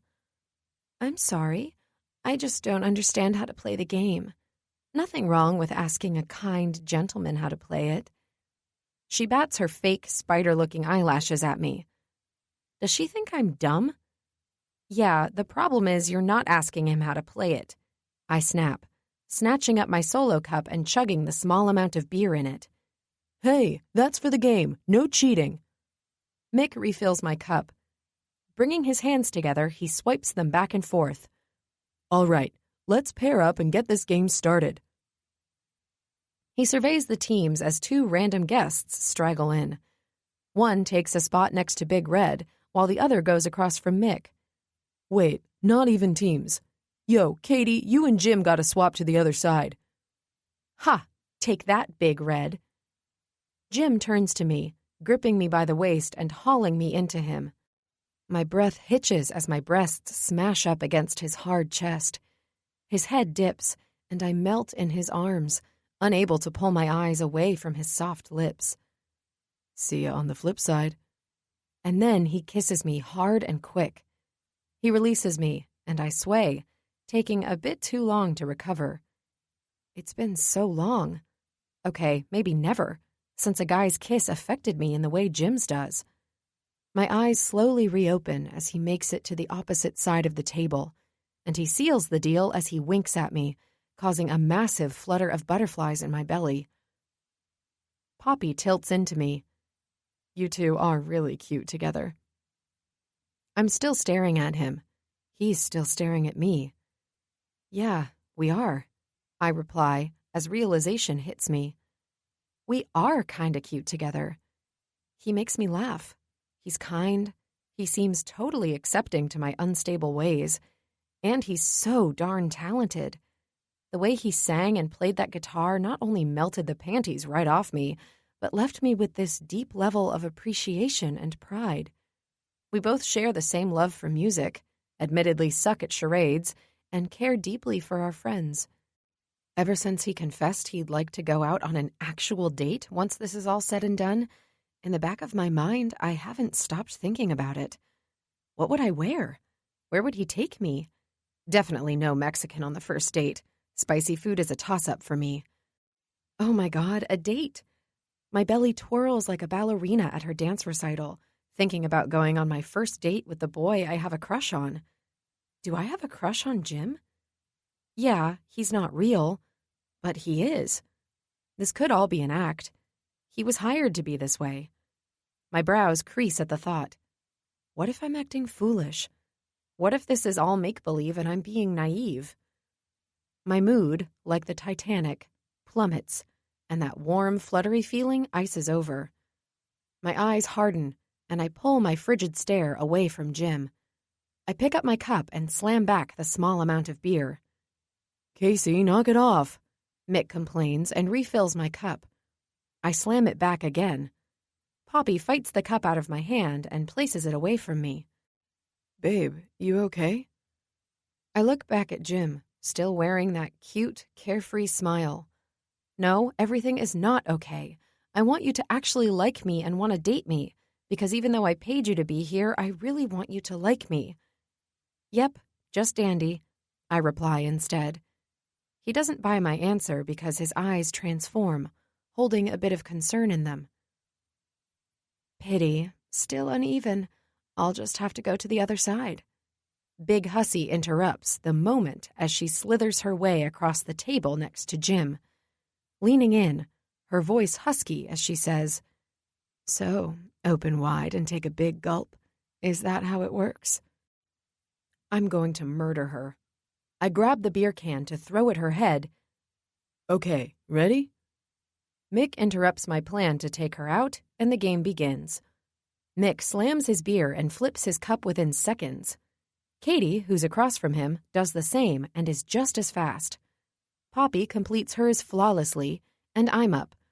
I'm normally a world champ at this, but I slam the beer. And instead of focusing on my form, I can't stop staring at the way Big Red keeps stroking her cup up and down. I hear her ask Jim to show her how to hold it, and my fingers clench, knocking my cup off the table. "Come on, Case, what the hell?" Mick battles me. I huff, bending down to snatch my cup and slam it back on the table. I slide it to the tip of the table, and with my index finger, pop it up.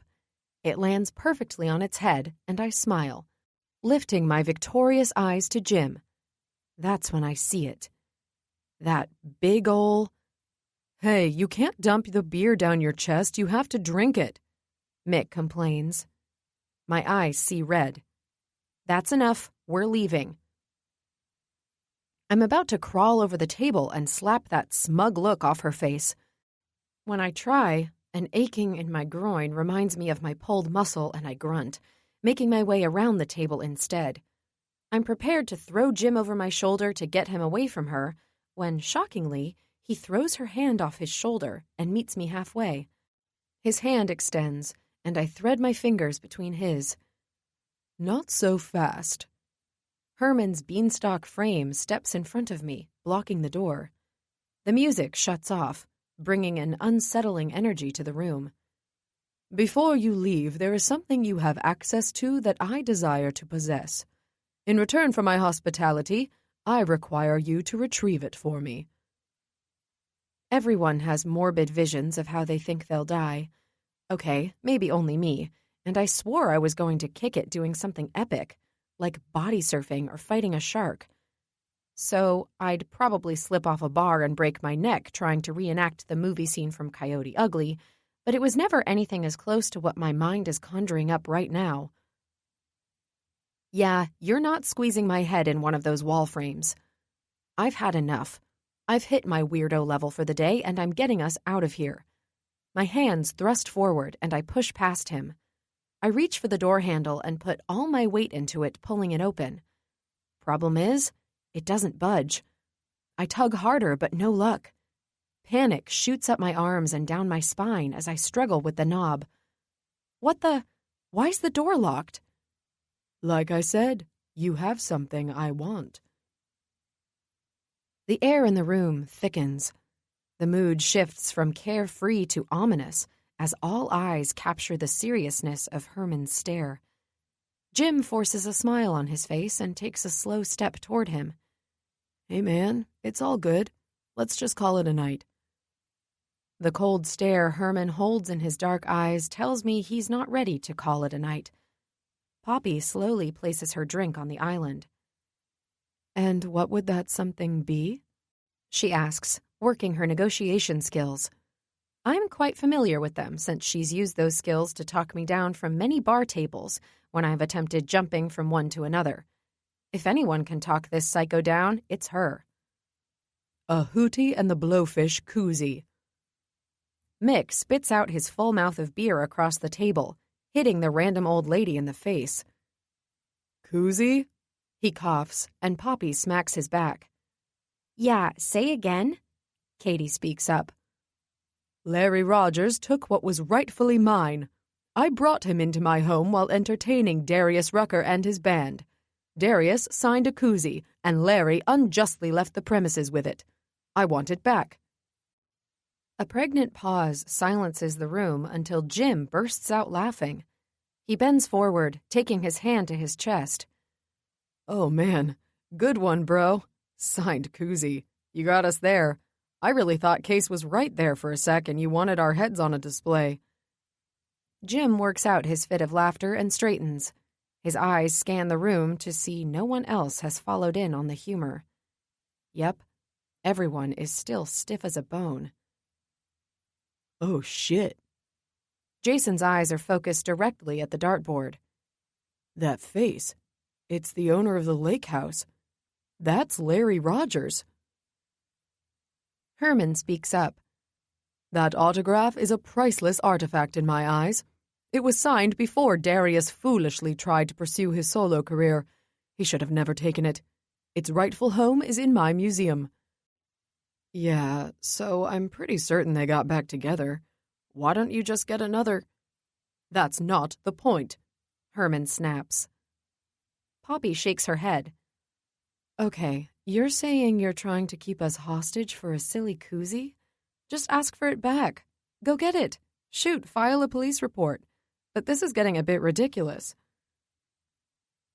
Big Red steps forward, her watchful eyes taking in Poppy, trying to suck out her soul. No one leaves until we get that koozie, which doesn't seem like a bad thing. She licks her bright red lips and lurches closer to Jim with a hungry look in her eyes. Everyone stands motionless, eyes traveling from one to another, muddled, in shock, and simply unsure what to do next. We're seriously being held hostage over a stupid koozie. Okay, fine, have it. Why do we care? I say. Jim, Poppy, and Katie all nod in agreeance. Mick, on the other hand, does not. Yeah, but if it's locked up in that case, it has to be important to the owners, too. Not sure we should... Shut up, Mick! We all scream in unison. Ah, so you've seen it. I knew that hygiene bastard had it. Bring it to me. My daughter will escort one of you. The rest of you don't leave this bunker until I have my hands on the koozie. He points to Jim. You, get me my prized possession. Hell no. The way Red's licking her lips, mentally eating Jim alive, she isn't going anywhere with my man, let alone making it out of this room alive. It's so gosh darn rude. I need to think. I've dodged bouncers, cops, god-awful dates. I need to figure out how to dodge this life or death situation. And what if we don't give in? You're also stuck in here. I start in on him. Herman crosses his arms over his chest. I will stuff you all into the tomb and wait for the next renters to fulfill my request. My mouth isn't the only one that falls open. Brows up, crinkled, a vast variety of expressions that scream one thing. Confusion. All around. What tomb? Someone just had to ask. Herman's eyes land on the center island. So do ours. It doesn't take long for all pieces to fall into place. The cement island is far from the perfect flippy cup table and more like a large casket. Poppy jumps back, dropping her cup. Katie also steps away from the table. Okay, to heck with this. Have all the koozies you want. Shit, I stole the beauty is in the eye of the beer holder one, but you can have it. Just let us go. We're back to freaking out. The air gets thicker with apprehension, and I swear it's harder to breathe. Long gone is the cool demeanor Poppy held, and in its place, uncertainty. Oh, fudge. If she's panicked, it's not good for any of us. Mick looks just as freaked. He's lost in a trance of thought. His panicked eyes say he's probably thinking about how he'll never model again. I actually managed to roll my eyes and take in Katie, who now looks the least panicked, as she picks up all the beer-filled solo cups and chugs them. When my eyes finally land on Jim, his are searching into me. Time stops. My heart flutters a beat. His body language is relaxed. His hands rest casually in his shorts pockets. He stares at me. So angelic, so calm, so hot. God, we're all about to die, and I can't help but think about ripping my shirt off and jumping his bones. We stand there entranced with one another for a few more seconds, until his eyes shift over my shoulder. When they return, his own demeanor changes. His eyes speak to me, telling me. The door opens behind me, and Jerry walks in. Hey, why is everyone... Go! Jim hollers, then barrels into Herman, knocking into him. That's my cue to run. I twist, setting my foot, and push off, running out of the bunker. No one else thinks twice and jumps into action. Poppy grabs Mick. Katie pushes the poor old lady over and runs through the open door. I hear the heavy breathing and screaming of Big Red, but I don't stop. The pathway is steep and barely lit. The adrenaline cycling through me has me sprinting at an impressive pace, but I can't see where I'm going. Searching out each rock while keeping my focus trained ahead is almost impossible. Shit, I lost my sandal, Katie cusses. I make the mistake of stealing a glance behind me as she trips, bumping into Jerry. The domino effect takes seconds, but feels like a slow-motion scene out of a movie. Complete havoc ensues as Katie fumbles over her bare foot and grabs for anything to keep her steady. That anything is Jerry, who misses the next rock and trips sideways, falling into the abyss of blackness, taking out a bush. "Oh my God, Jerry!" I yell, but Jim is there, catching hold for him. Just keep going. I got this. Get down to the boat. He waves me off as he goes in for Jerry. Katie bends down to pull her remaining sandal off and whips it into the bushes, then starts at a full sprint. Mick and Poppy are hot on her trail and end up blowing past me, and I become the caboose of the getaway train. My feet smack against the rocks, making headway down the path, when the lighting starts to flicker. Then the entire walkway goes dark.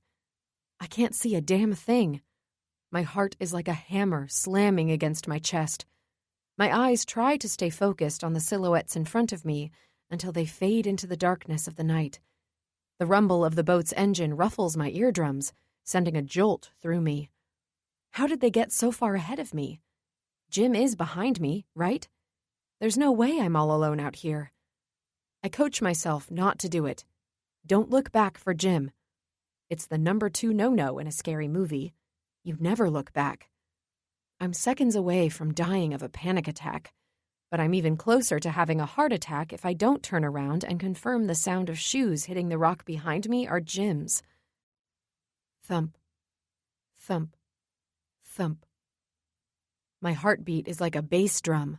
My lungs are putting in more work than they have since high school track, forcing quick pants of air in and out of my tight chest. Thump, thump, thump. I have to be close.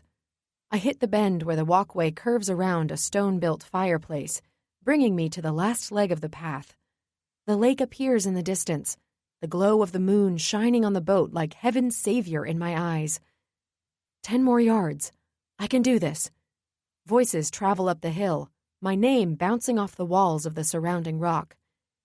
8 more yards. 6 more yards. 2. My feet hit the dock, and I'm almost home free. Relief floods through me as I see my friends waving at me. Mick in the driver's seat, idling and ready to get the hell out of here. 20 more feet and... Case. My heart detonates inside my chest and explodes into a million pieces as terror shoots up my throat.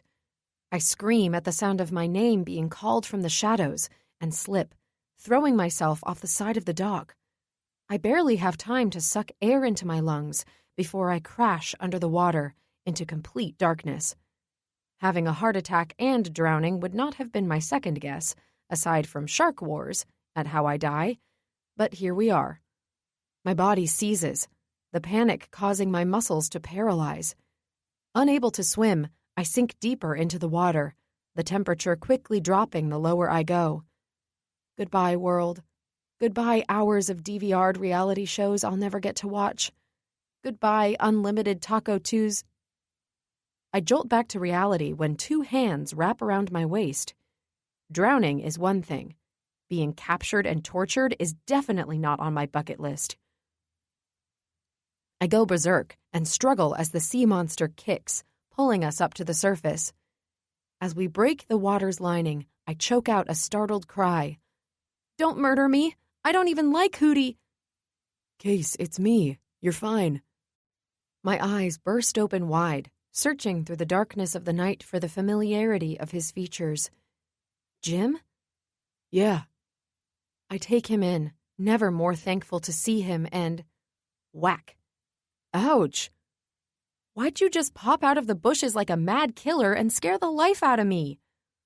I didn't mean to. I was hiding. Riddell almost got me up there, so I had to jump in the bushes to avoid her.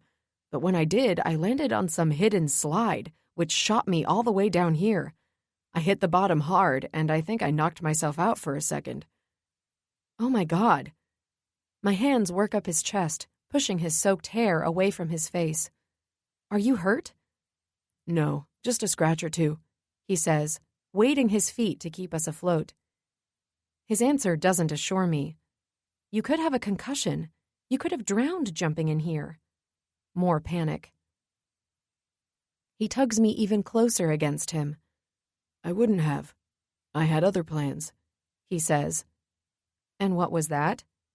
Saving you. His reply comes with a big bang. If I were on solid ground, I'd be thrown off my axis. His willingness to risk his own life to save me takes the breath right from my lungs. I crush my lips to his, releasing everything swirling inside me, giving it to him, showing him every ounce of emotion I feel. I wouldn't be surprised if lightning crashed across the night sky, drowning us in the intensity of this passionate kiss.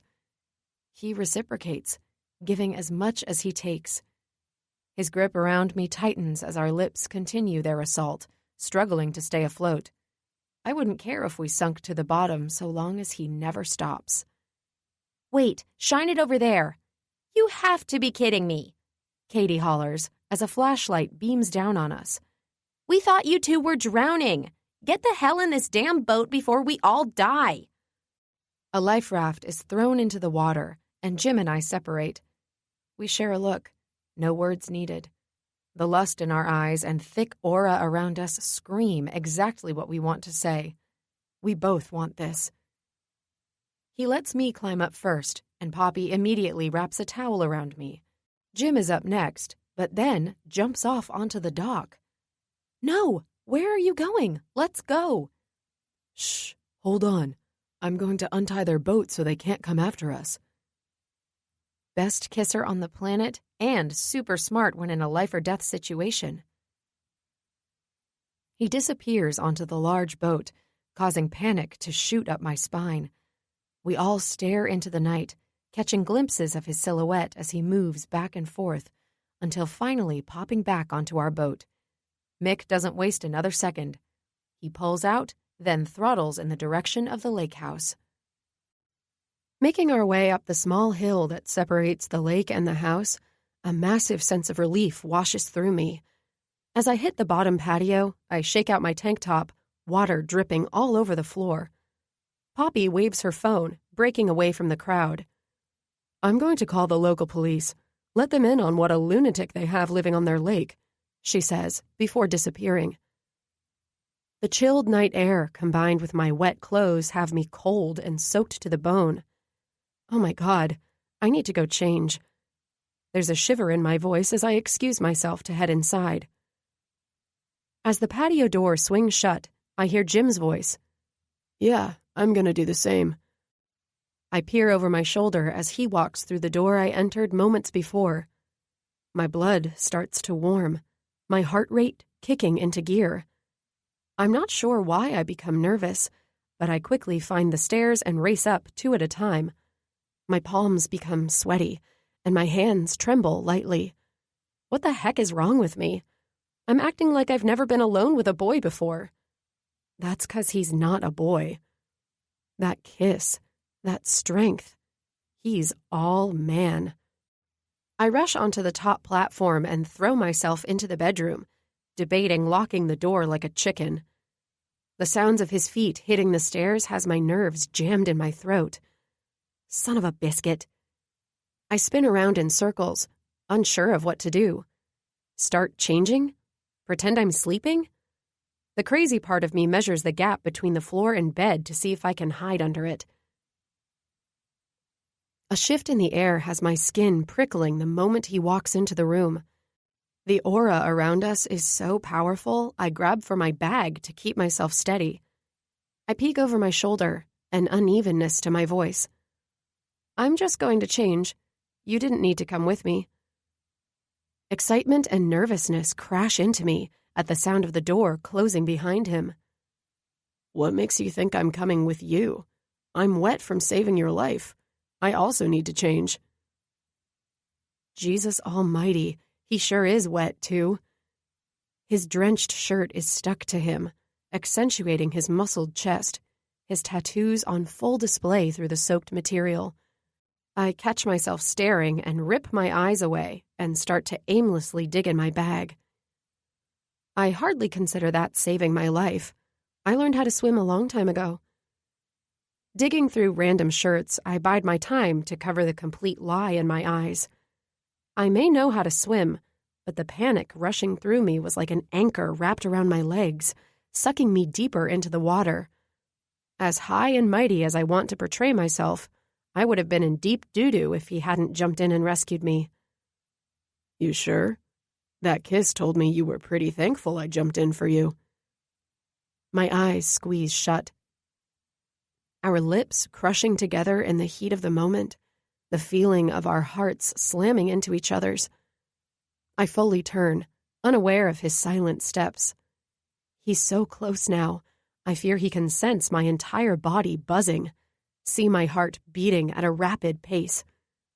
He takes a small step closer, leaving only a hair's breadth between us.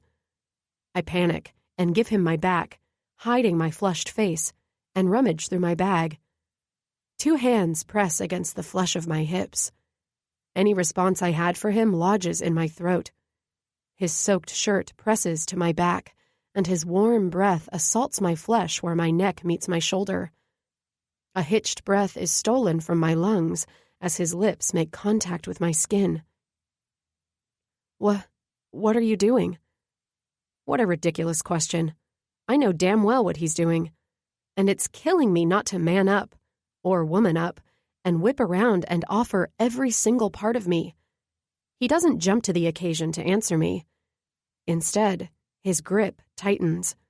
His lips glide along my skin, hitting the top of my shoulder blade. I soundlessly beg him for more.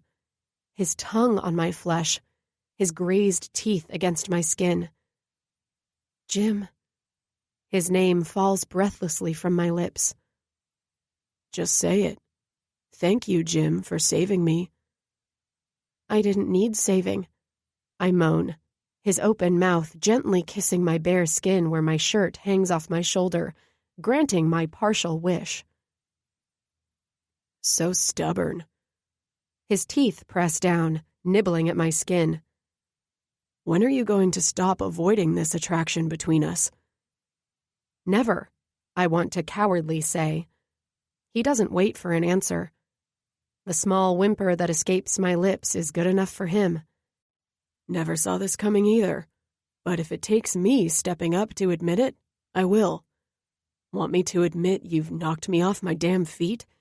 How about if I confessed I want nothing more than to fall headfirst into the possibilities of what it can become? Would that get you to stop avoiding this? My eyes flutter closed. His hands move just a smidge, allowing his long fingers to grip and tease the lining of my hip. I open my mouth to speak, but my words are captured by the knot in my throat. You don't have to pretend. We're alone. No one's going to hear you, I cowardly say. His teeth press down, this time not as gentle, capturing my sensitive flesh. My body succumbs to his words, my hips willingly twisting around to face him.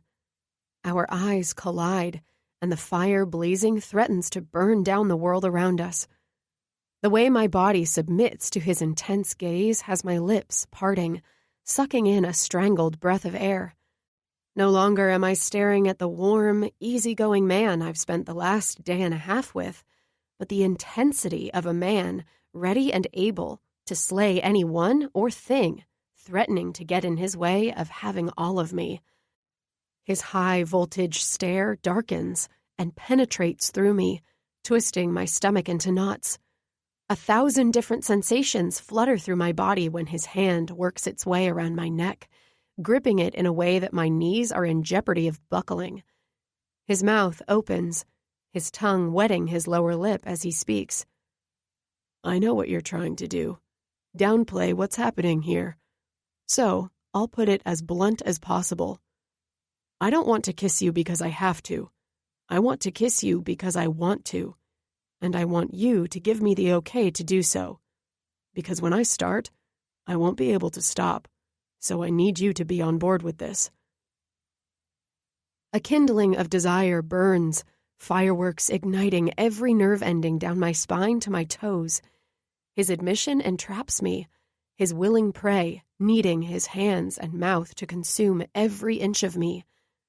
I snap, breaking from my self-control. Time and gravity can't collide fast enough as I lift myself up off my heels and crush my mouth to his. Just as eager, he meets me halfway, and we meet, our lips fusing together.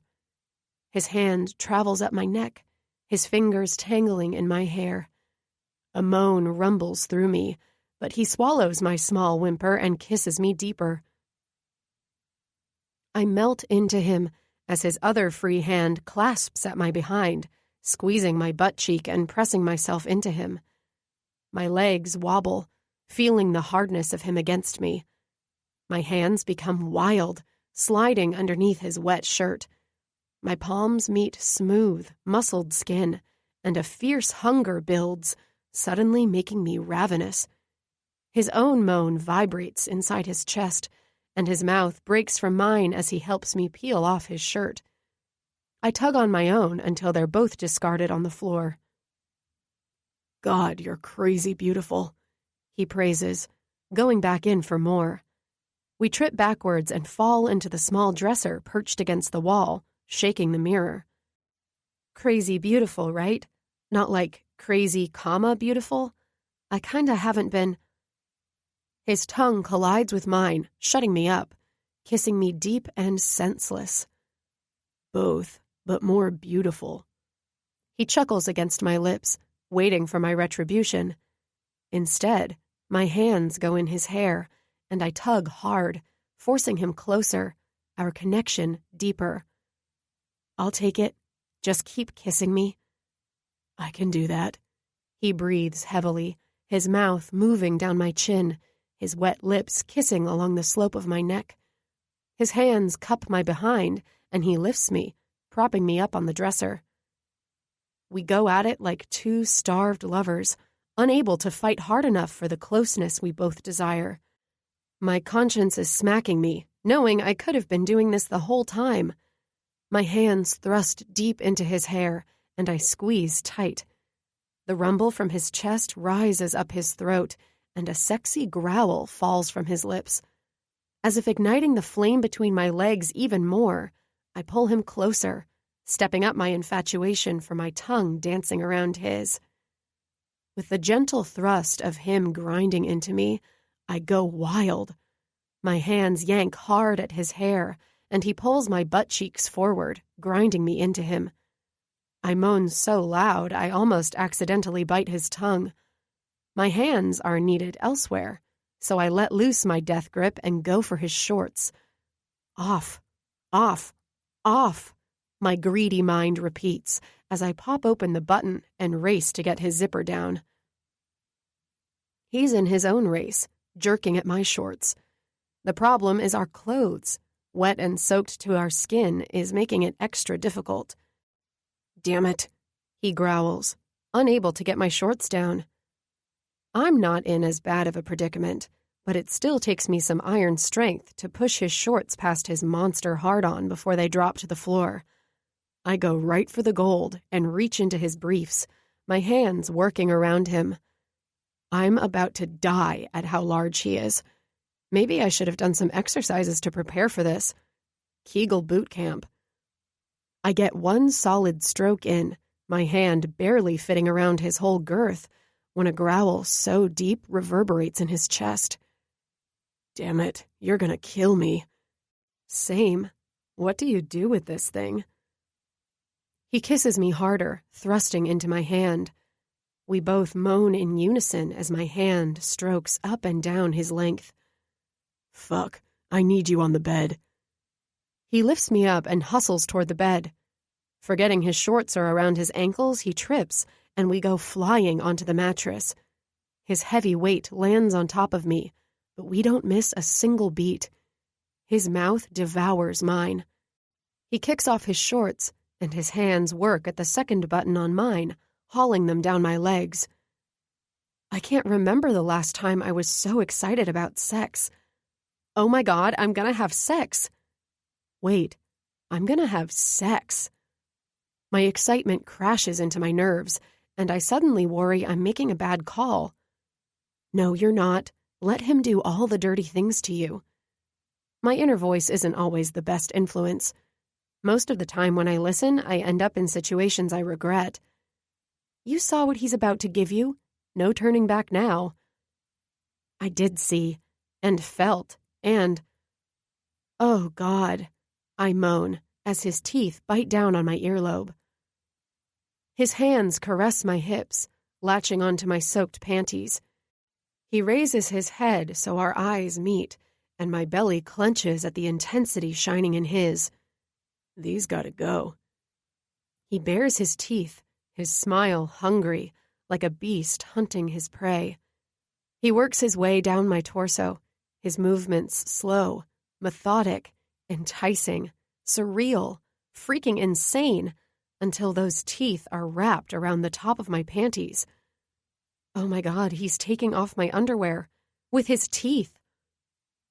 I throw my head back, anticipating what he plans on doing next. Then I throw my head back up. Shoot, am I properly shaved?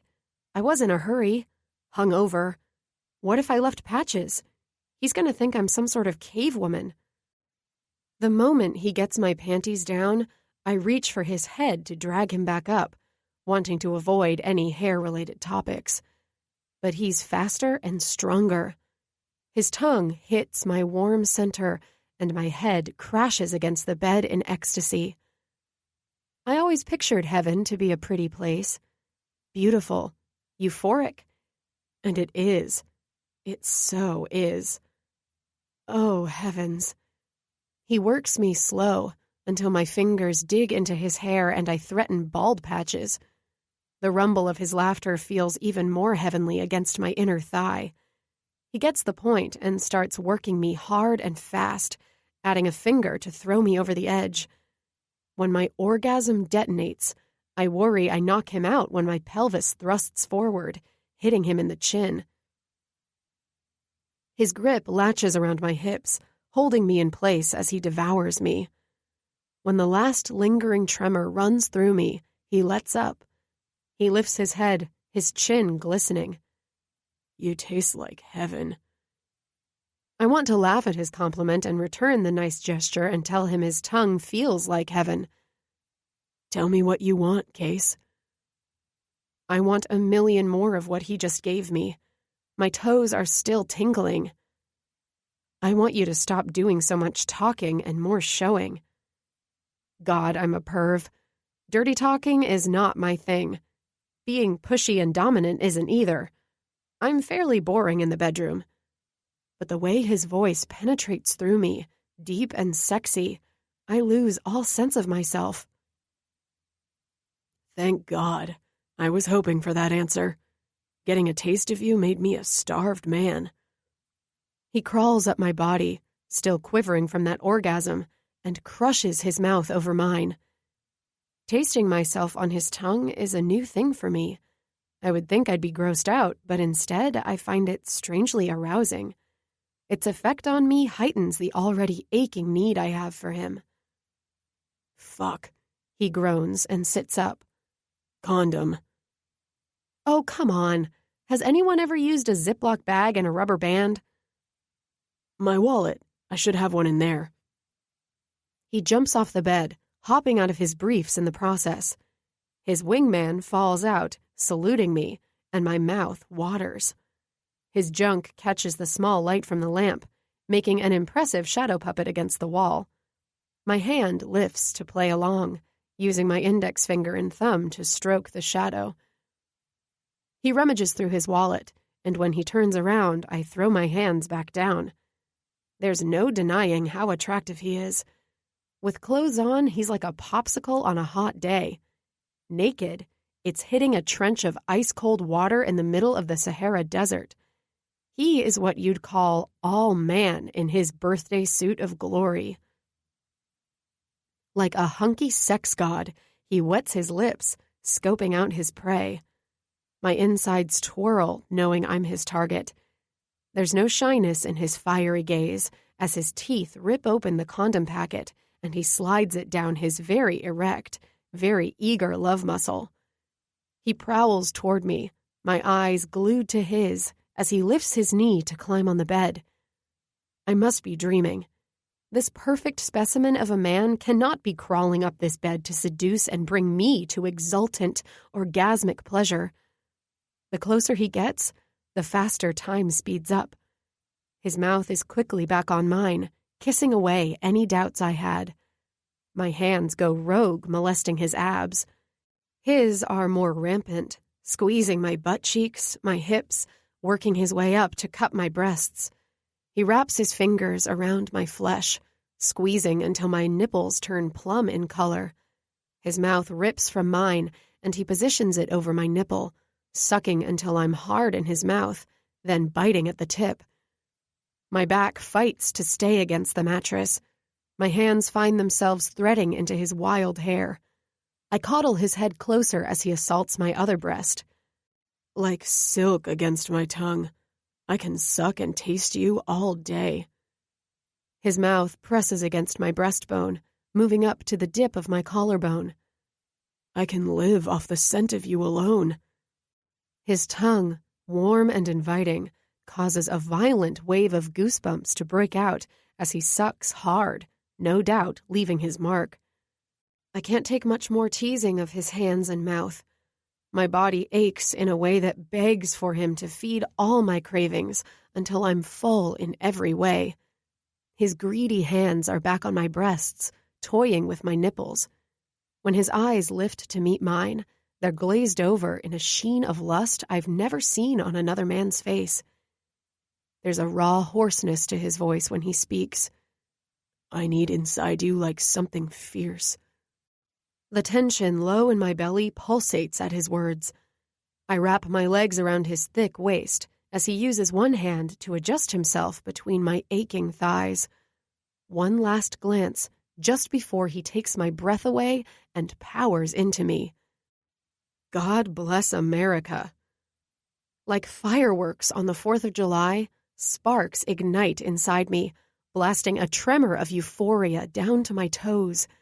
A layer of sweat forms along my trembling skin at the sudden fullness of him. I almost bite my tongue, trying to hold back the deep moan threatening to wake the dead. He doesn't pull out right away, but waits for me to adjust to him. Not realizing I had closed them, I open my eyes and connect to the flame, wild and swirling in his eyes. The way he looks down at me creates a need so fierce inside me. I lift my head and cover his lips with my own. The rumble of his arousal vibrates against my lips as he pulls out and claims me once again. With each measured thrust, I open for him, widening my legs to give him more of me. He doesn't waste a second. Picking up the pace, he pulls out and with the strength of a bull slams into me. "Fuck," he growls, nipping at my lower lip. His rough hands fondle my breasts as his mouth does something magical to my neck, his tongue warm to my already blazing skin. Each thrust is a message, a vow. He's going to ruin me, and I welcome it. My legs begin to shake, tension forming low in my belly. I'm mere seconds away from the grand finale, quick whimpers falling from my lips, possibly sounding like the Star-Spangled Banner. God, 4th of July is my new favorite. "Wrap your legs around my waist." Yes, sir. I hope he knows any more friction is going to detonate my orgasm even quicker. My legs go around his waist, followed by another strangled moan. This position allows him to push even deeper into me, and a cry of ecstasy erupts up my throat. He suddenly flips us, and a small squeal travels up my throat as I pop up on top and find myself now in control.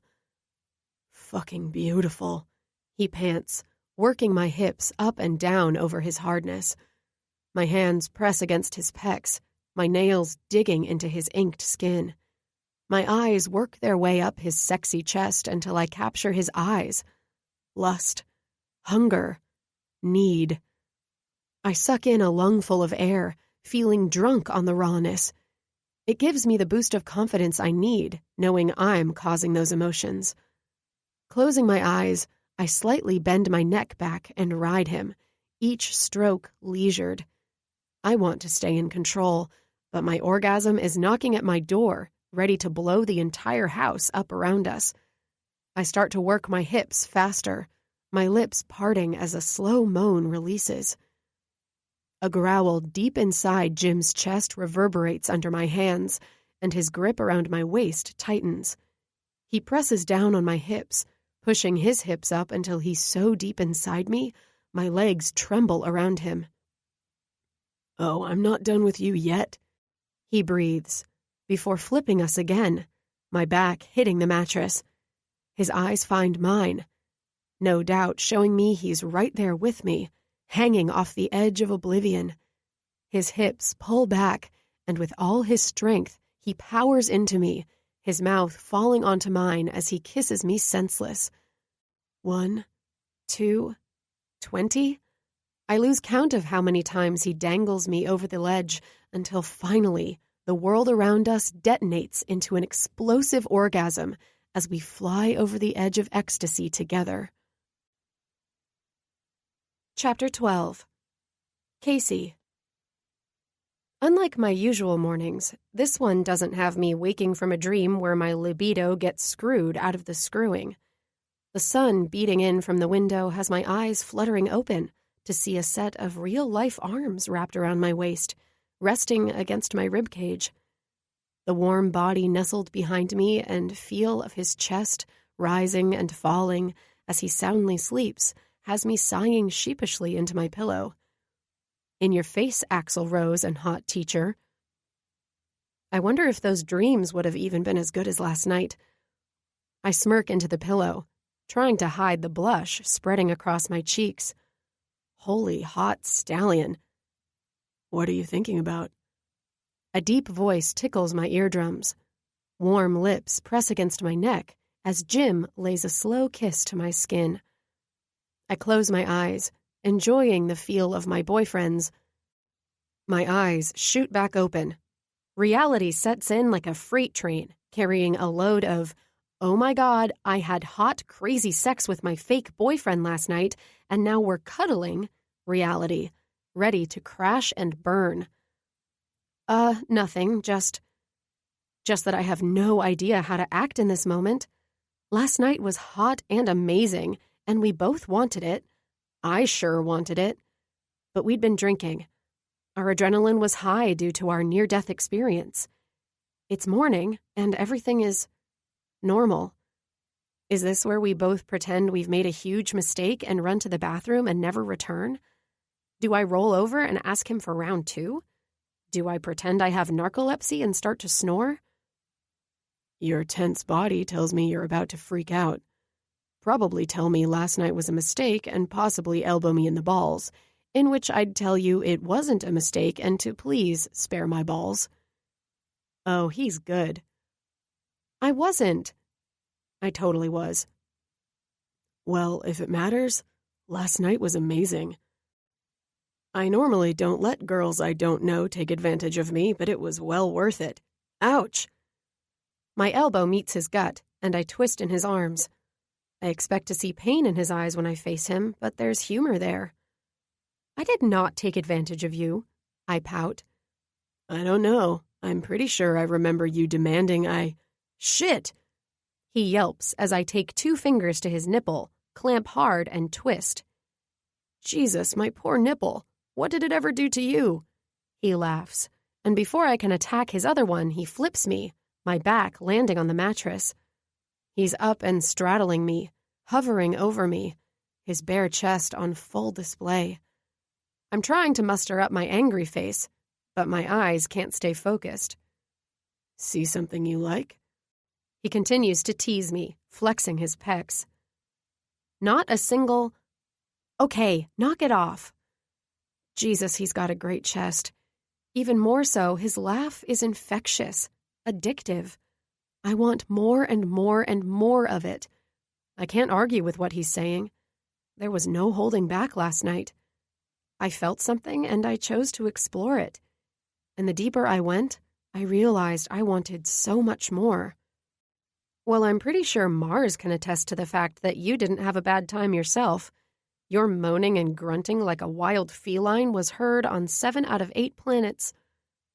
I wait for him to confirm or deny, also to call me out. I'm pretty sure the moaning was coming from me, and I sounded more like a pterodactyl. Sue me. It's been a while since I've had a night like that, if ever. Then the critics agree. Last night was totally worth it, and I'm glad it happened.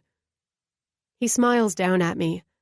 That little fluttering in my belly sweeps back into action, swarming into a small tornado. I'm also hoping you won't harm me in any way because I'm going to kiss you. I don't get the chance to reply. His lips find mine, and he does exactly as he said. Slow, gentle, Nobel Prize worthy. My heart picks up, and my hands find his chest, sliding up until I'm threading my fingers into his thick hair. My voice betrays me as a soft moan slips from my lips, and I tug him closer. Our lips part, and our tongues do a beautiful dance around one another. All too soon, he's pulling away. If my grip locked around his hair is any sign I disagree with the end of this perfect kiss, I don't know what is. His eyes find mine, holding the same glow as my own. Don't worry, there's more where that came from. Banging from the other side of the wall seizes our attention, followed by yelling. Seriously? Stop. If I smell another fart, I'm going to murder you. God, did you eat a dead animal? Another bang, possibly the sound of a shoe hitting the wall. Sorry, I can't help it. It had to have been from those stupid craft beers Mick made me drink, Jerry argues. Another shoe hits the wall. Oh my God, stop. Get out of here. Ew. We both stare at one another a second longer before bursting into a fit of laughter. The next door over opens and slams. Nothing like killing the moment with the mental picture of suffocation by death farts. Not sure I have enough game to get back on track after that. Yeah, no one does. He chuckles and slides his fingers under my t-shirt. I peek down, remembering I'm actually in his shirt, and it's somehow hiked up past my navel. You truly are lucky, you know? His thumbs caress my skin, sending a heat wave down to my toes. Some people never find that one true friend, let alone a whole squad of them. What do you mean? I'm trying to ignore the building temptation to flip him and attack. When I was growing up, I didn't have many friends. I was an only child, so I basically spent a lot of time alone. My parents traveled a lot, so I had a nanny. She was the closest person to me, but who wants to say their best friend was their live-in caretaker? Anywho, I didn't make friends easily, and any time I did, they would get run off by my father. He wanted me to be portrayed as this intellectual kid. He didn't think hanging out with anyone less prestigious was in my best interest. He came from money, so no kid of his was going to slum it with the lower class. Couldn't have the Harrison kid hanging out with heathens. He pauses to take a breath. His story surprises me. Never would I have expected he came from money. He doesn't act like it, nor dress like it. I was a junior in high school when I met Jameson. He was everything my father despised. He came from a shitty family, chose when he wanted to show up to school, smoked more pot than Bob Marley. But he was my friend. My only friend. He gave a shit. He was there when my parents weren't, when I felt like I had no one. He may have come from nothing, but he had more passion and drive for life than anyone I knew. He stops to brush a strand of hair away from my face. Anyway, the way you all are, it reminds me of him. My heart is heavy for him. His solemn eyes cloud with emotion, sharing this part of his life with me. It sounds like Jameson is a great friend. Was. He died right after we graduated high school. There's a shadow of pain behind his deep-set eyes. Oh, Jim, I'm so sorry. My hands lift to cover the bare skin over his heart. It's okay. Long time ago.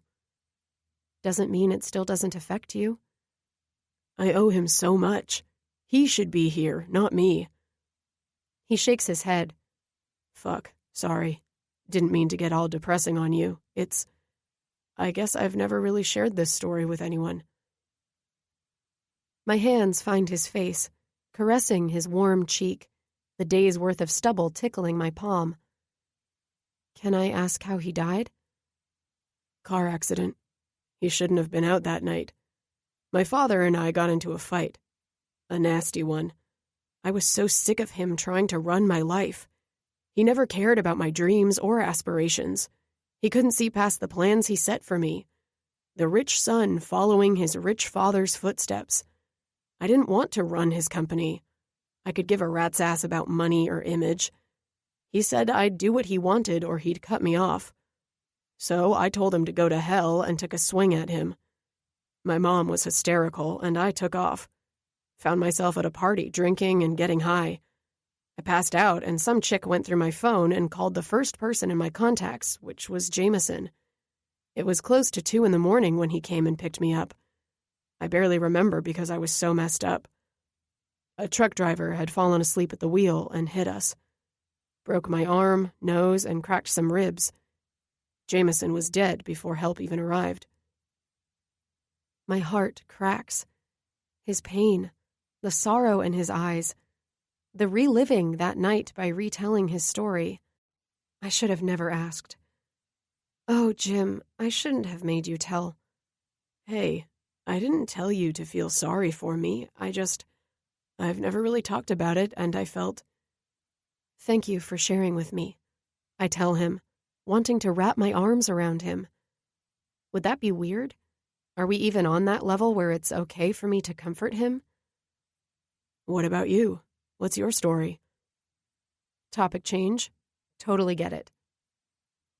I don't really have one. Boring upbringing, even more boring. June mentioned something about your own dad. Dang it, June. Would it be corny to admit we kind of have the same story? Not at all, he says. My dad was pretty similar to yours. Successful, pushed me into going to law school. He wanted me to do anything but what I wanted, which was discover myself and let my cards fall into place on their own. He was never around, so he barely knew me. Had no idea I hated the thought of becoming a lawyer or a doctor. I wanted to travel, become an artist, even though I'd never picked up a brush. Thought about becoming an actress. I wanted to be whatever my heart led me to be. Daddy Dearest didn't feel the same way. The more he tried to control me, the more I acted out. Fast forward a bunch of years of rebellion later, I'm still trying to find myself, and I haven't spoken to my dad in years. If you don't count the birthday cards he sends with my mom's forged signature. Wow, he says, then dips down to place his lips on mine for a soft, quick kiss. Our stories are similar. Another peck. Sure we don't have the same dad? We could. Wait, what? Ew! I slap his side. His chuckle is deep and sexy as he blocks another whack by capturing my arm and raising it above my head. I'm kidding. Don't beat me. I'll do whatever you want. His smile is so darn infectious. He bends forward for another kiss, then lays next to me. Together, we rotate onto our sides to face one another. Will you tell me more about you? What do you want to know? All things will lead to disappointment. I'm kinda, as you can already see, a hot mess. His finger brushes over my lips. Beautiful disaster has a better ring to it. My lips curl into a grin. I can handle that. But for real, I don't really know what to say. I don't have any great stories. I haven't done anything to be proud of. Actually, there was this one time on Cinco de Mayo. How about 20 questions? You ask me a question and I ask you. We'll feel like we've known each other our whole lives before breakfast is even served. His legs find mine under the covers and tangle around me, tugging me to snuggle closer. I'll even let you go first, he says, threading his fingers inside the shirt of his I'm wearing, brushing against my bare skin. I'm a little nervous at what questions he wants to ask me, but even more intrigued at the questions starting to form in my mind. I tuck my hands under my cheek and wiggle my toes in between his. Okay, I'll play. How old are you? 32. Damn, okay. 2 years older than me. I can handle that. What's the last craziest thing you've done? This one's easy. Hiring a guy to play my boyfriend. I laugh and he joins me. Fair enough. Your turn. I don't know whether to go straight to the deep end or start slow, like his favorite color or... Last time you had sex? 6 hours ago. No, that's not what I meant. I really need to stop hitting him. He covers his head when my hand bonks off his forearm. Answer the question. I did. You can be more specific in your next one. My turn. When was the last time, before me, you were with a guy? My mouth drops open. Cheater. Embarrassment flushes across my face as I answer. About a year. But it's not because I can't get a guy. I might not have much going for me, but I still have my morals intact. And considering I slept with a guy I've known for only 48 hours, I can use that black kettle now. My turn. What do you do for a living? His brows go up. Don't want to know my answer? Nope, it doesn't matter. He eyes me for a second before answering. About a year myself, even if you don't want to know. And I own a bar. Shut the front door. You own a bar? Are you asking another question? You skipped my turn. I roll my eyes and maneuver my legs so I take his captive. It was rhetorical. That's awesome. How come you never mentioned it? Because I'm supposed to be a rich jet-setter feeding you steak. My turn. Do you really even like steak?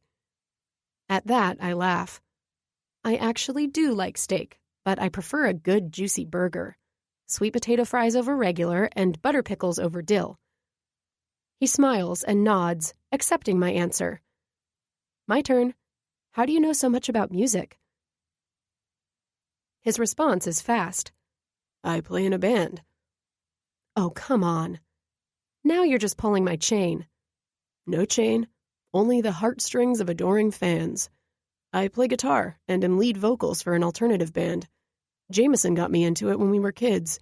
He handed me a guitar one day and I never put it down. I manage the bar and set up gigs when I can.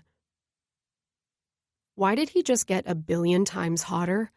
Hot, magic with his hands, owns a bar, like music to my ears.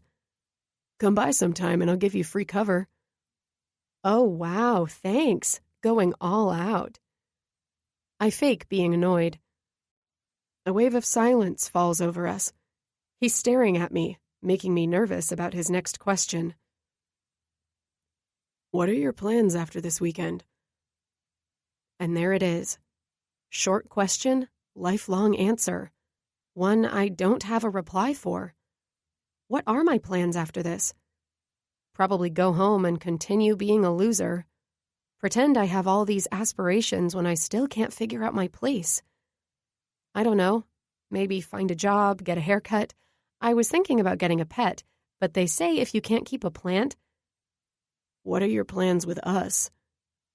Alive. Fraggle Rock. That's 2 questions, I say, trying to bide myself some time. I've never been one to speak my mind, in a good way, that is, so I don't know how to honestly tell him what I want to happen. That he follows through with that date he talked about, to see if this strange way we met can blossom into something real. That he envelops himself in my life and doesn't run scared soon after. They all sound like great answers. Too bad I chicken out and turn the tables on him. My turn. What do you plan on doing with us after this weekend? Gah. There, I said it. I bite down on my tongue, waiting for his reply. I start counting down from 10, swearing if he doesn't reply by the time I get to 1, I'm jumping ship. 5, 4, 3. I'll probably check in with work, make sure the bar ran smoothly while I was away, read my mail, take a nap. Okay, I'm about to whack him. A juicy burger does sound nice, so I'll wait the proper 3 to 5 days so I don't appear too interested, then call a girl who scared me at first, but found a way to really impress me, and ask her out on the date I promised. I'll cross my fingers she says yes, 'cause even though she's super violent, I'm starting to really dig her. She has great taste in bikinis. Did I mention that? My hand twitches to slap his shoulder. You've been listening so intently. Now is the perfect time to take a deep breath, close your eyes, and let the music wash over you. We appreciate your time and support.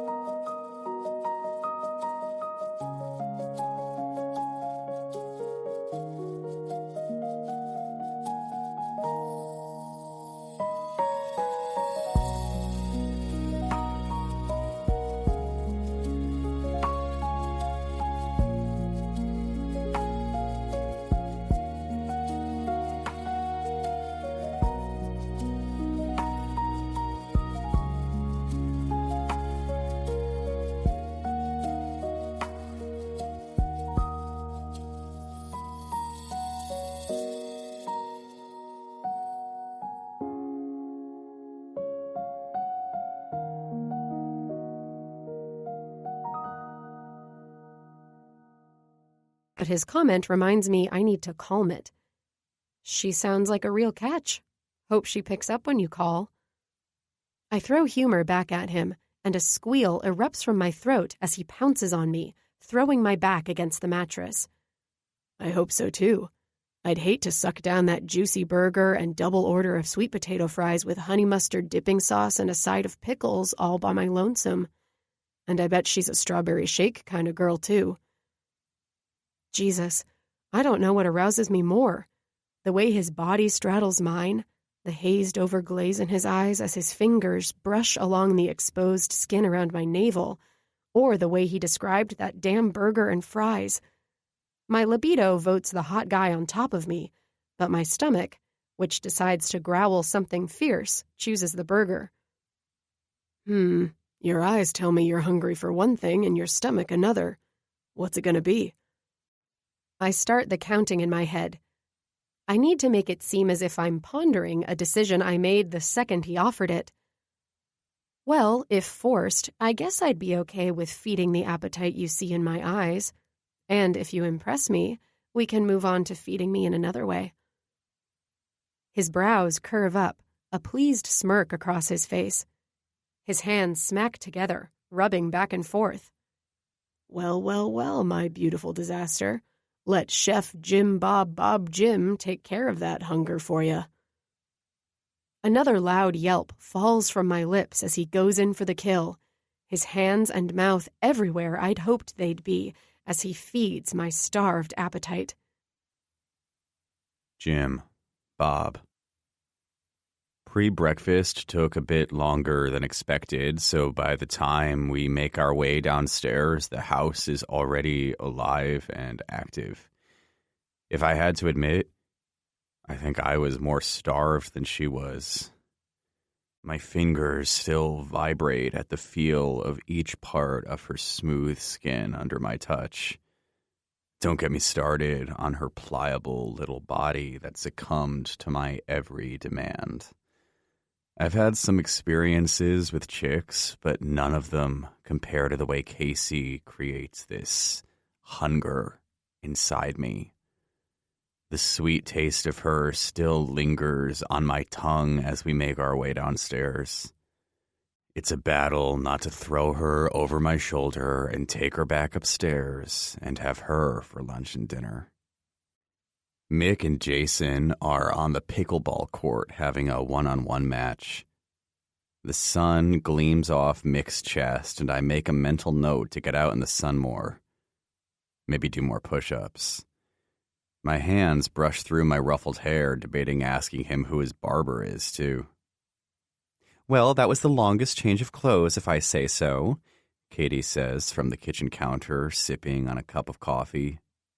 Casey's cheeks flush, and I love that it's due to her dirty little mind going back to a visual of last night and this morning, twice. Poppy smacks her, placing a plate of bacon on the counter. Morning. Missed you guys last night. Not really. It was like you were with us all since we heard you all night. Ouch! Katie throws daggers at Poppy for hitting her. I can't help but chuckle. My girl sure does make some animated sounds when she's being pleasured. You two want some breakfast? Bacon's ready. Got a casserole coming out soon. Needless to say, I think after our morning, we're both starved in a completely different way. Just in time, too. I was telling Katie about the call I got this morning from the local sheriff. If you can believe this, when they went to check it out, they said there was nothing amiss. I explained again how crazy they were, but they couldn't do anything. Get out. Those people are psychopaths. They wanted to eat our brains for dinner. Poppy rolls her eyes. Not sure it went that far, but yeah, kind of disturbing. And for a koozie, I've seen and heard some crazy stuff on the job, but this may take the cake. Either way, they say to stay clear of the area and notify us if any new information comes to light. She finishes, handing her a fresh-poured cup of coffee. Curious what my new buds are up to, I grab for Casey's free hand and thread my fingers through hers. Bringing her hand to my mouth, I press a kiss to the inside of her wrist. Our eyes meet, and the electricity that flows between us has me tugging her into me. My head dips, and I kiss her still swollen lips. Gonna go say good morning to the guys. I kiss her again, since she seems to be stuck in the moment, which makes my chest swell with gratification. She doesn't answer, but finally composes herself enough to nod. I hear Katie's low chuckle and another grunt, assuming when I let my girl's hand go to a walk outside, something went flying at Katie's head. A shit-eating grin on my face, I snag a water from the cooler and head outside to where Jerry is laying in a lawn chair, his sunglasses covering his eyes, watching the two battle it out on the court. "What's up, you stallion?" he asks, and I laugh as I take up the chair next to him. Cracking the bottle open, I throw back a huge swig. "Gonna have to take a few lessons from you. Maybe Katie won't be so crabby with me all the time." "Not sure what I can teach you, bud. Just comes naturally." The stallion inside me releases, and they come falling at my feet. I throw my back against the chair, letting the sun hit my face. "Well, shit," he simmers on my comments, while I close my eyes and enjoy the warmth of the rays, visualizing every part of Casey's body. The curve between her hip and pelvic bone I couldn't keep my mouth off of. Her plump breasts that fit like a glove in my palm. Her perfect nipples I could spend a lifetime sucking and feasting on. Each little sound from her soft, plump lips I earned as I indulged on every single speck of her body. Realizing I accidentally gave myself a huge boner, I quickly dump the cold bottle of water over my head. "Yeah, already a hot one out here." "Yep." I nod. Hell, I need to do something about controlling that guy. Now that I've had a taste, it's going to be even harder keeping him down the rest of the time we're here. Mick whacks the ball, and Jason dives but misses, losing the game. "That's right, pickleball champion," Mick hollers, giving us a perfected Hulk Hogan muscle flex. Man, I wonder if he takes supplements. "Oh, look who's alive. Thought you two killed each other up there," he says, wiping sweat off his brow and throwing the paddle on the picnic table. He walks up to me and sticks his fist out for some bromance knuckles. "Morning, bro." He throws himself in the chair next to me. "Man, I remember those days," he starts, staring out onto the lake. "You ever been cuffed? Marry a cop and shit gets interesting. Dominant role struggle, though. That woman sure likes to control." He shakes his head, lost in thought, a goofy smile on his face. "Anywho, water's gonna be calm today. Perfect for wakeboarding. Who's in?" There's such a freeing feeling circling around me. It's been a lifetime since I've worn such a carefree smile. Laughter and shouting from inside float outside, and I hear Katie yell something about a moaning hyena followed up with a grunt. "Sounds like the girls are getting at it. Hopefully they don't mess up that casserole. Poppy makes a mean breakfast dish. Better go get those women in check." He gets up and walks inside as June makes an exit outside. Jason guns it straight for his girl, grabbing her in his arms and laying a kiss on her temple. "They had me at food. This hangover's kicking my ass." Jerry gets up and drags himself inside. Jason tells June he's going to jump in the shower. Another swift kiss and he's gone, leaving only June and I on the back patio. With her coffee mug in hand, she takes the vacant chair next to me. We both stare out into the calmness of the lake until she breaks the silence. "You two both seem different this morning."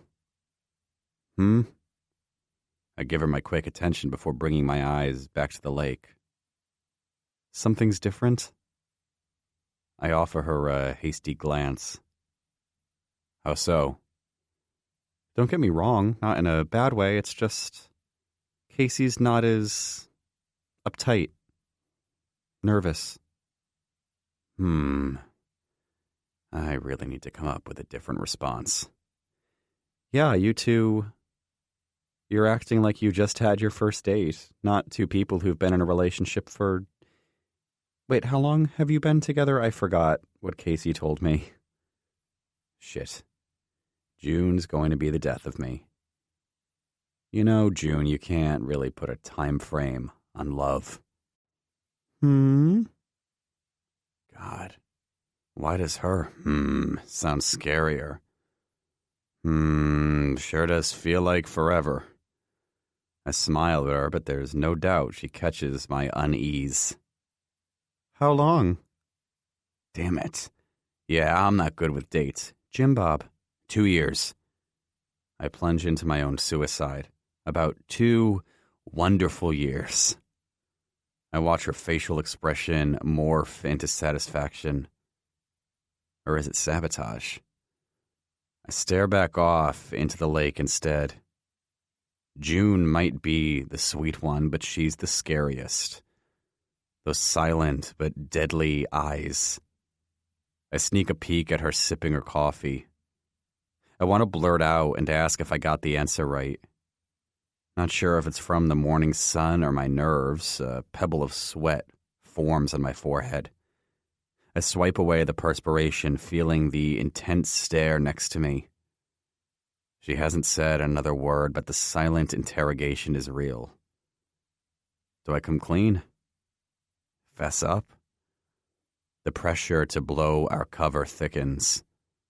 I start to panic. Man, I'd be horrible in jail. I'd fess up in a heartbeat and get shanked by my enemies.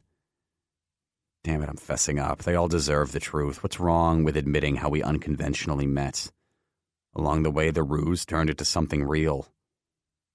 I like June. She scares the hell out of me, but I like her. Shit, would Mick understand? I feel like he's a reasonable guy. Here it goes.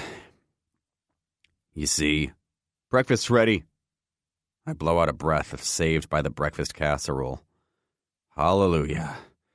Before I commit any further verbal suicide, I bounce up from my chair. Well, better get in line. Heard I'm in for a mean casserole. I say, then sprint inside before June can say another word. Okay, you hold on here. When you're ready, use all of your stomach strength to push up, throwing your feet up. The board will guide you, but if your balance is off, you're going to go down before you even get up, and hard. Jason's trying to explain the rules of wakeboarding to me. I've never done any sort of water sports before, but how hard can it be? Got it. Jason slaps me on the shoulder and hands me the reins. All right, bro, jump in. Good luck. I search out Casey, who's staring at me curiously. Babe, if I don't return, it's always been you, okay? Her quick intake of breath gives me the encouragement I need. I lean into her and slap a quick kiss to her lips. The hunger in her eyes has me guaranteeing I'll be back just so I can kiss that sexy gaze right off her. Make sure you kiss me like that when it's your turn, Poppy yells toward the driver's seat of the 8-person luxury speedboat we opted for today. There's more where that came from. I wink at Casey. Poppy and Katie laugh.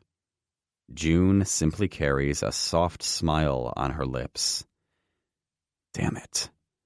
Sweet, but scary. Back to the matter at hand, I adjust myself toward the water, jump in and plunge under before I pop back up.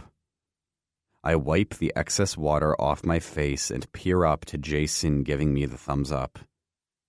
I return the gesture, then reach out as he tosses me the wakeboard. Remember, tighten stomach and push up. First 30 seconds when you get your balance is key, he shouts, giving me another thumbs up. I wave him off and adjust myself on the board. Lastly, whoever stays on the board the shortest plays on Jerry's team for pickleball when we get back. He smiles and salutes me. Determination revels inside me at the mere thought of breaking my pickleball winning streak.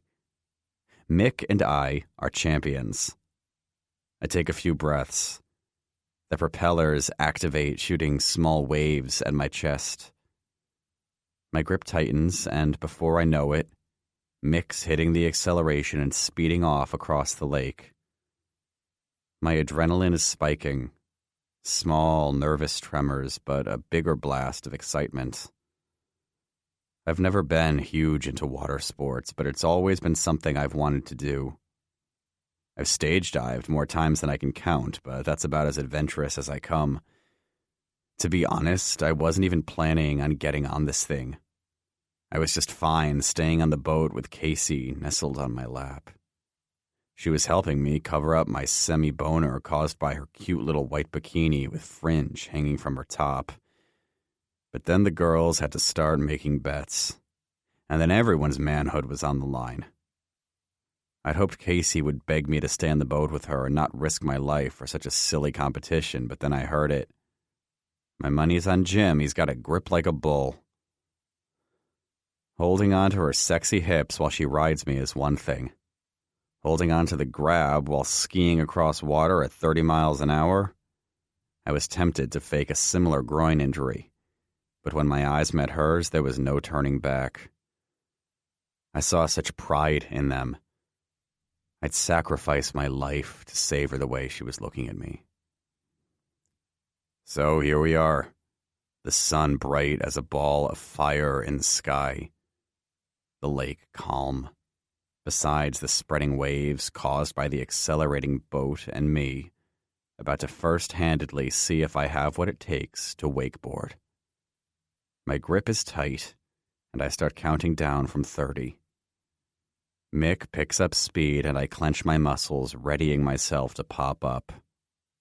Faint hollering strums my eardrums, coaching me on as I hit my 15-second time frame. My legs are wobbly at first, and for a split second, I bob to the side, thinking I'm going down. Tightening my stance, I straighten out my form, slightly bend my knees, and before I know it, I'm doing it. Hell yeah, I'm doing it. I howl to the sky in excitement as the fresh smell of the lake hits me in the face, and I glide across the water's surface. Mick does circles around the lake, my abs tightening as my body moves with the waves. After a long stretch, my arms begin to burn, and one small twitch has me releasing the grab and plummeting into the water. When I resurface, the boat is already turning around. I spot Casey first. She's standing with her hands in the air, cheering. Man, it's a good thing I'm submerged underwater or everyone would get a show. I can't help but sport a shit-eating grin. Her enthusiastic cheerleading has me bursting with joy. I don't know why it matters so much, but I want to please her. Make her happy. We haven't known each other long by any means, but she deserves to be happy, and I want to be the guy to give that to her. I've already hammered out the perfect burger joint, one that makes the best sweet potato fries in town. I've envisioned her meeting the band and introducing her to Judith from the bar. If it wasn't way past creepy and my mom was still around, she'd love her. Dude, that was awesome. You sure you haven't done that before? First time stud, bro. Jason reaches down and grabs my hand to help me back in the boat. Nah, but that was quite a ride. I hit the deck and shake my hair out. The girls squeal from being splashed. I search out Casey, who's already walking up to me, a beer in tow. I reach out and snag her into my arms, tucking her close, my lips finding the top of her head. I press a kiss to her forehead and accept the beer. The sun forces her to squint. The canvas of beauty she offers me and those laughing eyes threatening to bring me to my knees. Thanks, babe. I hum, staring at her. She nods, and I steal another kiss. We take up the nearest open seat, case on my lap as Poppy gears up to go next. As if it's a natural reaction, I bring my arm around her, resting on her bare thigh. My thumb, which has ached to touch her since going out in the water, brushes along the silkiness of her skin. I would die a happy man if I got to do this on a regular basis. Casey takes a sip of her spritzer drink and leans back into me. The sun warming her back feels nice on my bare chest. My lips find the column of her throat and suck gently. She tastes like cherry suntan lotion. A sigh reverberates from her lips, and I bite down lightly, selfishly needing more of her cute little noises. I release her flesh from my teeth and leave a small peck over the swell of my mark. God, seeing my marks on her is sexy as hell. I lean forward and speak softly into her ear. I like this, I say, relaxing back into the seat, taking her with me. She melts into my embrace as we silently sit together while Poppy jumps into the water. A few moments pass and the boat is at it again, pulling forward and picking up speed. Unlike me, Poppy isn't trying to mask an oh shit face and pops right up, making the lake her bitch. She glides across it like it's her job, making a fool out of anyone else on the water.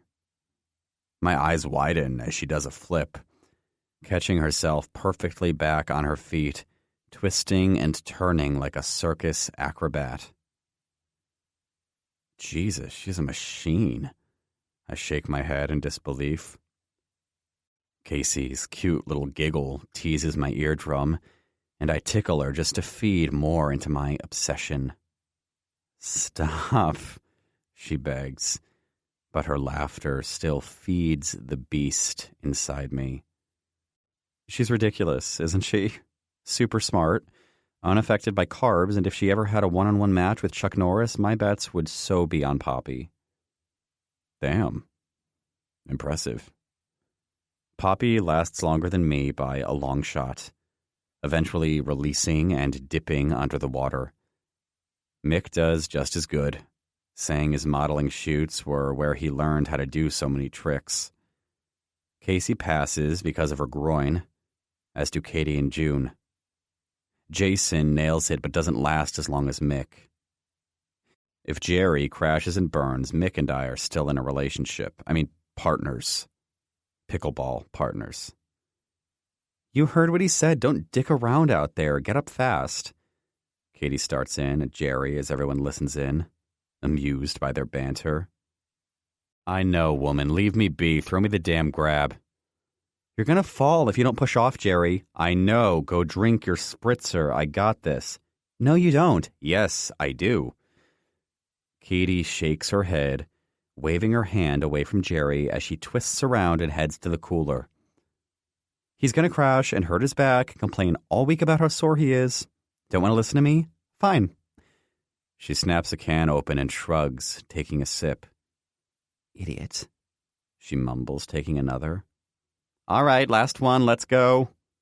Mick shouts, and off we go. Everyone has their eyes trained on Jerry. His beginning formation is unsteady, and for a second it doesn't look like he's even going to get up. His arms are wobbly as he tries to pull himself up, and we're quickly nearing the 30-second marker. He ain't doing it, Jason chimes in. Nah, he's got it. Give him a chance, Poppy says, being supportive. A huge wave smacks him dead in the face, and he swivels on the board, almost releasing the grab. To everyone's amazement, he pops up, getting to his feet. There he goes.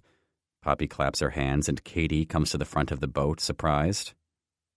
Well, color me shocked. She cups her hands and screams, You got this, babe. She waves at him, and we all watch him make his rookie mistake. He takes his hand off the grab to wave back. "No, dude, hold on with both hands," Jason yells, but it's too late. As he waves back to his wife, the boat hits a small bump in the water, sending a jolt of waves to shift. Jerry loses his balance, and when the board skids over the disruption in the water, Jerry goes flying in the air. All eyes widen as we watch him lose the board and fly into the air. Then, they all suddenly clench shut as he belly flops at high speed into the water. Holy shit, that had to hurt. Jason's face is scrunched in agony. He had to have swallowed his balls, Mick says in pain, turning the boat around to fetch him. Katie shakes her head and takes down the rest of her drink. Idiot. After fetching Jerry, all parts still intact, Mick found a secluded little man-made beach toward the opposite end of the lake, the way other end from the house on Bunker Hill.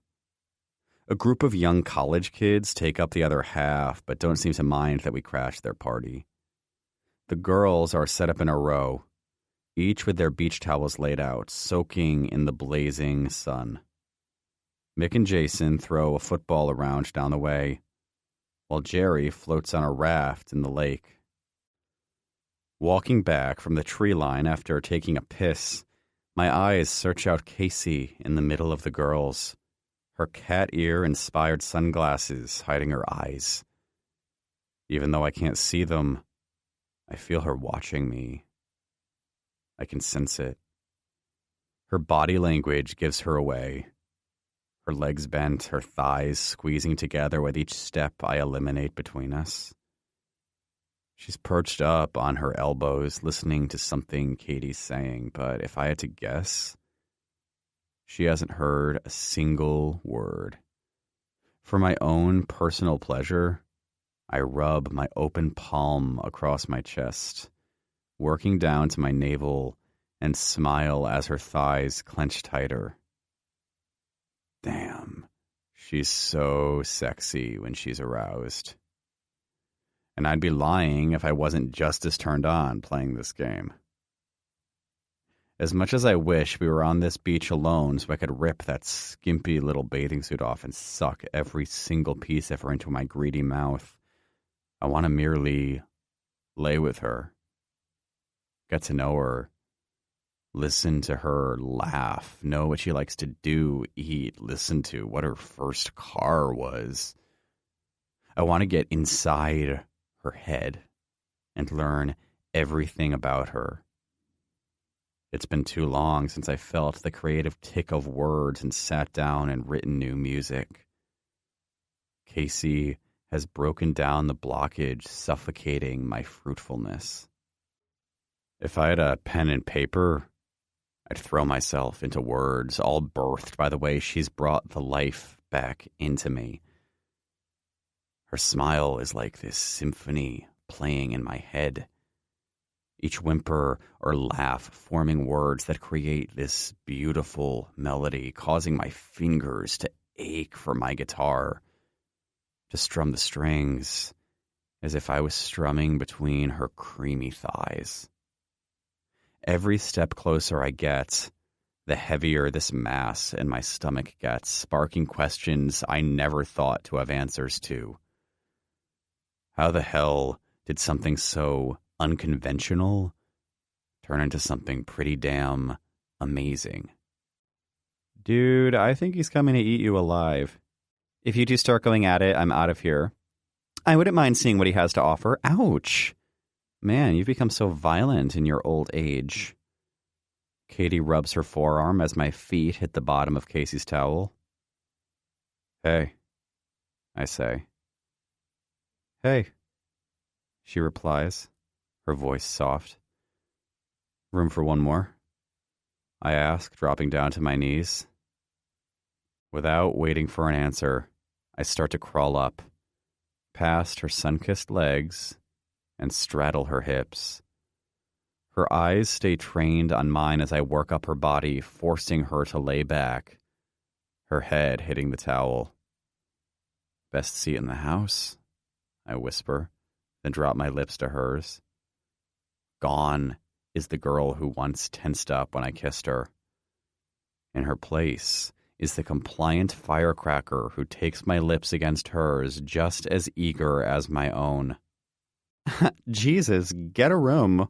Oh, wait, that doesn't matter because the whole house still can hear.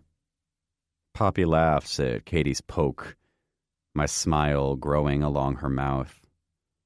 I can't help myself and deepen our kiss, mingling our tongues, hers sweet with the lingering taste of her raspberry spritzer. Okay, yeah, I think maybe we should give them a moment, June says, plucking at Katie's arm. Dude, I'll meet up with you. Curious how this plays out. Jesus! June, when did you stop being sweet and harmless? Katie grumbles, huffing, then gets up as the three of them walk off to the water. I slow our kiss and open my eyes as I pull back. Was it something I did? I ask, the smirk unstoppable as it spreads across my face. I wait for her routine beatdown, but it doesn't come. I slide off her and lay on my side, facing her. Favorite color? What? We didn't finish our 20 questions. What's your favorite color? She eyes me, then adjusts her body to face me. Black. So morbid, right? But I think my personality is bright enough. Have to offset it, you know? I laugh and slide her sunglasses off her nose, placing them over my face. There. Now I can see. Ha ha. My turn. The name of your pet growing up. I never had one. My parents didn't like animals. I had a pet rock when I was a kid. I named it Rocky. Get it?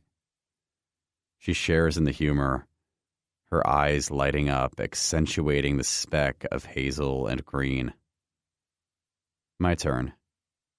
How old are you? Older than my maturity level. 30. I did expect her to be a little bit younger, yet I'm pleasantly surprised we're so close in age. Good thing or bad? She asks. Is that your question? My brow goes up in a playful inquiry. Actually, no, retract that one. How often do you sell yourself to crazy people for money? A few seconds pass. Then my chest rumbles, expelling a burst of laughter. I can honestly say this is my first and hopefully last gig. It makes me feel good to see the relief cross her face. My turn. Why did you think I was a gigolo? I chuckle after asking it. Damn, she's cute when she's embarrassed. Well, you were so good at what you were doing. The sweet talking, the way you... Ugh, this is embarrassing, but... You just hit all the right points. There was no way you were only some random guy wanting to make a few bucks and be a stranger's boyfriend for the weekend. Good thing I was. Best random decision I've made in a long damn time. Our expressions mask each other's. A smile full of warmth, gratefulness, excitement for this insanely strange thing we found. I think I'm going to break the first date 101 rules. Not sure I can wait the 3 to 5 days to call and ask for that date I've been thinking about. Color flushes her already sun-kissed cheeks. Her eyes become heavy. She approves. I lean in and kiss her. When I pull away, a pleasant sigh falls off her wet bottom lip. My turn. What are the chances we can cover ourselves with these beach towels and continue where we left off this morning? I nip her shoulder, the taste of cherry painting my lips. I can guarantee up to second base. Other than that is a bonus. My laughter vibrates against her smooth skin as I go in for another nibble. God, I could devour her right here. When we fess up to everyone, make sure to tell them it's my impeccable charm that really won you over. Her body tenses beneath me. Whoa, that's not happening. I pull back, confusion in my eyes. Continuing this ruse would make sense if we hadn't formed a real relationship. The longer we keep this lie going, the worse we both come off. And I'm starting to not feel good about all the deceit. They're going to figure it out sooner or later. Might as well tell them all together. It'll be fine. They like me. We'll laugh about it. And Jim, we're not telling them. My smile wilts. I'm not going to continue to lie to them. At least not any more than I already have. I may have just met these people, but they don't deserve to be lied to. My conscience eats at me the closer I become with each of them. Casey should feel the same. I wait for her to agree with me, but her mood shifts in the opposite direction. She pulls away and sits forward. Newsflash. You already have. And telling them I hired you isn't going to make either of us come off any better. Please just let it be for now, okay? For how long? Our weekend is rapidly coming to an end. Then where does that leave us? Her defensive expression transforms into pleading.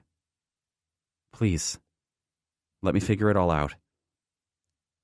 Struggling with right and wrong, I nod and her tense shoulders relax. It's on, bro! I sit up and our focus is now on the loud voices coming from the other side of the beach. Jason and Mick are chest to chest with some young guys. What's going on? Casey asks as I get up, catching her hand to help her up too. Not sure, let's go find out. I don't release her hand as we walk across the beach to see what everyone is yelling about. Dude, you're injured. Old news, man. I bet you can't throw past that bobber in the lake. Jason lets the insult fall off his shoulders with a loud laugh. It's on, Junior. I'll run across that floating water mat, do a flip, and still catch that football. Tell me who's old and injured then. The young punk slaps his palms together. Yeah, you got it. You miss it. We get all the booze on that fancy boat of yours. Deal. Everyone starts to huddle around as Jason stretches his arms, then kisses June before walking toward the small dock, a water mat at the end of it. He positions himself, his foot digging into the sand, preparing to run out the play. Ready, old man? Whenever you are, Junior. Ready? Set. Hike! The kid twists, taking a step forward as he pulls his arm back and launches the football. It soars through the air, and Jason takes off down the dock, his hand shielding the sun from his eyes so he can keep track of the ball. Once he hits the water mat like a goddamn acrobat, he throws himself into an impressive flip, twisting his body in the process, his hands out, the football falling right into his grip. He lands in the water, and everyone goes wild. Holy shit, that was awesome. Their little fan club of girls all clap and scream. I peek over at June, but she's simply smiling at her man. Not a smidge of jealousy in her sweet smile. The kid slams his hand to his side as Jason pops up, a huge grin on his face. Looks like you're going to stay thirsty. Screw that, he scowls. Best out of 3. Jason climbs up the ladder to the dock and struts toward the crowd. Deal. I can do this all day. No way. He snaps around, his attention on me, then goes for the kill when he eyes Mick and Jerry. These fools. Each one makes it, or we get the booze. My brows go up. Yeah, not sure how good I'd be at. You in, Jim Bob? Jet setter over here could probably do this in his sleep. My eyes shoot to his. My boy's gonna smoke you. I side-eye Casey, that pleading flicker of desperation back in her eyes. Damn it. I guess them finding out I'm a fraud by sabotaging this competition is one way to come clean. I'm in. I reply and step forward, as does Mick. Totally in. Last season's swimsuit shoot had me doing this all day. Got this in the bag, baby. The kid regards Mick strangely. Shaking off his comment, and Jason tosses him the football. Mick goes first, preparing his stance, and with the toss he's off, impressively flipping in the air and catching the football, tucking it into his chest as he plunges into the lake. When I'm up, I slap Casey on her cute ass for luck, since I sure need it, and adjust my form, ready to run. I'm betting 28 on myself, but I keep that low percentage to myself. Mick and Jason are already glowing with victory. When the little teeny bopper yells, "Hike," I take off down the dock. The second my foot pushes off the dock, I suck my abs in and curl into a spin.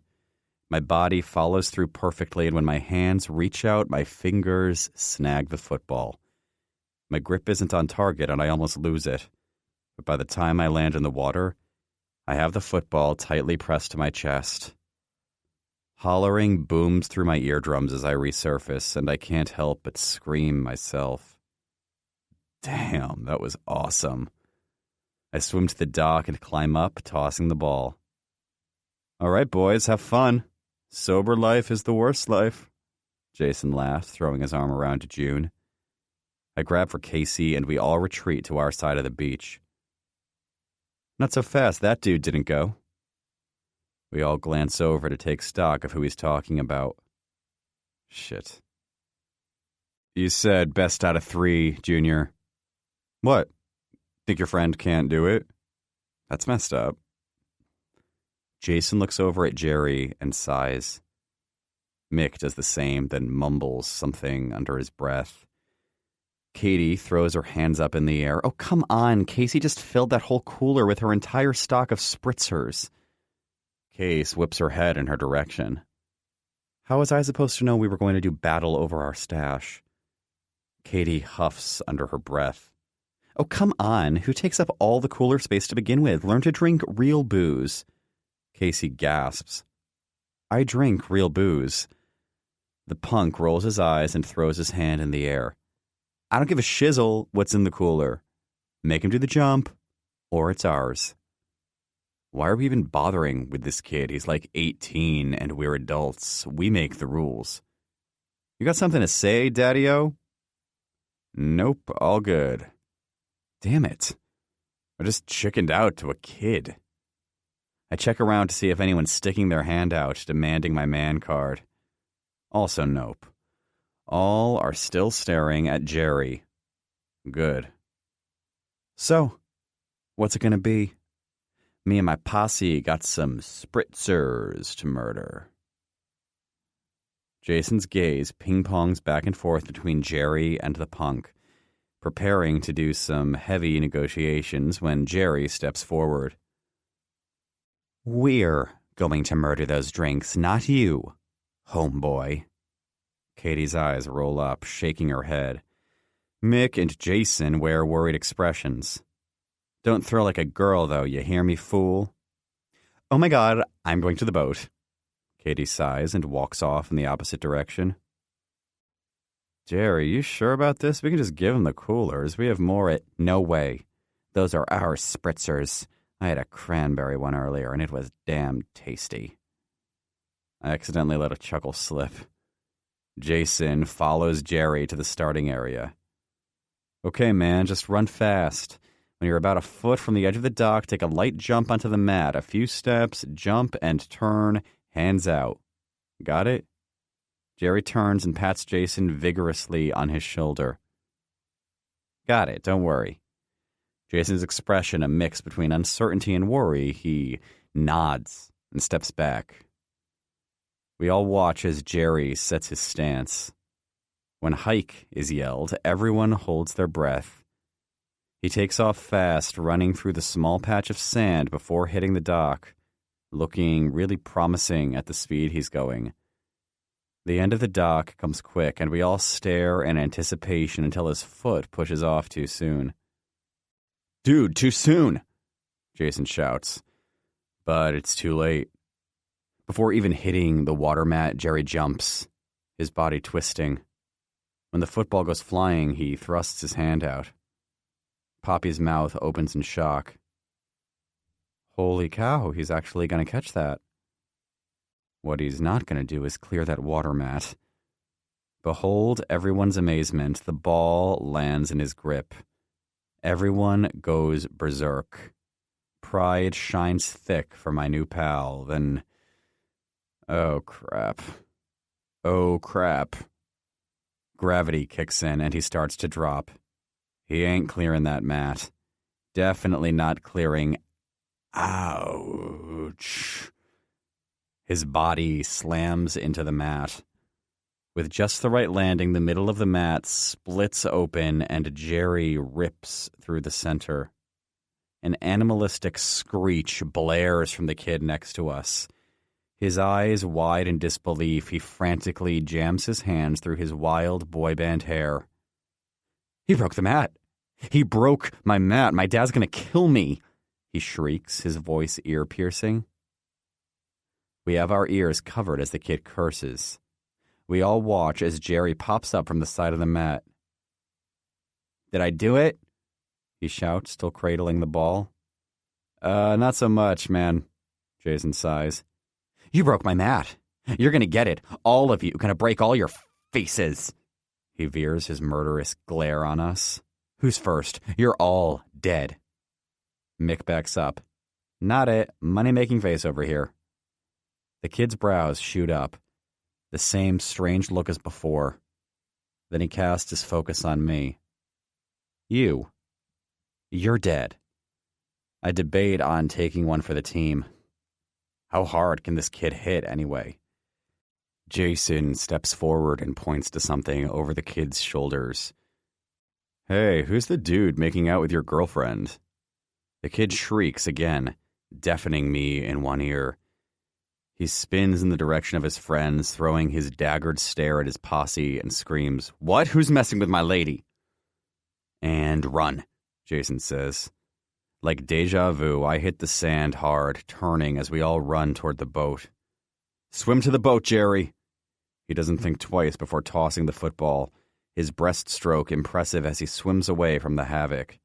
Poppy runs ahead and grabs the towels. We're all booking it through the water, and thankfully, Katie is already on the boat and starts the engines.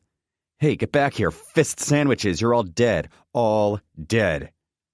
Jesus, he's an angry little guy. I laugh at Jason, ducking as the football whizzes past my head. We swim up to the boat, letting the girls climb up first. Casey slips, rushing, and I grab her ass and push her up. Once we're safely on board, we all search for Jerry. Hurry! You got this! Swim faster, you moron! The little thug has now gathered his posse and they're headed our way. They're vigilant in their young age and making pretty quick headway on catching us. Go, go, go! I shout, feeling the pressure. We need to leave him. Casey slaps Katie's arm. We're not leaving your husband, Jesus. His fault. He shouldn't have gotten us into this. Jerry finally grabs at the ladder, and we reach down, pulling him up. Before he's fully on board, Mick throttles the boat, and we shoot across the lake. Jerry throws himself into a chair, and we all huff, doing the same. I can't say I planned on doing so much running on this vacation, Jason says. Casey raises her hand, her chest rising and falling in long pants. You can say that again. Jerry gets up and makes his way to the back to the cooler. Bending down, he opens it and fishes out a can. When he stands and diverts his attention back to us, he's wearing a goofy grin, smiling from ear to ear. Holding up the can, he says, Celebratory spritzer, anyone?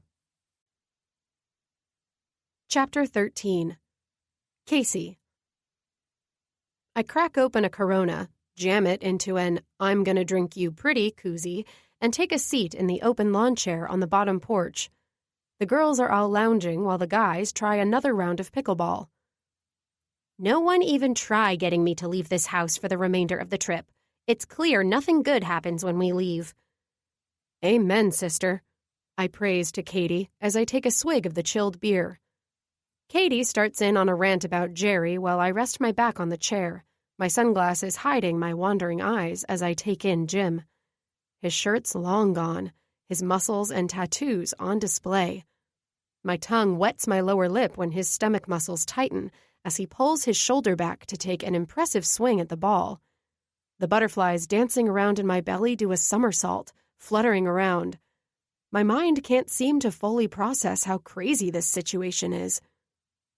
Images from our first unexpected kiss to the even more unexpected realization we're actually into each other float inside my head. He started out being a fable I made up to pretend I was in this great relationship with this great guy, but he's not a fantasy anymore. He slams at the next ball, getting Jerry out. As if feeling my heavy gaze on him, he turns my way, and with his to-die-for signature smile, winks at me. Excitement shoots up my spine, causing my ears to tingle. My cheeks blaze with pleasure. I lift my hand and offer him a tiny wave in return. The end of our trip is rapidly approaching. Soon we'll be back to regularly scheduled programming.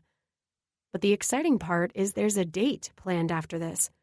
I've already mentally dug through everything I own and picked out the perfect first date outfit, which is sitting at a store because I don't have zilch in my closet. I get excited to eat this burger he speaks so highly about, but then panic about eating in front of him. Should I nibble? Do girls eat on first dates nowadays? Should I order a salad? Maybe I should eat beforehand so I don't get out of control and start munching off his plate when I clear mine in record time. Dummy, you've been eating in front of him all weekend. Right. Back to savoring that juicy burger. I can't remember the last time I've been on a date I was actually excited for. Well, I was excited for the one Poppy set me up on a few months ago. He had made us reservations at a popular barbecue place, and when it came time to order, I'd been salivating over what I was going to get. Me and my love for food had stocked out their menu days in advance. The problem was, when the waitress came to take our orders, he ordered for me 2 salads, dressing on the side. I about died. Then I pretended I was sick and left, meeting some friends at my favorite Mexican place. Thank God it was all-you-can-eat Taco Tuesday. I ate till my regret for accepting another blind date, which I swore I'd never do again, overrode my love and fullness of tacos and guacamole. I hope he still plans on breaking all first date protocols and calls right away. Since my weeks are pretty open, being jobless and all, I don't have anything to stand in my way of going out. Pretty open. As in, maybe I can invite him up to my place and we can start our date right then. I shake my head, knowing I'm being silly. He probably has plans, obligations, priorities, like his band, his bar. This also brings a topic I wish was all around avoidable. His real life, his real job, his real identity. My reaction to his suggestion on telling the group was rude, but I panicked. He may see it as a simple fib, but it's more. I lied to my friends, leading them on for weeks about my boyfriend. I lied to their faces, and even when I knew June was becoming suspicious, I shut her down with more lies. Fake stories and feelings and blah. I can't tell them now. They'll think so low of me. And how embarrassing to face them all and admit I had to conjure up this plan to trick everyone. Jim hits another ball against Jason and scores a point, then chest bumps Mick. My pleasant mood trips off a cliff and plummets into a pile of betrayal and lies. Jim's really bonded with everyone.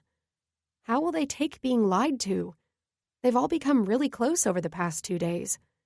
Would they feel betrayed by Jim?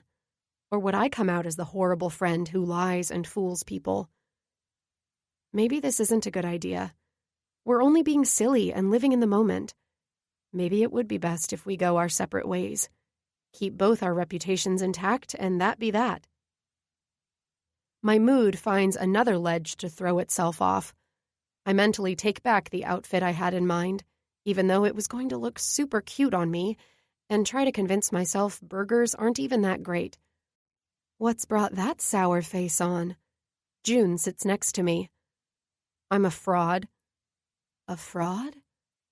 Oh, frack. I bite my loose tongue and snap out of my funk. Yeah, I can't drink this beer. I tried. Should stick to the spritzers. Lies. More lies.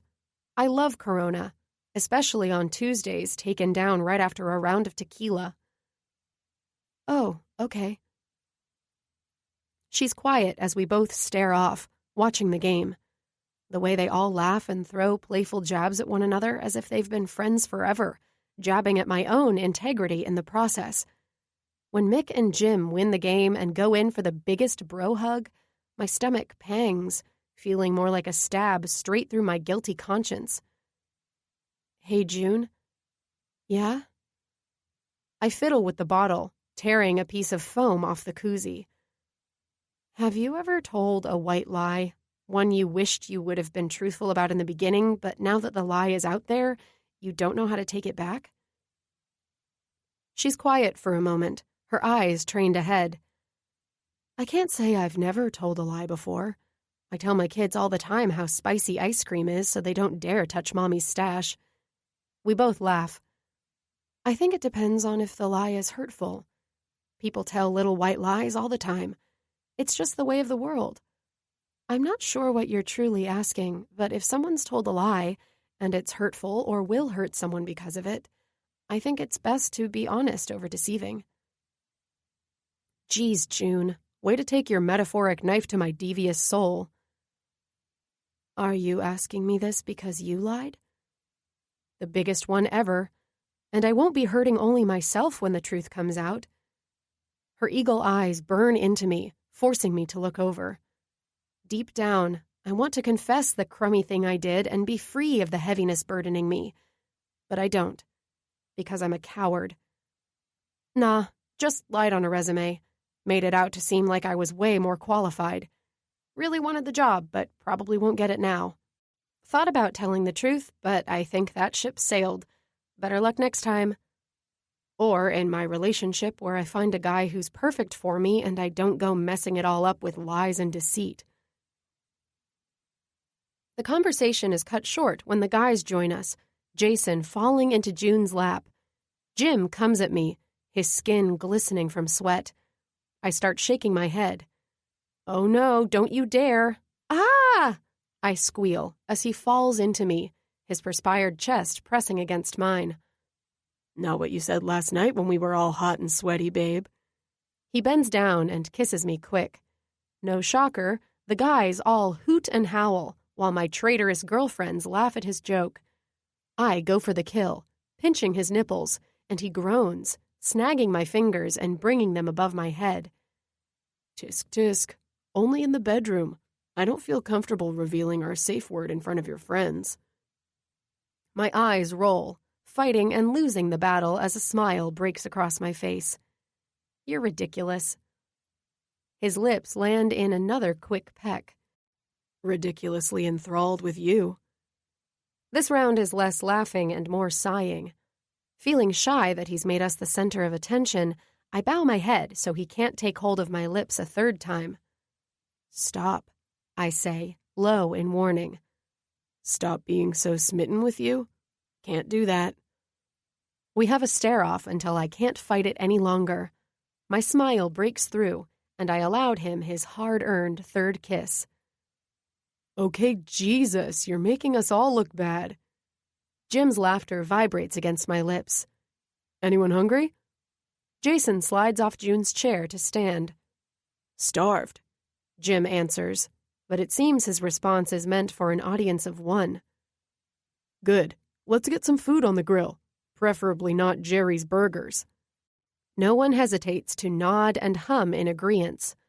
Of course, my mind is so far in the gutter, food is the last thing I'm hungry for. Fat chance. Oh, come on, we've been in the sun all day. I need to keep my shirt on. Poppy rolls her eyes. Seriously, we're not being skins. Just play the damn game. She gives her back to her husband as she gets ready to serve. Thank God she doesn't give in. For one, I'm not sure my game will be on point without a top on. Second, I'm still super full from dinner. Lucky for us all, Jim took over and manned the grill and made us the tastiest burgers. Not to mention the pound of ranch dip I had, along with corn salad. Okay, fine. Throw in a few cookies, too. My stomach is still so bloated, it's going to take an army to digest it all.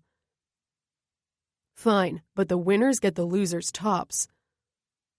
Poppy shoots warning daggers at Mick, and he throws his hands up. Got it. Tops stay on. Everyone takes their positions, and Poppy serves the ball, slamming into Jim's corner. The game begins, and it doesn't take long before the relaxed smiles are gone, replaced with serious intensity across the court. Mick takes no mercy on Poppy as he whacks the ball in the corner. She takes no mercy on her husband as she slams it back, causing him to miss the shot. What the hell was that? Mick barks, fetching the ball. Poppy shrugs and gets ready for another serve. The game heats up with every hit of the ball. Jim doesn't go easy on me, and I miss 2 incoming balls. Poppy throws her mean glare at me as the 2 across the net fist pump. When it's my turn to serve, I get a good slam into Mick's corner, but his paddle meets the ball with finesse, landing on our side mere inches from the net. I have to dive to get it, scraping my knees on the concrete. Jim shows no mercy and slams the ball back on our side, causing me to miss it. Play hard, get hard, Jim huffs, and I get up, brushing off my knees. I aim a mean stare at him, but it simply rolls off him. He and Mick are too consumed in winning. Poppy holds her paddle up, calling for a timeout. No way! No timeouts! Take the beating and get off the court, woman, Mick says. Poppy comes up to me, and we give the guys our backs, leaning our heads in together. Okay, this may actually work in our favor. I think we can beat these idiots fair and square, but I'm not opposed to playing dirty. I say we give them a taste of their own medicine. I like her style. Okay, how? I know my husband, and I can guarantee one thing that always makes him lose focus. Ew, do I really want to know the answer to this? I feel like I already know way too much about your sex life. Mick likes to share their stories when he's had a few too many. If I ever wanted to become a dominatrix, I know the couple to get starter information from. Hey, I see where your mind's going, and don't knock it till you try it. Also, not what I'm getting at. I'm talking about giving them exactly what they're asking for. Okay, you lost me. Last time you suggested this, it was in high school, and we had to pretend we were into each other to impress Jeremy Miller, because you heard he was into that stuff. I gotta say, Pop, we're a little too old to be experimenting. She rolls her eyes at me. No, geez, I'm suggesting we give them what they're asking for. Skins. Mick might be showing off to his new butt buddy. No offense. But me taking my top off will be a game killer for him. Trust me. That's enough. Play or forfeit. Oh, hell with it. All the fashion magazines say potbellies are the new crave anyways. Poppy and I nod heads and break apart, but not before reaching out and caressing each other's arms. We silently share a laugh, then throw our tank tops off, leaving us in only our skimpy bikini tops. Jesus, what are you doing? Mick gripes as I position myself to serve. Giving in to your request. It is hot out here. These babies can use some sun anyhow. Mick's brows turn up in annoyance. Poppy takes her place on the court and I prepare to serve. The first round is a wash since Jim has yet to be affected, but Mick hasn't lost his scowl. 2 hits back and forth and Mick finally misses, allowing us a point. There's a take no prisoners motto between us, and we come together for a gentle chest bump, holding together a little too long. Okay, knock it off. We're skins. We called it already. Game's already in play, babe. Jim pats his bud on the shoulder, telling him it's going to be okay, and prepares to serve. That's when I bend my knees and squeeze my elbows in, pressing my boobs together to form an impressive cleavage shot. Right before Jim serves, I blow him a kiss, causing the ball to slam into the net. Oh, come on! Interference! Mick yells as us girls share a good laugh. Jim is still staring at my chest as I snag the ball from under the net and take another serve. This time, Mick makes contact, slamming it past Poppy's block, getting a point. He puffs out his chest, going in for a man bump. Poppy shakes her head and snatches up the ball, preparing for her serve. This one lands in Jim's square, and he makes a smooth swing, knocking it back into Poppy's corner. Back and forth, they battle to knock each other out. Every swing is intense as we all watch the ball ricochet, but it's Mick's tormented face that takes the cake. Every time Poppy takes a swing, Mick grunts. On the fourth swing, he's had enough and tosses his paddle to the ground. "That's it. We forfeit." Jim and I throw our hands up in defense. Mick prowls over to the other side, gunning straight for his wife. She doesn't seem shocked whatsoever, wearing her smug grin as he makes it to her and throws her over his shoulder. "Damn woman, you're gonna pay for this," he says, then storms off the court, disappearing inside. Flames from the fire crackle, sending sparks into the night sky. The bonfire is in full bloom as our lawn chairs circle around the campfire. June brought all the fixings to make s'mores, while Jason brought the tequila to wash the gooey goodness down. I'm currently laying against Jim, my back resting against his chest as we cuddle together in the lawn chair. Poppy and Mick are telling the story about how they met. "Oh my God," Jason laughs, holding his chest. "Tell the story again, how you found him hanging on the pole." Poppy shakes her head, releasing a small giggle. We'd gotten a distress call about a model shoot gone horribly wrong. A model had slipped off a trapeze rope and got tangled, unable to free himself. When our team arrived, Mick had been hanging upside down for some time. I guess his acrobatics weren't on par yet. "Hey, it was my first shoot. Give me some credit." Anywho, when I got there, he was pretty high up, hanging upside down in a tight Speedo. They were worried at how long he'd been that way with all the blood rushing to his head, so I had to climb up and cut him down. I can't fight the chuckle, knowing what comes next. When I got up there, I realized his Speedo was all caught up in the rope. Only way of getting untangled and down was to cut it off. "Uh-oh," Jim says. "Hey, it was probably the best moment of her career," Mick chimes in. That's still to be determined. So, I pulled out the army knife I had shoved in my belt and did what I had to do. What I wasn't factoring in was where I was positioned at the time. I was more focused on getting the poor guy down before he passed out. When I slit the knife through the Speedo, the only thing that fell was his junk against my face. And did I mention he had a full-on erection? Everyone bursts out laughing. "If you wouldn't have been so hot, I wouldn't have had a boner." "You were hanging upside down, about to fall and splatter your brains on the floor. Why would you even think to have a hard-on?" "You smelled good, and talked sweet to me." Again, everyone bursts out laughing. Maybe one of the best stories ever.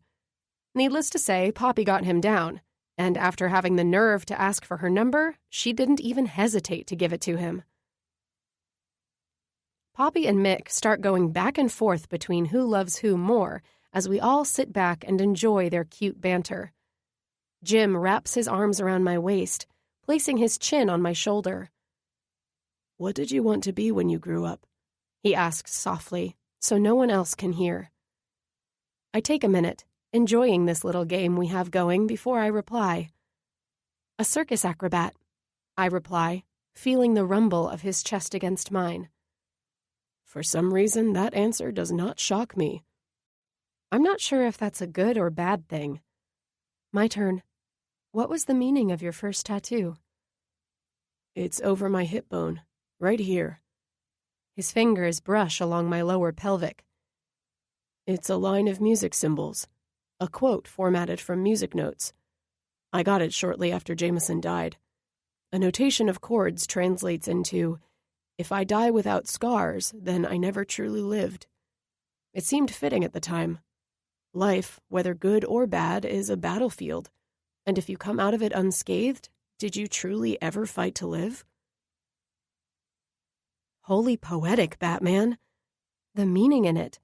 So much truth. Life is hard, and it hurts sometimes, and not all paths lead to a safe travel home. But sometimes in pain comes flourishment. I'm not who I am today without the faint wounds of my own journey to get here. I want to wish my friends away and bask in this moment, just the two of us.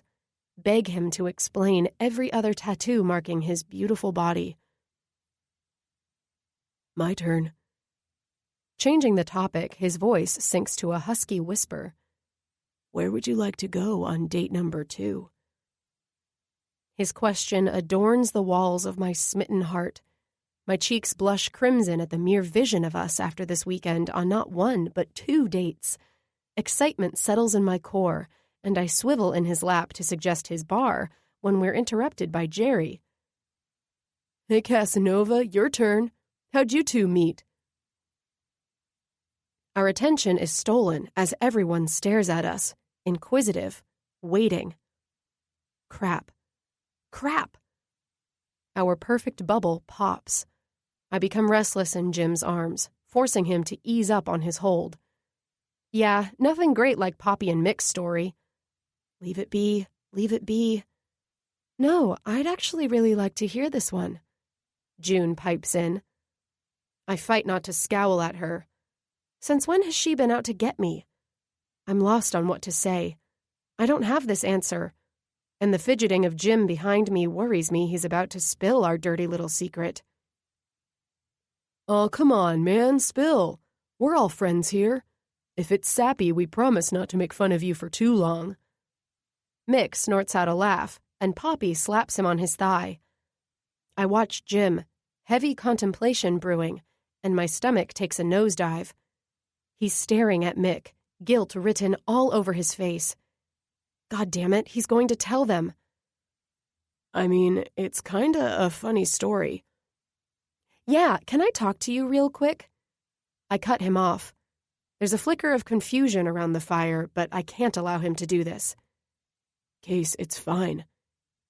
Yeah, but can I talk to you? Alone? As in, inside? I get up, not giving him the option to answer with anything but a yes. I tug at his arm so he moves with me, and we walk up the small patch of grass until I'm pulling open the back door. Once he's inside and the door shuts, I go to town. What the heck do you think you're doing? He fumbles with what to say until he finally spits out, What? Mick asked, and I couldn't lie to him. I throw my hands up, huffing loud enough to send a ripple across the lake. Seriously? You're willing to blow this whole thing up for me because you don't want to lie to Mick? I stare at him while he simmers on my question. Listen, I think the gig is up anyway.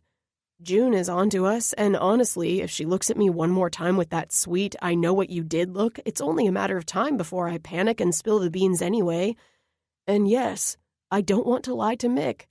He's great, super talented, has a great hairline, and is magic. He shuts up when I throw my hands up again, almost snipping him in the nose. Jesus Christ, you're ridiculous.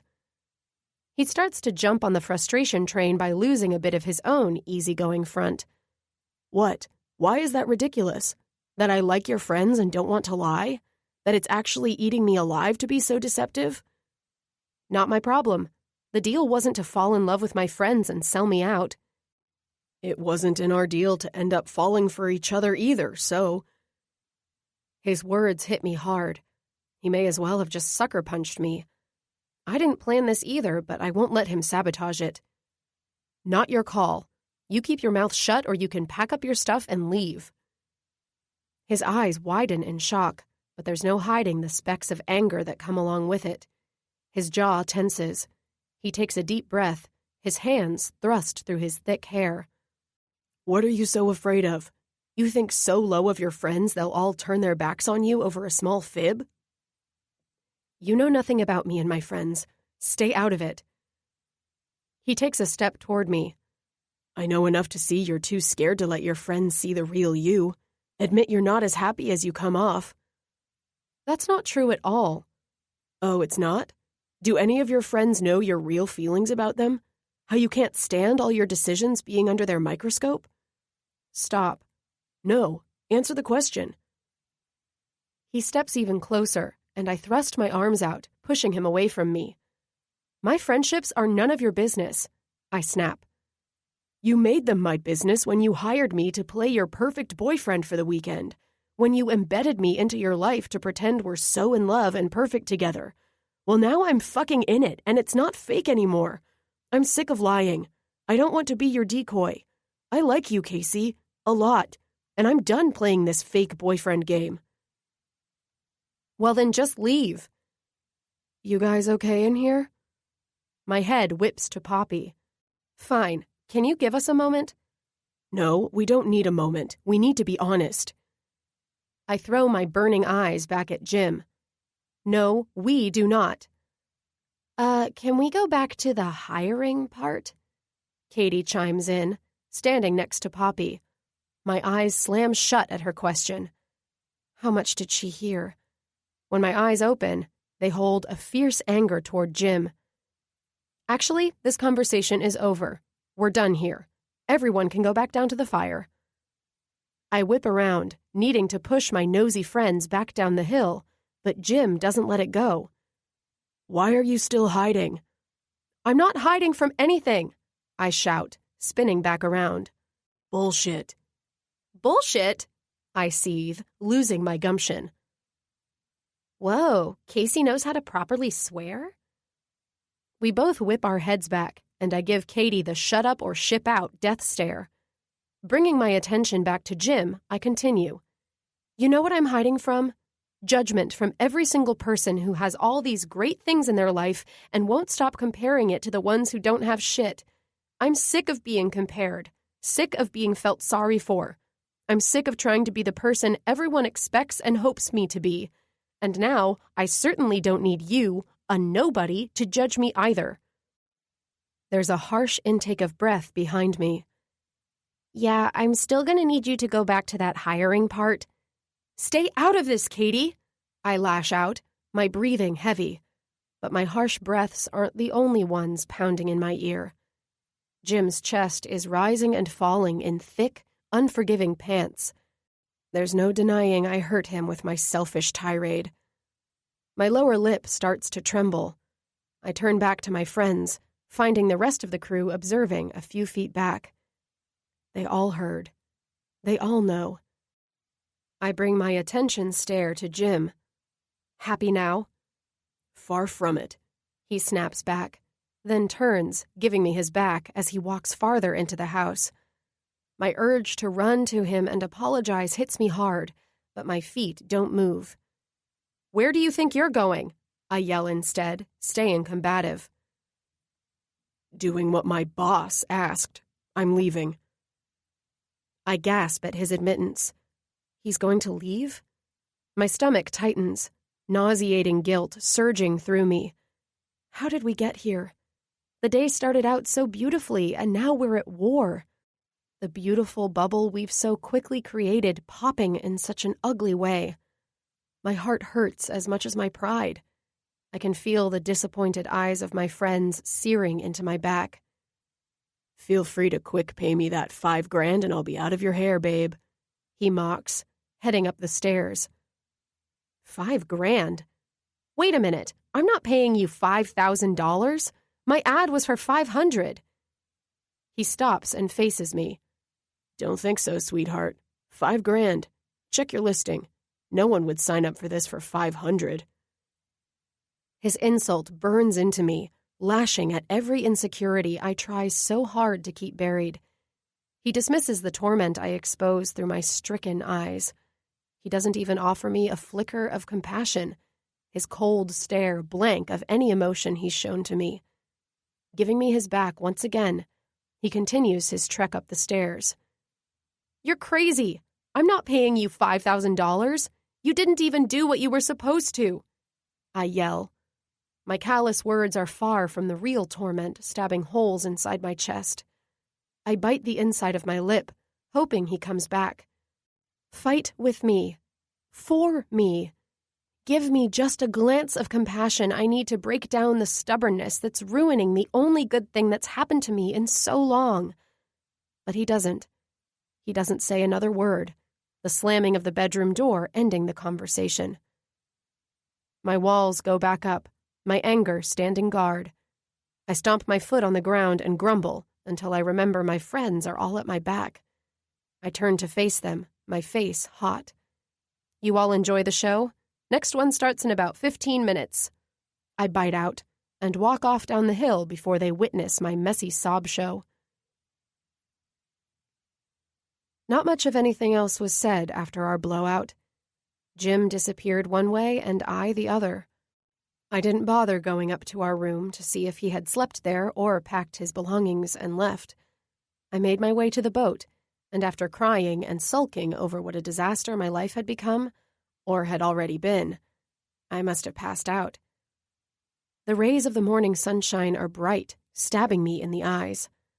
I stir in the small, twisty boat chair, groaning in discomfort. The faint scent of coffee seeps into my nostrils.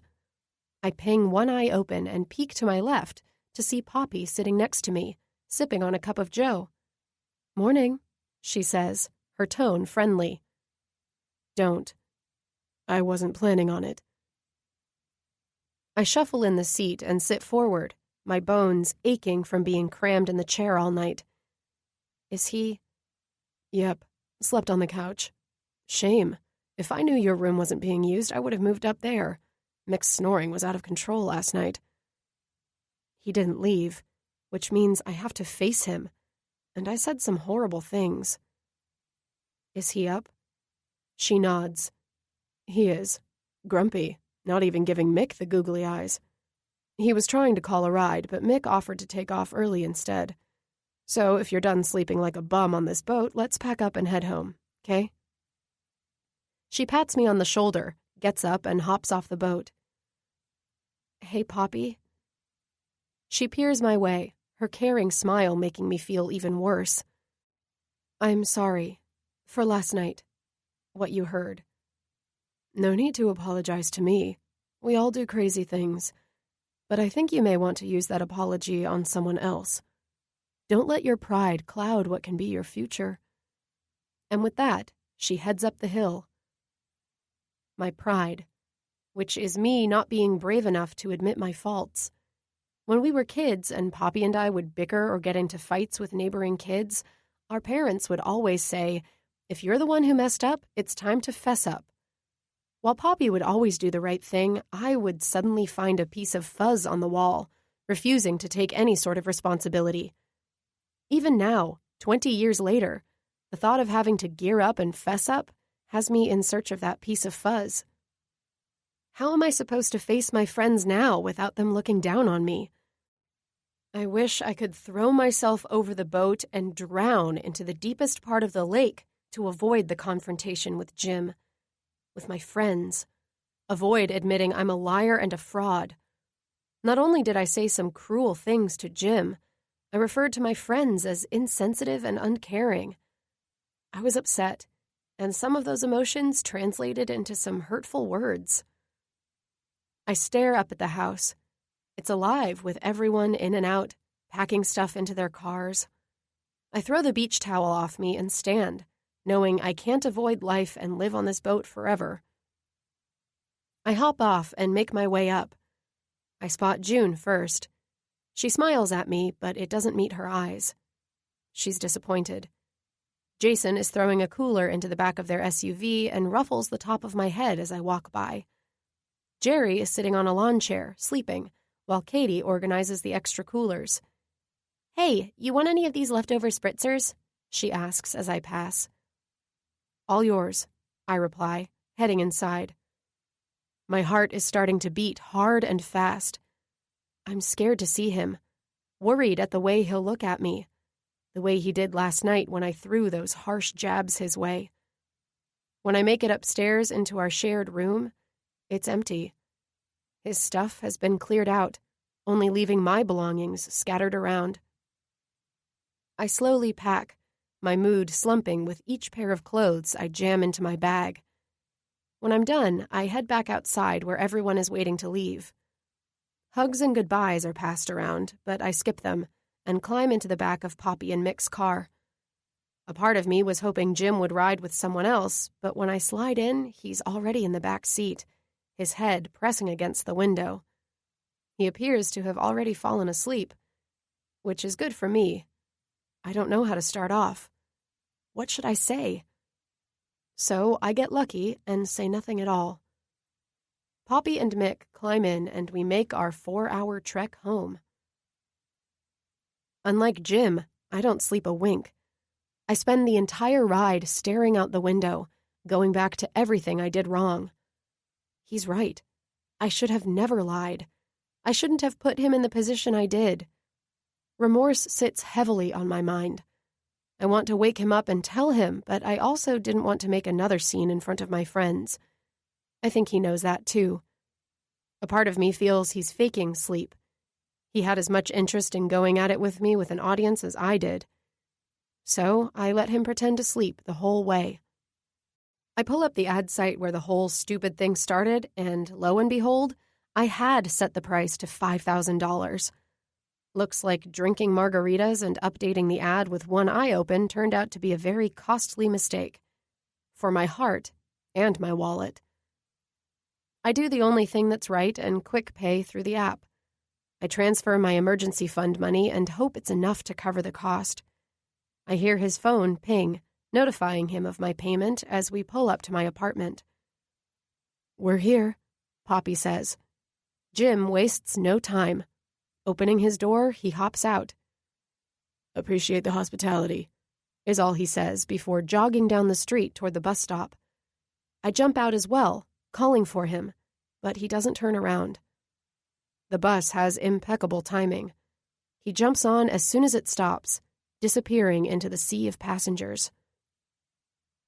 My shame only gets worse realizing Poppy and Mick witness the whole thing. Poppy calls my name, but I don't bother stopping to address her. Without going back for my backpack, I escape inside my building. Chapter 14. Casey. 3 weeks later. Man, life is good. Hot, though, because this sun is scorching my skin. I'm blaring the words to Bon Jovi's Livin' on a Prayer, possibly sounding like a howling dog in heat, while sunbathing on the roof of my building. The good thing about being unemployed and half the tenants at real jobs, no one is around to yell at you for blasting 80s music and singing at the top of your lungs. They also probably get paychecks and feel pride in themselves for not being losers. Well, they're all also sober, so I win. I take a sip of my third margarita, which is super tasty since I added half a can of lime spritzer to it. An incoming call interrupts the best part of the song, and I decline it. I get back to bellowing more lyrics when my phone rings again. Seriously, no manners.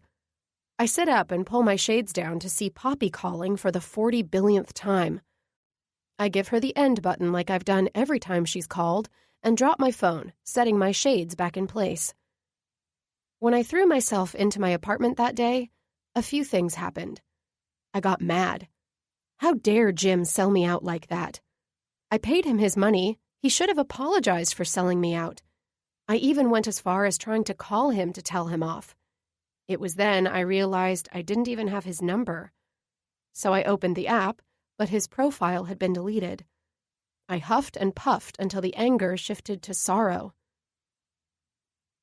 I shouldn't have put him in the position I did. I shouldn't have put anyone in it. I need to grow up and accept I'm not going to be like everyone else. Be happy with who I am and not worry so much about what people think of me. If my friends were my friends, they would accept me for the loser I am. And all I had to do was pick up the phone and tell them that. Apologize for betraying their trust and hope they accept it and move forward from this disastrous situation. Then again, I'm a coward. Disappearing and no longer having friends was a lot easier than sucking up my pride. I couldn't face Poppy.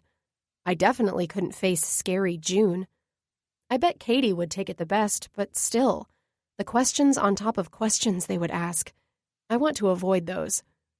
so I'm avoiding everyone. Poppy and I had a great run, but she'll find a new best friend. Same with June and Katie.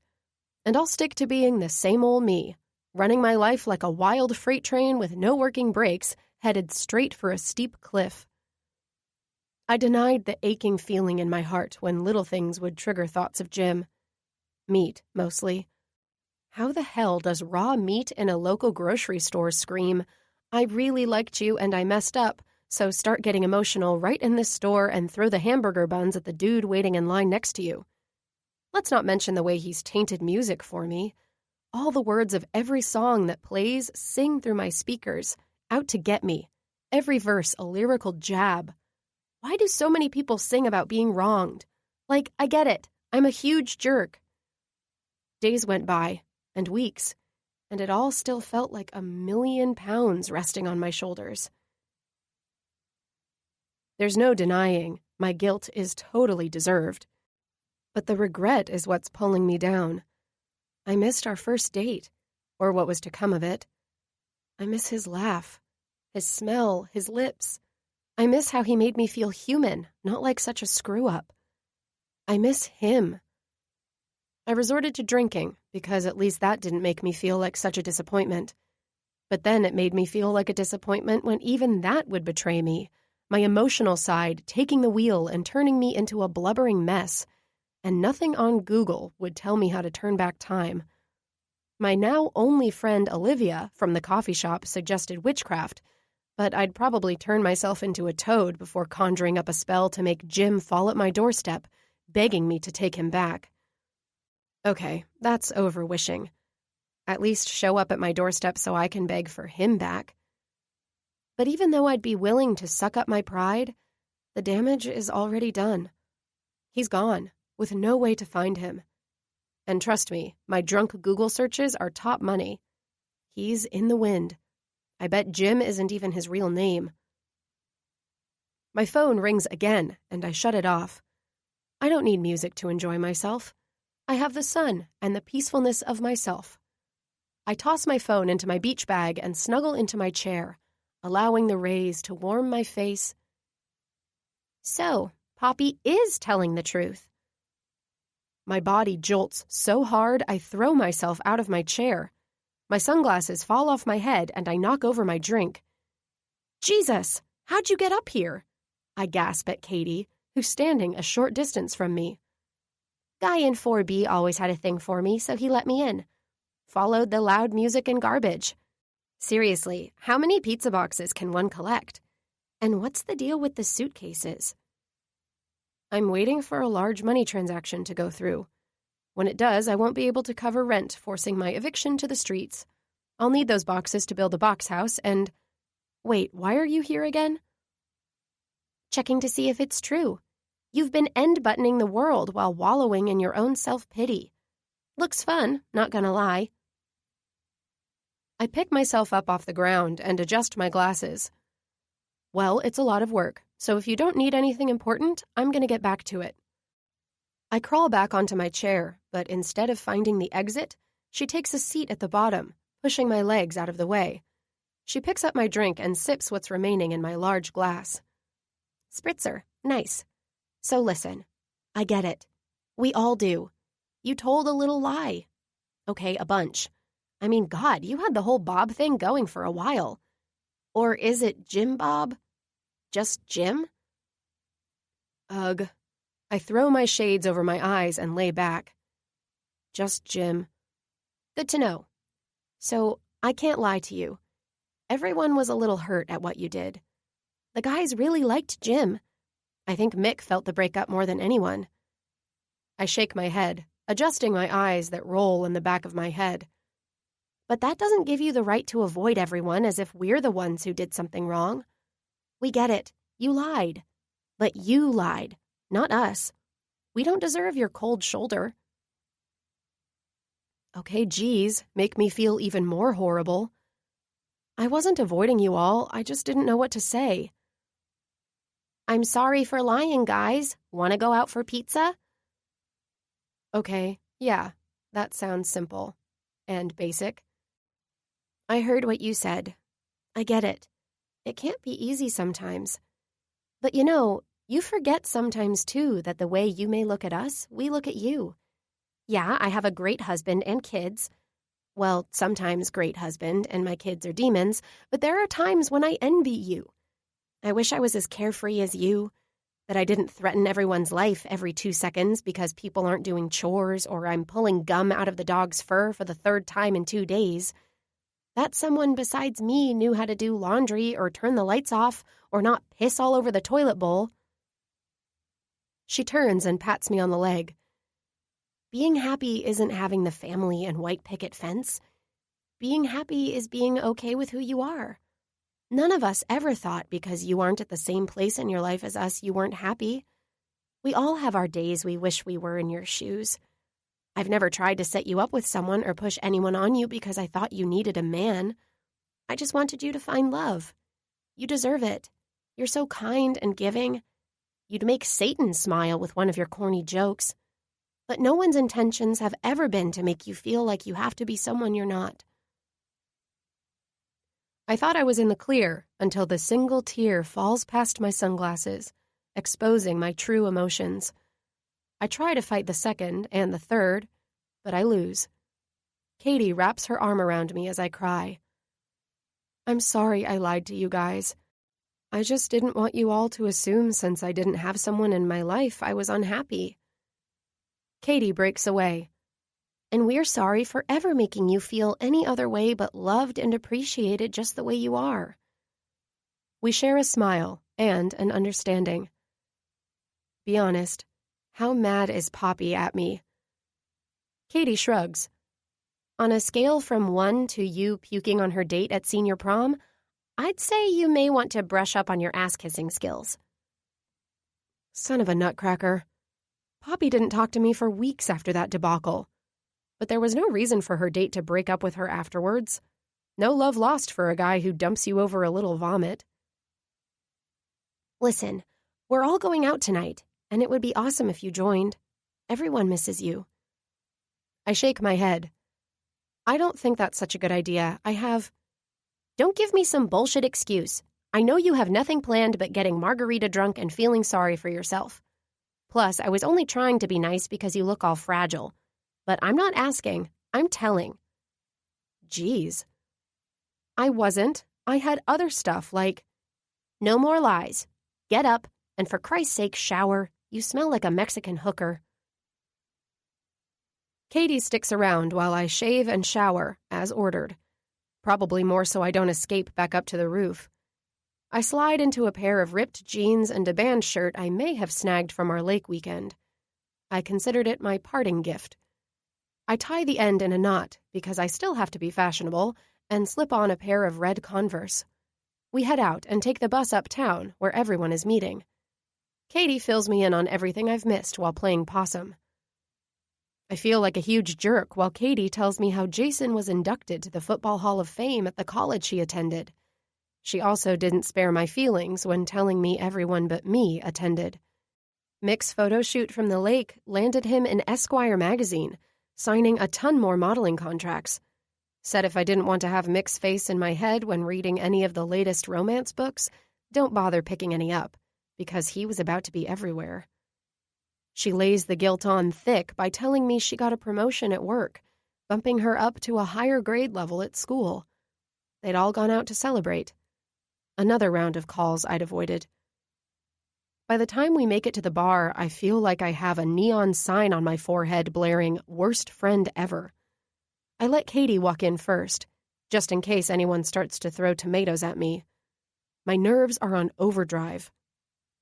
I dig my nails into my palm, threatening to break the skin just to keep my composure.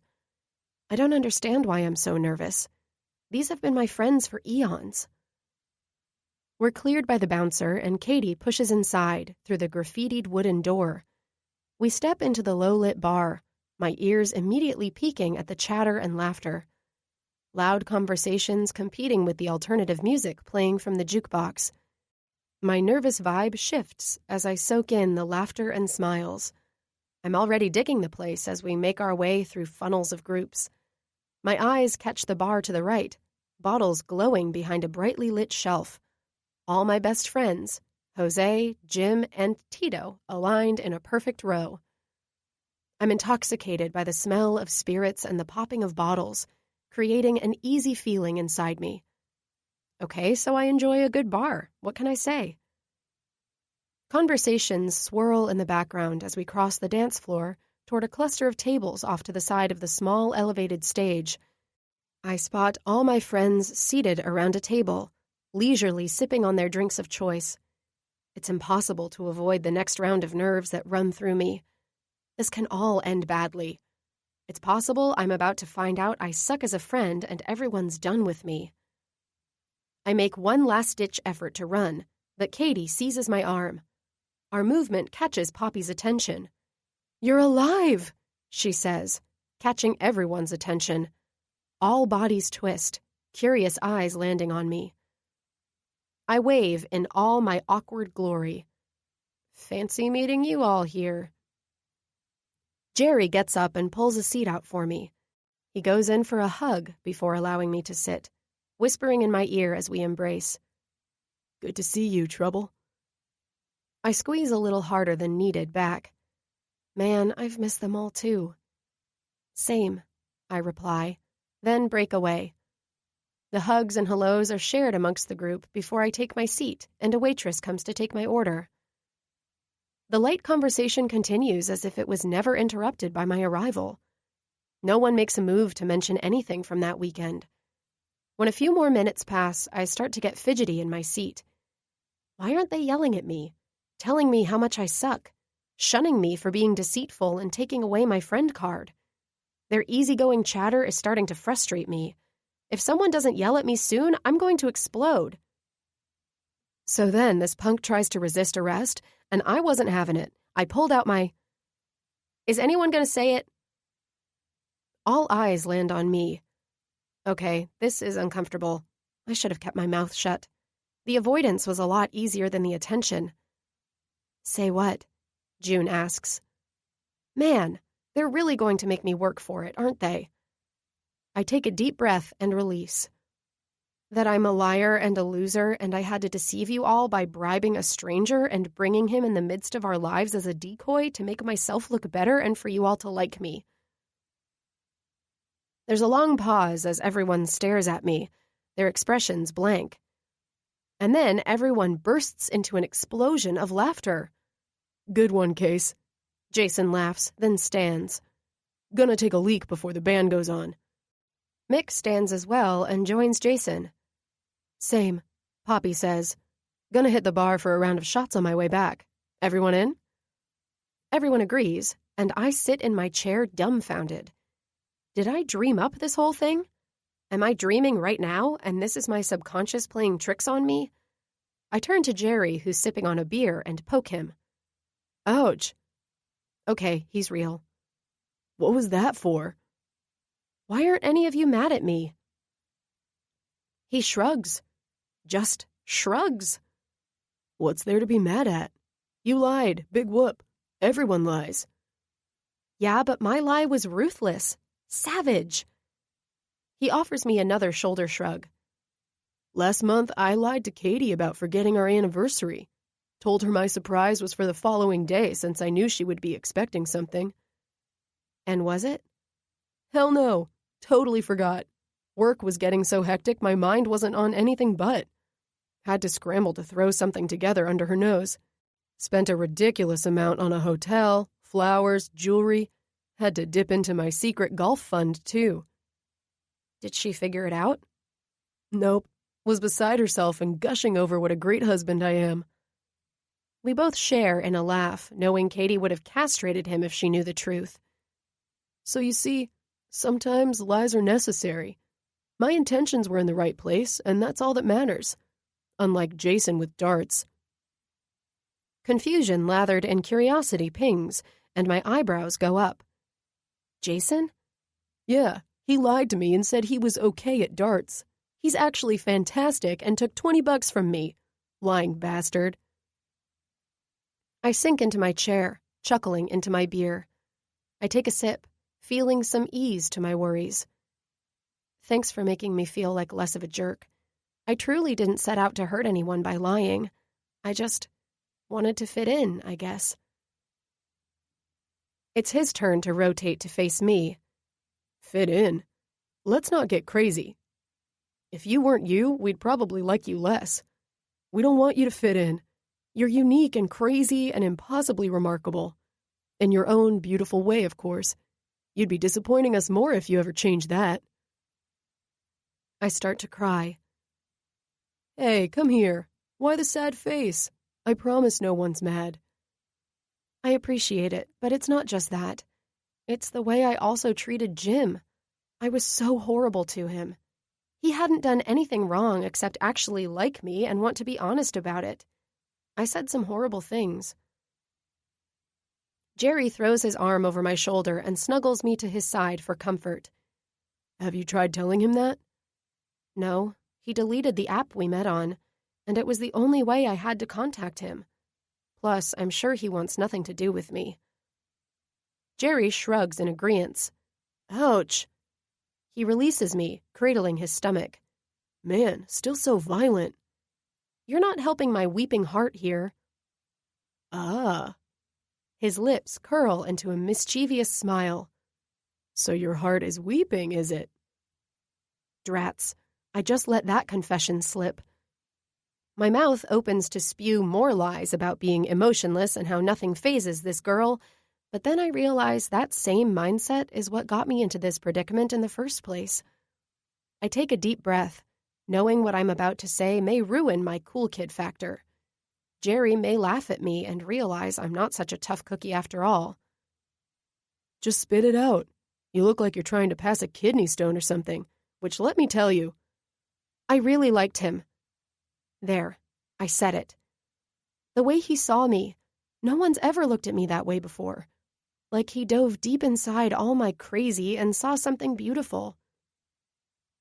He saw past my insanity and still wanted to pursue whatever was happening. The way he held my hand, it was powerful, yet so gentle. He made me feel wanted and claimed, yet held me like a treasure, afraid to break me. And his kiss, it was as if he was pouring all of himself in each beautiful press of his lips against mine. He wasn't giving me this side of him because I was paying him to. He was giving me this side of him because he wanted to show me he didn't see a hot mess girl who had lost her way. He saw a beautiful disaster. I messed up. I found a guy who made me feel weird and funny and weak in my knees when he kissed me, and I went and messed it all up because I suck and ruin everything good in my life. I suck down my beer before anything else spews out of my mouth. I also hear if you hold your breath, it fights against an obscene waterfall of tears about to cascade down my face. Well, that was a mouthful. Jerry leans back in his chair, taking his own big swig of beer. Right? And worse, I'll never know if we would have worked out because he's like a ghost, and I have to suffer with this empty pit in my stomach because I was really falling for him. Jerry grumbles, and I turn to him. What? What was that grumble for? If we're being honest here, I have something else to confess.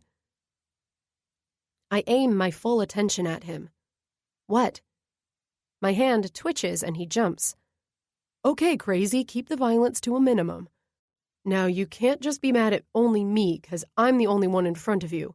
Consider that when you try to use force, okay? What the hell is he talking about? Spill, I growl. We all kept in touch with Jim. What? We had all exchanged numbers that weekend. Poppy told Mick to stay out of it because she was on your side, but couldn't take the lovesick puppy bullshit he was pulling, and Mick ended up betraying her and calling, which, may I add, is another great story. I sit up straight. Wait, so you've been talking to him? More like hanging out, he states as a question. Jerry, it's a statement, not a question. Hanging out. He's a super cool dude, down to earth. And if you care to know, he's not mad at you. We talked about it. Ouch! God damn it, you are crazy. About to be certifiable. They've all stayed in touch with him? He and Jerry talked about me? My mind is spinning like a rogue roller coaster about to fly off its track. Shit, please don't hit me again. Ugh, I'm not. What did he say? Did he hate me? Super mad? Maybe misses me and thought I was such a great kisser he forgot how nasty Nelly I was to him? He can't answer fast enough. Well, he really liked my vinyl record collection, complimented About me, Jerry. that you were a huge headache, He ducks as my eyes widen. and that you were stubborn and violent, which I agreed, Jesus. But he also said you were like a hidden treasure inside your crazy, beautiful mind. He actually called you a beautiful disaster, but I think crazy fits. Stop. Okay, sorry, but stay on course. My heart is beating out of my chest. He said close to the same thing. He was rocked by the way you two hit it off. In his own crazy way, he started making plans with a girl he just met. He liked you. Did he say how much? I spit back. We're dudes. We don't talk about feelings or that mushy shit. I sit back in my chair in mild shock. While I've been at home sulking, my friends have been hanging out with the one person I would have answered if he had called. This also means he's had access to me this whole time. If he really wanted to try to fix what I broke, he could have reached out. But he didn't. I take down the rest of my beer, my mood about as sour as the taste in my mouth. I want to be mad at all my friends for betraying me. But how can I? I brought this great guy into their lives. Like a glove, he fit perfectly in our circle. I've never seen Mick so smitten with anyone before. I was getting worried Poppy might actually have some competition. Jason has never offered tickets to anyone, and it took a whole hour before he made a mandate to take Jim to a game. I wave my white flag, silently admitting I can't and have no right to be upset with my friends. Who wouldn't want to hang out with such a great, talented, sexy, great kisser, smells amazing kind of guy? Well, I'm glad you all kept in touch. A single brow raises in disbelief. I am, promise. He's a great guy. It's not his fault how things went down. It was mine. I'm glad for you guys. I offer him a generous smile. On the outside, I'm sure I look happy. But on the inside, my entire soul is deflating like a balloon being stabbed by the reality of my poor decisions. You know I love you, right? I smile, raising my hand, but this time gently pat Jerry on the shoulder.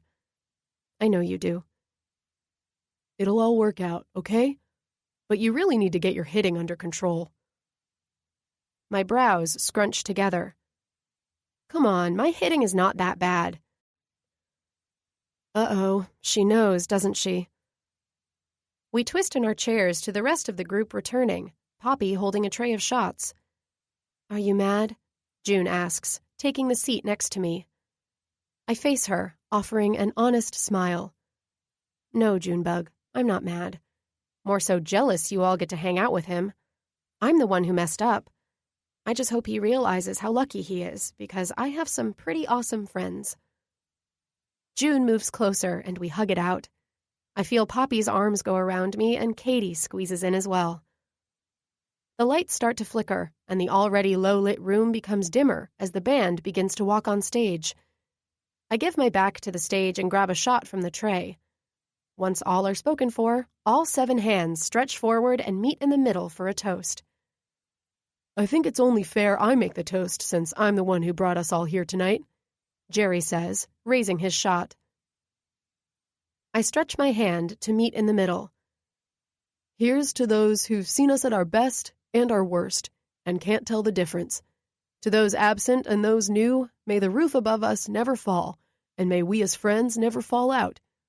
Here's to you, and here's to me, the best friends we'll ever be. And if we ever disagree, well, fuck you, and here's to me. In unison, we all belt out a hearty laugh and clink, tilting my head and throwing back my shot as the band begins. Evening, folks. We're Limited Infinity. The shot goes down and right back up. I choke on tequila as it burns up my throat. The familiar, smoky tone wakes my entire body. Everyone has their eyes on me, watching me, taking in the tenseness as my hand trembles, shaking the shot glass gripped in my palm. That voice, the way it felt humming down my sensitive skin with each press of his full lips. I close my eyes and disappear into the shadows of my self-doubt. Did he know I was going to be here? Will he burn with anger at the sight of me? Be happy I'm here? I open my eyes to Katie, who's shaking her head at me. "You're being a pussy," she whispers, nodding for me to face the music. Literally. She's right. What in the heck am I doing? Grow a pair. Turn around. I don't put any more thought into it. I steady my feet and rotate my body so I face the stage. The feeling of being knocked off my feet kind of freaking hurts. The moment our eyes lock, that buzz between us threatens to toss me on my butt.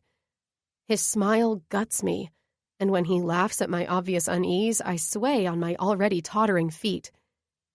God, his enigmatic laughter, remembering the way his chest vibrated against mine when he laughed. I don't know what else to do but stare back at him, wishing he could see the guilt in my eyes.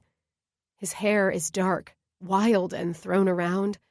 He's dressed in a dark pair of worn jeans, sexy boots, and a band t-shirt.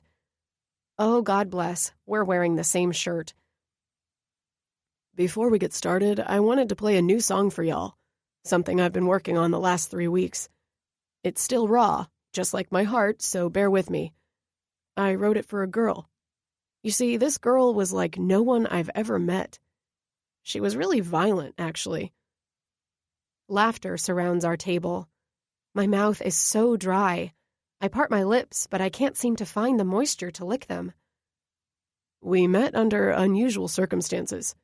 2 strangers colliding in an unexpected way that turned my world upside down. Her laughter stabbed at my heart, cracking it open. Her beauty starved me of each breath. Her gentle embraces and the feisty hold she had on me sparked a fire that enveloped every part of me. He pauses a moment to play a few chords, sending an angelic tune into the crowd. You see, this girl, the first moment I locked eyes on her, I couldn't stop myself. I may have stolen our first kiss the first time we met, but she's the bigger thief here because she stole my heart. Now I'm going to take a chance and bring that girl on this stage and show her just how crazy I am about her. He lets go of the mic, and with his guitar still strapped over his shoulder, he jumps off the stage, heading in my direction. Oh, son of a monkey. My heart palpitates out of my chest as he ambles toward me in slow strides. His black boots smack against the ground, his steely hazel eyes capturing mine, burning with intention. His fingers don't miss a beat as they strum along his guitar, the rhythmic melody playing flawlessly throughout the bar. My skin starts to tingle, and heat flushes my cheeks. All my fears and wishes crash into a beautiful cacophony of excitement. Each quick breath I inhale is harder and harder as the separation between us shrinks. Loud sounds of bottles opening, patrons drinking, fans yelling. It's all white noise to the thumping of my heart. I can't stop staring at him.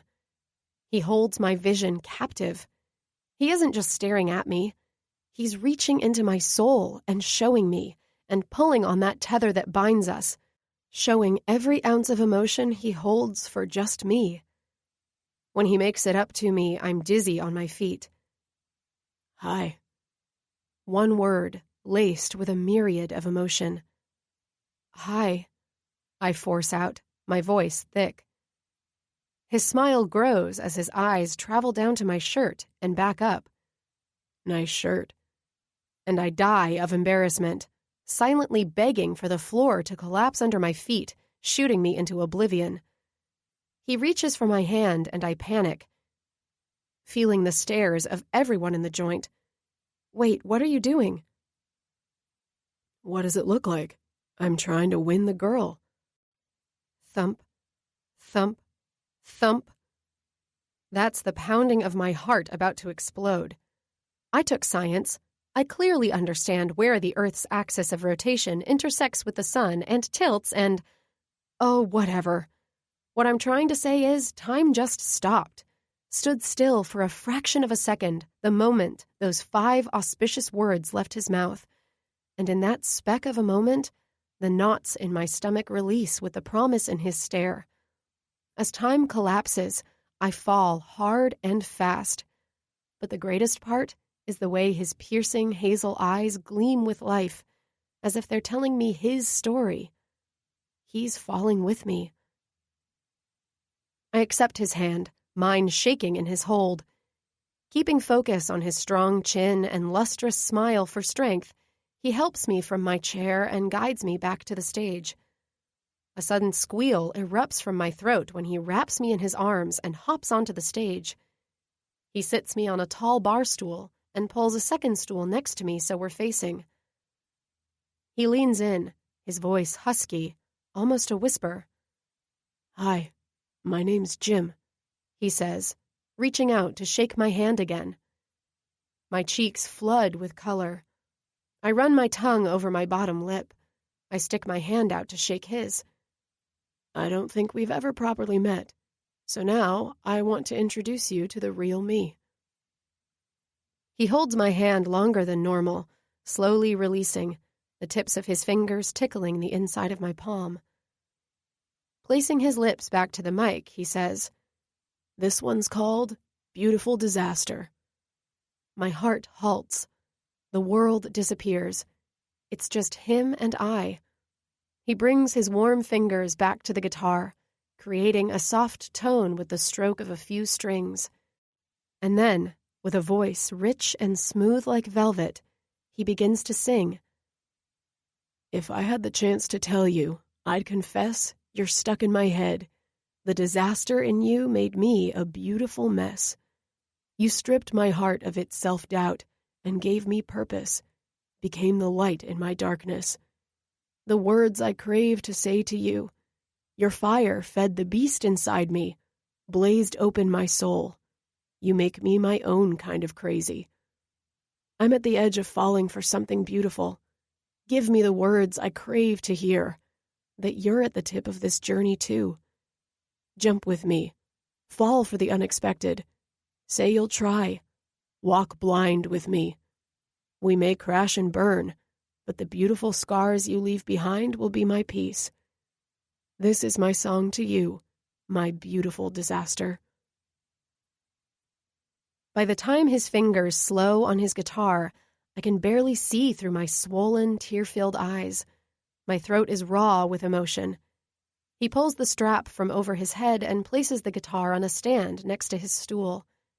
His foot hits the stage, and he leans forward, turning off the mic for some privacy, then brushing his thumb across my tear-stained cheek. I lean into his embrace, aching for the warmth his touch brings. "You were supposed to fall at my feet or at least try to rip my clothes off, not cry." His chuckle, silvery and light, he nudges my chin to look at him. "Why the tears? Am I that bad?" My natural reaction is to take a whack at him, but he chuckles louder, catching my wrist mid-slap, and pulls me into his lap. I fall into his hold willingly. My head finds solace in the crook of his neck, my nose inhaling his manly scent. "I'm sorry I left. I should have made you hash things out with me. I owed you that much." He must be the crazy one. He's apologizing to me? I pull away, my eyes searching his. I'm the one who should be sorry. I'm the big old jerk who said stupid things and lied and honestly am crazy. I wait for him to argue that last part. Still wait. "You're supposed to tell me I'm not crazy." "But you are. You do hit a lot." My hand twitches. Darn it, they're all right. I do have a violent streak. "But I'm willing to let you rough me up, in and out of the bedroom, as long as you say you'll see where this can go. I should have never walked away from you that day. Tell me it's not too late." Before I wanted to save the world and fly across a trapeze, I wanted to be someone's person. What the hell does that mean, right? I wanted to be Cleopatra to Mark Antony, Helen to Paris, Juliet to Romeo. Okay, so all those love stories ended viciously and in death, but the passion, the sacrifice both were willing to endure to be together. That's what I spent my young years yearning for, daydreaming of, and now into my mid-adulthood years, craving. I wanted someone who was willing to fight hard and love harder. Every true love story was founded not on perfection, but faults, and I knew I would never be perfect. I wanted someone who would lose their breath for me, because of me. Was it pathetic how many times I've watched Jerry Maguire just for the "you complete me" scene? Or The Notebook to watch Noah pour his heart out to Allie, bleeding the words, "You are and always have been my dream"? Possibly. And in this moment, with him holding my stare, waiting for my answer, I feel like Julia Roberts in Notting Hill when it's time for her to confess or walk away from what could be the best and greatest love of her life. This is where I stop looking from the outside in on someone else's fairy tale romance and start my own story. This is where I fight. I straighten myself on the stool. I still have one question left. "What do you mean?" he asks, a slight hint of amusement in his tone. Our 20 questions. You got the last one in, but I didn't, so it's my turn. He smiles and nods at me. "Okay." He leans back on his stool, giving me the floor. Dang it, this all looked so much easier on the big screen than doing it in real life. I clear my throat. My hands are suddenly clammy, and I wipe them on my jeans. Get on with it, Casey. Okay, tell him how you feel. Here goes nothing. How fast can you get me that burger you promised and back to your place? Or chicken out as always? Dagnabbit. That didn't come out as planned. I need a redo. His eyes blaze with happiness, his teeth on full display as he grins wide. He leans slightly into me and stretches his neck to yell behind him, "Judith, I'm going to need 2 burgers to go." Oh my God, he's yelling across the whole bar I'm demanding food to succumb to his beautiful song. Everyone probably thinks I'm a horrible, hungry jerk. Hi, you just wrote me this heartfelt song to show me how much I mean to you, and my answer is feed me. Jim, oh my God, that came out wrong. People are going to think I have some sort of burger fetish. He turns back to me, his smile just as beautiful and infectious as his giving eyes and addictive laughter. His voice that sunk so far into my skin and in my soul. I can't help but smile back, just as lost. "No, it didn't. You used the one word that would tell me exactly how I'm also feeling." He leans forward, finally giving me his mouth and kissing me. When he pulls away, I'm convinced my body is floating away. How did burger... Sometimes you're a woman of few words. When you're passionate about something, it's not how you say it. It's the way your smile lights up your entire face. Your eyes gleam with joy, excitement, happiness. You had that look when you mentioned your favorite meal. And looking at me now, I saw that same look. I knew exactly what you were trying to say. My heart feels like it's twirling inside my chest, sparks of static dancing over my skin. And I suddenly feel as if I'm falling. It doesn't scare me, though, because somewhere inside me I know he's my safety, my guide. He's the stability that calms my chaos. I think I'm in...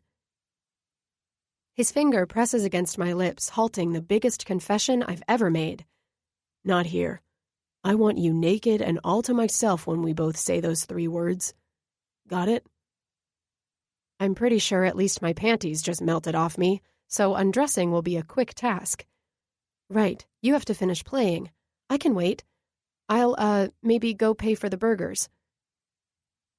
His head tosses back, his laugh loud and animated. "Babe, for one, I own the bar, and 2, I only scheduled 1 song for tonight. I took a chance. And as long as Judith gets her ass moving on those burgers, I think I won big." With owl eyes, I look around. This is his place. His bar. I should have known with all the memorabilia on the wall. The Kurt Cobain display. "So, What do you say we get out of here? You, me, and 2 burgers to go. I can't help but share in the same giddy smile he wears so effortlessly. I say you throw in that strawberry milkshake and we have a deal. He shifts his neck again and yells, Judith, extra large strawberry milkshake. Then he kisses me hard, bringing us both to a stand, me still in his arms. He grabs the mic, turning it on. Looks like the song worked, so everyone have a good night. Limitless Infinity will finish out the set with a special guest tonight, Violet here from the Misfits. Wish me luck. The crowd breaks out into howling and clapping as Jim tosses me over his shoulder and walks off the side of the stage. I can't help my own laughter bellowing from my chest as he smacks my butt, the same giddiness as his own chest rumbles with humor. When we get back to the entrance of the bar, he flips me, allowing me a few seconds to get steady on my feet. When he tugs me out the back door to a motorcycle parked on the side of the alley, I stop, halting him. He turns, his expression curious and anxious. That's when I stick out my hand. What's up? He asks. Casey. My name is Casey, and I am insanely unstable and crazy and broke, and did I mention I have a hitting problem? I just wanted to introduce you to the real me, just in case you may have sung that sweet song to the wrong girl. You can run, and I can go back in there and eat those 2 burgers alone. He pulls me into him, my chest colliding with his. Nice try. You're not getting both burgers. Drats. But you don't even look hungry. I'm starved.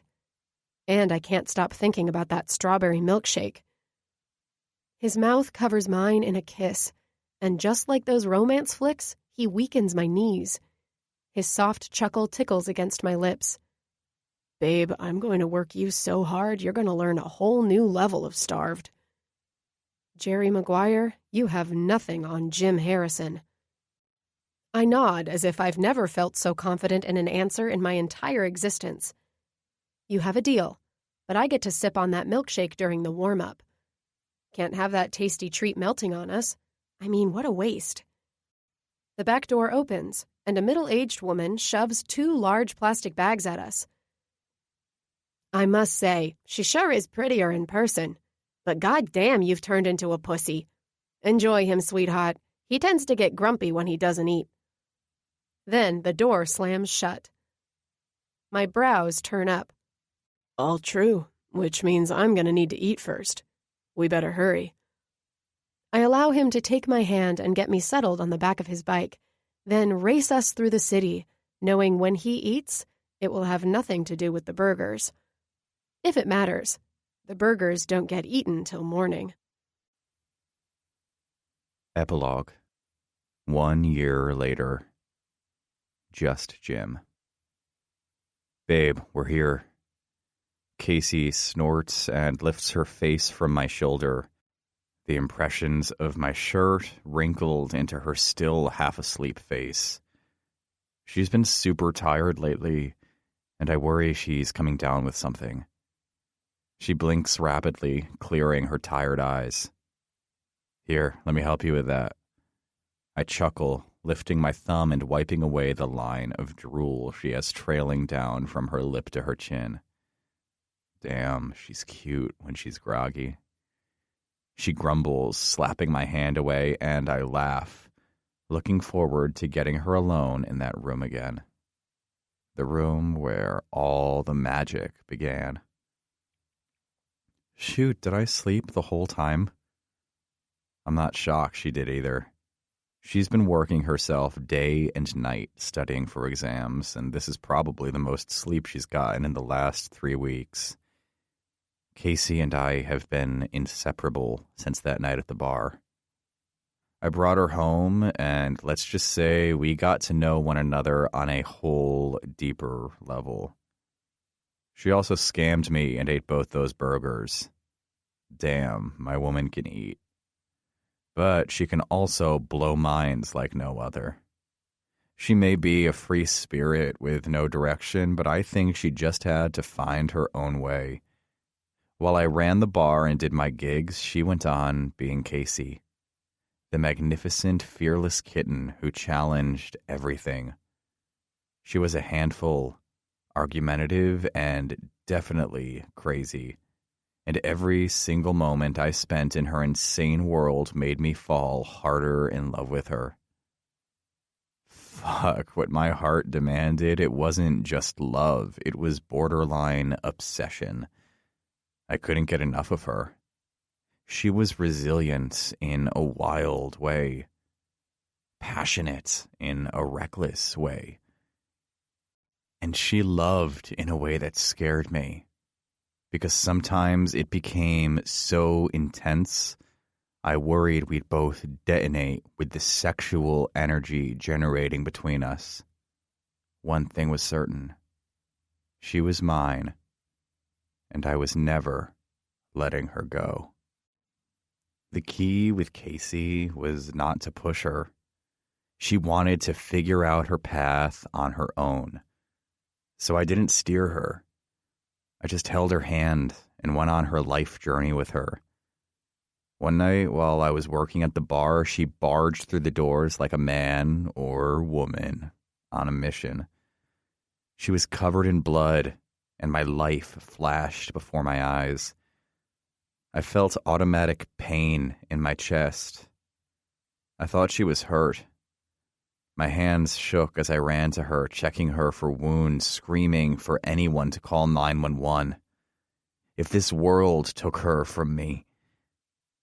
Thankfully, once I about lost my fucking mind, her laughter broke through my insanity. I cupped her face and kissed her hard and long. And when I pulled back, I asked her what in the goddamn hell happened. She went on to explain how she was on her way here and saw a dog get hit by a car. She demanded the bus she'd been riding to stop and jumped off and tended to the dog. She knew right away the poor pup's leg was broken, possibly more injuries, but she went on, telling this detailed story, her hands in the air, so animated as she explained how she saved the dog's life. She'd flagged down a car, and in so many words made the man let her in, holding the pup, and rode with the dog to the emergency vet. After a few hours, she'd learned he was going to be just fine. She started to cry halfway through her story, and I continued to hold her as she finally had her moment. She finally found her path. It took that dog that day to help her realize her journey was to help animals. A silly idea as a kid was just buried under a pile of doubt and scrutiny. She wanted to go to school and dedicate every single moment of her time helping animals. My heart kicked back into overdrive at the thought of her time being elsewhere, instead of with me at the bar, in my bed, or keeping me happy and at peace. Her laughter, the sound no musical instrument can make, sifted through my ears like a natural high. She eased my worries with a kiss and told me she was going to go back to school. And so she did. She had a few college credits under her belt, but after this week, she just finished her sophomore year at the local university. She knew vet school was a long road, but she didn't care. She pushed herself like I've never seen. Her dedication was so goddamn admirable, it made my chest puff just knowing she was all mine. Not only did you sleep the whole time, you snored like a boar in heat. Poppy stretches her head toward the back seat of their car. I laugh, knowing hell has no fury like a woman being called out on her snoring. She raises her feisty hand to take a whack at Poppy's shoulder when I intervene, grabbing her built-in weapon and cushioning it into my lap. One thing that hasn't changed is her love for violence. Her explanation is it's her way of being expressive. How can you argue with that? Did I mention she said that when she was naked as the day she was born and riding me like a cowgirl at bull riding competition? Another story for another day. Mick takes a right turn down the steep gravel road, and everyone becomes silent as we share in the moment of the symbolism from the last time we were here. When the trees open like wings, spreading across the way, it's hard not to catch your breath the moment they separate and the vast lake comes into view. The sun, just as I remembered, lays a silver cast on the water's surface, glimmering in tranquility. Lake Redstone. Man, it's just as beautiful as I remember. Casey whispers, her voice filled with nostalgia. We pull up to the lake house and go figure we're the last ones here. Like deja vu, we see Jason and June swinging on the porch swing while Katie and Jerry unload coolers from their truck. How the hell did they beat us? We left almost an hour before them. Poppy gripes, checking the GPS. Well, if we hadn't spent 30 minutes at the gas station while Mick arm wrestled the attendant, we would have. Hey, he complimented my muscles and wanted to test my strength and agility. You don't say no to that. Casey shakes her head while I silently laugh. Mick kicked that dude's ass. No one messes with Mick, the destroyer. Okay, so it's a little nickname we came up with one night when we were drinking and playing cards. The girls had gone to go do what girls do and left us unsupervised. Jason had brought over a bottle of Malort, which is the devil's booze, and the dares started. Before we knew it, we were hyped up on gasoline and giving each other nicknames. It would have ended all good and dandy if the dares didn't become obnoxious, and if we hadn't ended up at the local tattoo shop tattooing each other's nicknames on ourselves. I definitely got the shit end of the dare on that one because Mick the Destroyer is a long tattoo. Unlike Mick, who only has Jim's bitch written on his left ass cheek. When Mick parks, we all climb out and make our way over to the rest of the crew. After a round of hugs and hellos, I excuse myself to have a chat with Jerry while Casey and the rest grab our things. So, my man, I say, slapping Jerry on the shoulder. Nada, everything's good. You want to see it? I whip my head around, making sure Casey isn't anywhere in sight. Nah, I don't want the girls to catch wind. June's like a hawk. She'll sense something and start giving me that smile, the I know smile. Jerry laughs, knowing exactly what the hell I'm talking about. She's been eyeing us the last few months while Jerry and I get into our secretive conversations. All right, plans are in place. I'll hold on to it until later. When I hear you suggest the canoe trip, I'll sneak away and stick it inside the boat. Thanks, man. Don't know what I'd do without a friend like you. And that's the damn truth. Jerry, just like me, is huge into collecting antique vinyl records. There's money in it, not to mention priceless glory. Working in financial banking, he helped me move around some funds, invest in some small projects, and auction off some of my records. With the money coming in, the bar was flourishing, and the band was kicking fucking ass. Since Casey fell into my life, the writing hasn't stopped. So much so, Jerry hooked us up with a buddy who was a small-time recording agent. Our first album hits actual stores at the end of the summer. But the most exciting part is the money I just spent, with Jerry and Katie's help, picking out a ring. I'm going to propose this weekend, at the place where it all started. Lake Redstone gave me life. Something I never knew existed. A love so deep, there's no true way to define it. I watch Casey and wonder how someone like me got so damn lucky. I don't deserve her, but I'm going to cherish her till I take my last fucking breath. If she says yes. And if she doesn't, then I hope she likes being tied up for the remainder of her life, 'cause I ain't ever letting her go. Casey. Same room assignments. Katie appears behind me as I wrestle my bag out of the jammed, packed trunk. Which means you two better keep it to a minimal this year.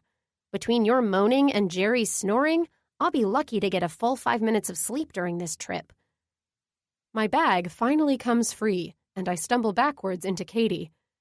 Jesus, did Mick really need to bring his portable stripper pole? A little much, don't you think?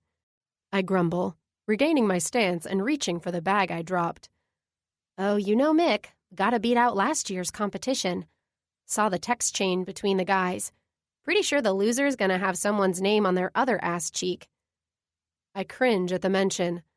Speaking of, is Poppy talking to Jim yet? By talking, does she mean 2-word sentences and "you're lucky I don't kill you with my bare hands" stares? They're getting there. I laugh and go in for a hug. Lake Redstone was the birthplace of true romance, the kind where you glance at your soulmate, and even in silence, the words flow between you. The cuteness of finishing each other's sentences and all the sappy stuff like sharing meals, feelings, and movie dates. No, I'm not talking about Jim and me. It was love at first sight with Jim and Mick. Since the first handshake, they have been inseparable. A true bromance in the making. And let me tell you how annoying it's been. The inside jokes, the secret handshakes, the date nights that don't include Poppy and I. What two men go to the movies to see a freaking chick flick without their wife/girlfriend? They reminded us of 2 kids in their man-made fort drawing plans to rule the world together. Okay, maybe not the world. More so the world of pickleball as of the last 6 months. After the debacle with the malort and tattoos, Poppy grounded Mick. And by grounded, I mean no drinking and no gym. She lasted 3 whole days, bless her heart, until she couldn't take the moaning and groaning of how lovesick her husband was before she lifted the gym ban. But she stuck with the drinking. To say the least, she was not very happy to have my boyfriend's name on her husband's butt cheek. So the no drinking and doing dumb stuff rule in place, they found something else to keep them busy. Pickleball. Mick did his research, and through his agent got in touch with the owners of the lake house. They, in return, got Mick and Jim a spot on a small-time pickleball tournament. 6 months later, they're still going at it.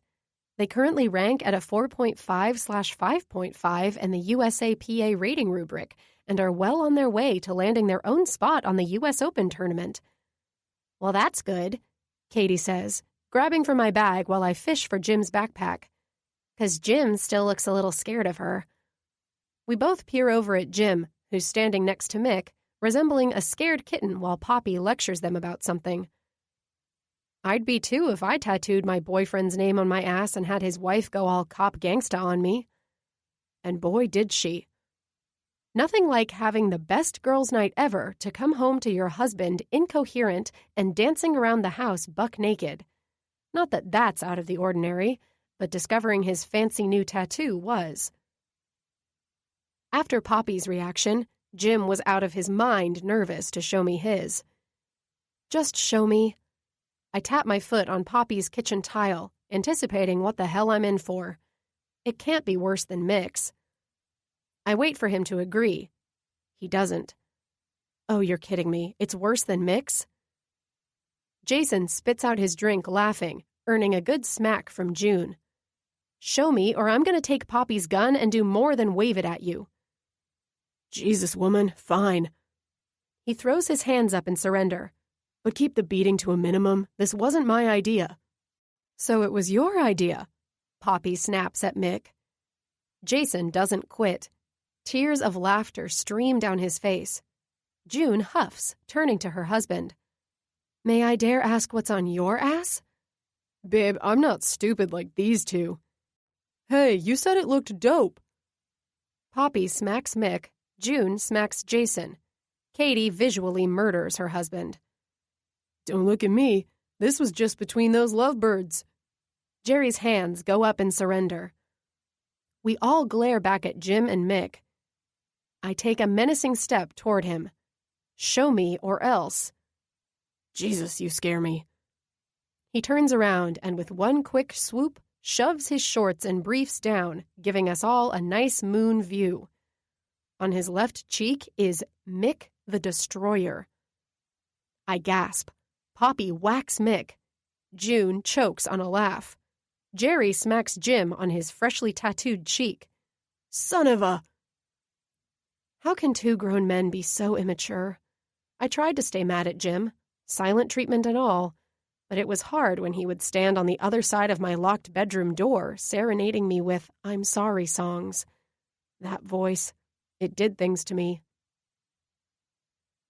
Oh, come on, it has been 6 months. Yeah, and 300 laser removal appointments. Not sure why she's still so angry. My comment drips with sarcasm. I'm going to put my money on his hesitation to get it removed being the big factor. Newsflash, he wanted your boyfriend's name on his ass. I'd be a little ticked, too. Katie wiggles her brows. What are we talking about? June inquires, walking up and snuggling into me for a bestie hug. How Mick's still pouting because he couldn't keep Jim's name tattooed on his ass. June shrugs. Really? I thought it was because Mick suggested counseling for the 3 of them to move past the incident and not make Mick break up with him. That was a great phone call. Poppy called in her "you're never gonna believe this shit" voice and explained how her husband, so worried she'd make him break up with Jim, suggested they attend couples counseling. By couples, he meant him, her, and Jim. I had a solid 5-minute laugh attack on the phone before I had to ask if she was pulling my chain. She wasn't. The funniest part was she almost considered it because she was so tired of Mick's pouting. But I understood where she was coming from. It was impossible to deny the small amount of jealousy over their relationship. The dressing alike, jam sessions where Mick pretended to be in Jim's band. They'd cut each other's steak if no one would stop them. They were cute, yet so ridiculous. After Poppy got her long rant off her chest, we both got a good laugh out of it. Even more so, unlike Mick, Jim kept his tattoo. I didn't care. Was it awkward that I saw my best friend's husband's name every time Jim walked away from me naked? A wee bit. But he took it a step further and did something even more unexpected. He tattooed "Beautiful Disaster" on his chest, over his heart. It was in that moment my life felt real, my heart full, my entire world brighter. The biggest lie I ever told was not about having a fake boyfriend. It was that I didn't need a man to feel whole. Before Jim, I was only living half a life. And now, I'm so complete, Jim filling each part of me with love, happiness, tenderness, and so much laughter. He's my everything. He's patient with me and kind. He trusts in me when I don't even trust in myself. And most importantly, he allows me to be me. There's no questioning the insanity inside my crazy brain. I expected him to bail 1,000,000 times, find that Dear John letter or a Post-it saying it's not working out and I could keep his toothbrush. But he never did. And in times when my insecurities were at an all-time high, he'd ease my worries by doing something as silly as leaving more clothes at my place, making me his in-case-of-emergency contact at his dentist. When he got the tattoo, I cried like a baby. It was so permanent. What happened if I did something that really pushed him over the edge? His response was always the same. It wouldn't be true love if it wasn't a little crazy sometimes. And gosh darn it, I was. I, Casey Kasem, was madly in love with this man. He stole my breath every time. He was full of passion, drive, talent, so much talent, in all areas, let me tell ya. We fought, but we loved harder. He took me for who I was and loved me all the way down to my core. He peeled back my layers one by one until he saw every imperfect part of me, and it only gave him more strength to love back. I may have been living wild and free, but before Jim, it was just wild. The day he replied to my ad, he truly freed me from all the doubt, self-sabotage, and personal guilt I fought with to find myself. In the end, he found me first.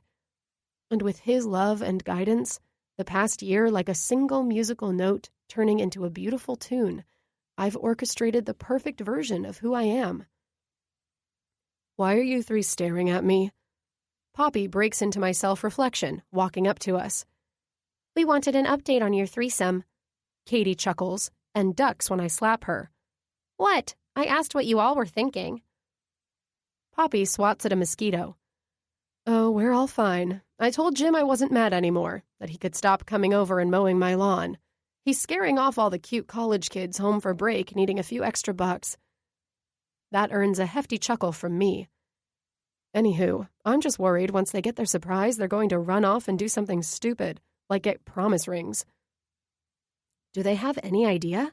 I ask, shocked myself Poppy made this happen. Not a clue. So no videos when my husband cries, okay? We all share in a good laugh when the sound of a vehicle catches everyone's attention. My eyes shift up the steep drive as a white SUV pulls down the road. Poppy peeks at her watch. Right on time. We all stand still, the guys joining us, while the car parks and two people get out. Holy shit, Larry? Mick takes 2 hefty steps and throws his hand out, shaking Larry Rogers' hand. In the flesh, Mick. Great to see ya again. It's been too long. Mick's smile is gigantic, while Jim looks nervous as heck. Mick turns, calling for Jim to join him. Jim, you still scared of me? Jim walks forward, shaking Larry's hand.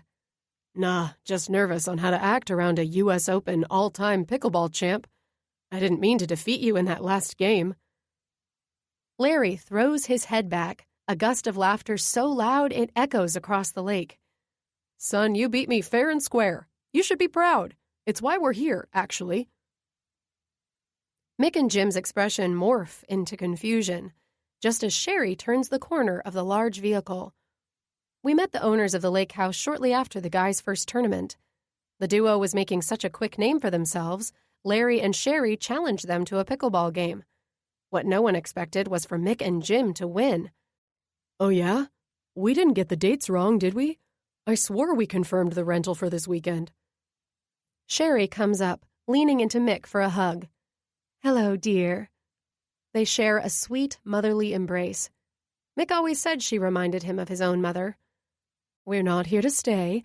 Larry and I are jet-setting off to the Cayman Islands here shortly, but we wanted to stop here first and give you both something. Mick's eyes find Poppy's. Don't look at me. Look at your boyfriend. His eyes widen even more as he focuses his attention on Jim. Us? Unless you're cheating on him with someone else. Larry snickers and pulls an envelope from his back pocket. This is for you both. Wanted to see your faces when you opened it. They both share a look. Confused, but Mick steps forward, accepting the envelope. He rips open the seal and unfolds the document. Only a minute passes, but it feels like an eternity as we all watch his facial expression morph into disbelief. You're shitting me, he says. What? Did we get disqualified because you took your shirt off at the last match? Mick waves for Jim to come closer. Dude. His eyes raise to Larry's. Dude. Just spit it out, man. Mick's stopped functioning, so Jim snatches the paper out of his hands and reads through the letter. You have to be shitting me. Oh, Jesus, just spit it out. Enough shittin', Katie gripes. Mick and Jim stare at one another, in shock, until the excitement of the news starts to sink in. I got wind of this about a week ago, and it's been hell keeping it a secret. Poppy had the Rogers plan a detour before their trip to give the guys the news. Since neither one can spit out the news, Larry does the honors. That letter is an invitation to play at the U.S. Open. You've got to be shitting me, Jason spits out. I can't help the happiness forming in my tear-filled eyes, watching the elation of Jim's face. If I were mistaken, he may also be just as emotional. It's very unheard of, two people making their way to the top of the rankings so fast, especially ones who've only been playing the sport less than a year. But the board is impressed and would like to see your talent on their courts at the end of this summer. I don't even know what to say. Mick fights back his own emotions. Say you'll accept, so the missus and I can get on with our vacation. Jim steps up since Mick is still broken. Yes. Fuck yes. He sticks his hand out and vigorously shakes Larry's. Thank you. This is awesome. We're going to the U.S. Open. Mick's back in action. The two face one another and chest bump, hooting and howling. I look over at Poppy, who's wiping a tear away, her smile just as full of appreciation. The guys hug and express their gratitude until the Rogers insist it's time they get going. Everyone says their goodbyes, and we all watch the SUV trek back up the hill until the sound of a beer cracking open breaks the silence. So, now that that's over, let's get this show on the road. I've been thinking about drinking Casey's shitty spritzers all week long. Katie takes a swig and gives us her back as she makes her way down toward the dock. One by one, everyone follows, Mick throwing Poppy over his shoulder and carrying his bride to the boat.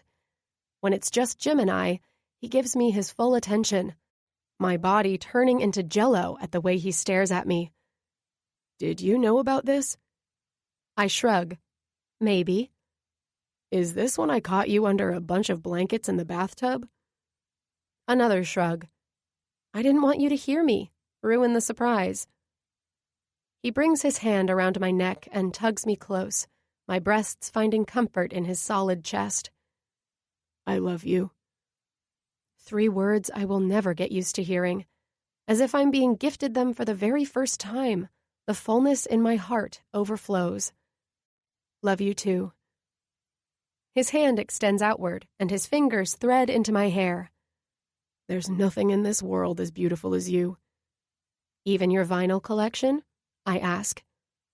Only a speck in comparison, he replies, placing a small peck to my lips. Even Mick? This is where I lose him, but then he shocks me without even a second of denial. Mick who? At that, I laugh, smacking him on the shoulder. Just as fast, he plants his lips back on mine. He kisses me with every fiber of his being, and I accept it, pouring just as much love and devotion into this moment. When we finally pull away, we're both light on our feet. There's a light breeze in the air, catching a loose strand of hair as it whisks across my face. Jim tucks it behind my ear. Hope you're ready for another crazy weekend. Me? Oh, I was just hoping for some quiet time on the lake. Maybe jumping off a steep cliff, a dance-off, running for my life from a psychopath. Who knows? Not sure if we'll have enough time. His laughter is a flame to my soul, setting my entire body into a heated ball of fire. He startles me by scooping me up in his arms and starts our trek down the hill to the dock. Looks like I have my work cut out for me, but I have a feeling this weekend will top last year. Just you wait. I would agree. Considering tonight, I plan on telling him I'm pregnant. This concludes Lake Redstone by J.D. Hollyfield. Narrated by Madeline Dower and Eric Bloomquist. Copyright 2019 by J.D. Hollyfield. This unabridged audiobook is published by arrangement with J.D. Hollyfield, care of Prospect Agency, and was produced in the year 2019 by Tantor Media Incorporated, a division of Recorded Books, which holds the copyright thereto. Please visit tantor.com for more information on our growing library of unabridged audiobooks.